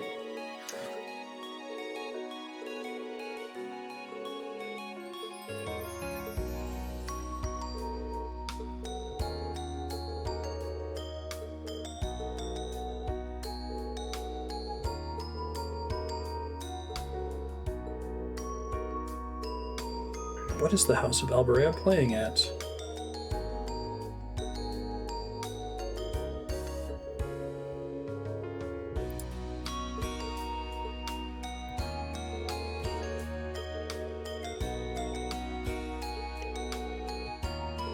Time is something you make, not something you find.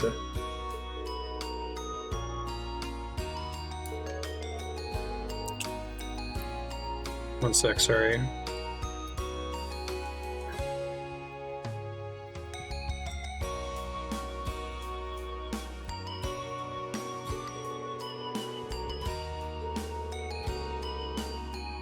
Start using your time more creatively.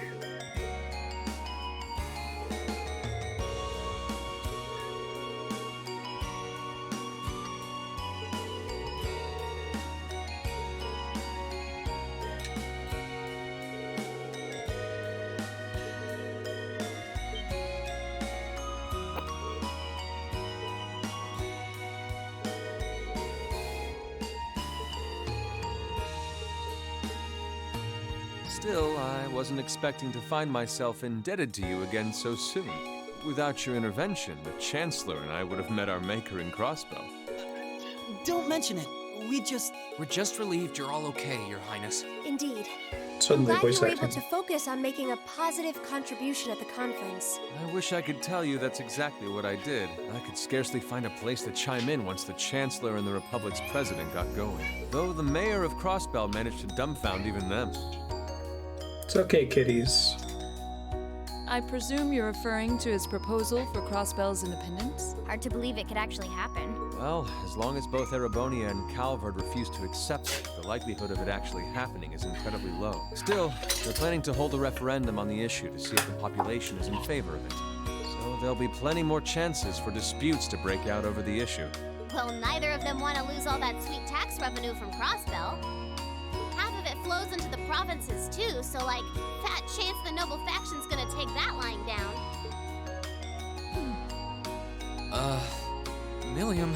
I swear, this kid has all the delicacy of a rock to the face. So you're Milliam, are you? Your name seems to have come up with increasing frequency lately. I was hoping for a chance to see the famous Eric Getlam in action, though. Oh, sure thing. Come on, Lamb!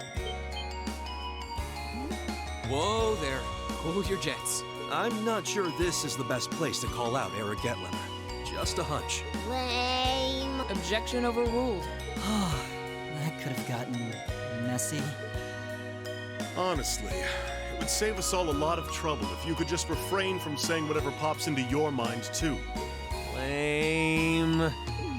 Ho ho ho. Oh, who might you be? Say, are you from the Vander family? The one who serves as the prince's bodyguard? Oh, did Neidhart mention me? Eyes closed. I'm Mueller Vander of the 7th Armored Division. Mueller. I was with the prince at the conference in Crossbell, so I'm in your debt as well. Glad to be able to thank you personally. The honor is ours, sir. It's an honor to meet a member of the esteemed Vander family. Ah, so you're the Radiant Blade Master's daughter. And you must be a practitioner of the 8 Leaves 1 Blade style. I'm always happy to meet fellow students of the sword. Oh, and you must be the young man from Nord who my uncle wrote a reference for. Yes, that would be me. I owe a lot to Lieutenant General Vander. It sounds like he's in your debt as well, with everything that happened in Nord a few months ago. Well, you all seem like dependable young men and women. Perhaps the prince's idea had some merit to it after all. See? What did I tell you? And it's not just Class 7 either. The whole academy seems so full of life. Perhaps I should take this opportunity to break down social barriers by getting to know all of them in the academy's pool. If you really want to work up a sweat, I'd be glad to let you run back to Heimdall. You kept up a good sprint. I'll bet you could even make it in a couple hours. You'd actually make me do it, too. Cruelty. My name is Mueller. It's like their hearts practically beat in sync. That's certainly one way to look at it. I wonder how long they've known each other. Wow, she could really hear Fee's inner monologue from across the street.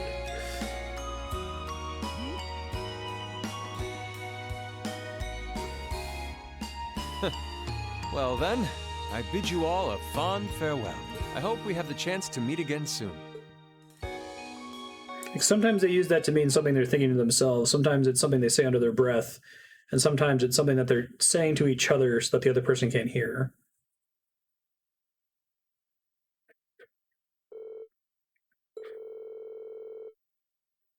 Turned her attention to the month's festival. Couldn't think of any compelling ideas her small class could pull off.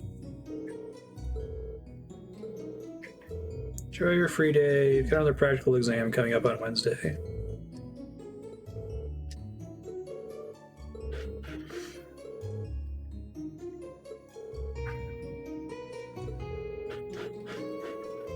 Can't wait to find out where we're gonna go this time.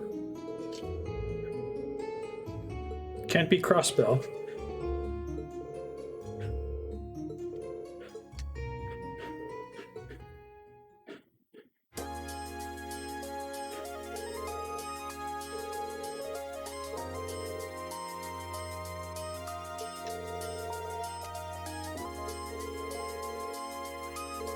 Check out what the other classes are planning. Split up and gather info. Okay.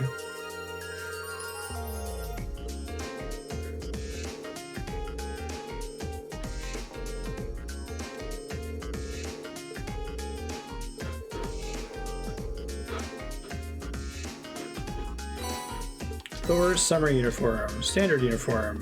Hooray, we can save.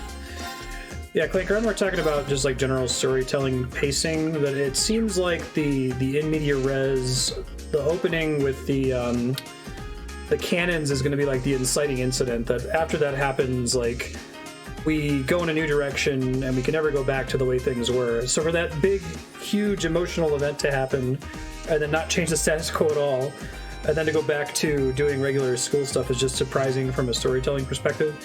Like I said, I think it works in Persona because in Persona they like play up the contrast between the banality of your school week and like fighting demons at night. But here, this is just life as a military student.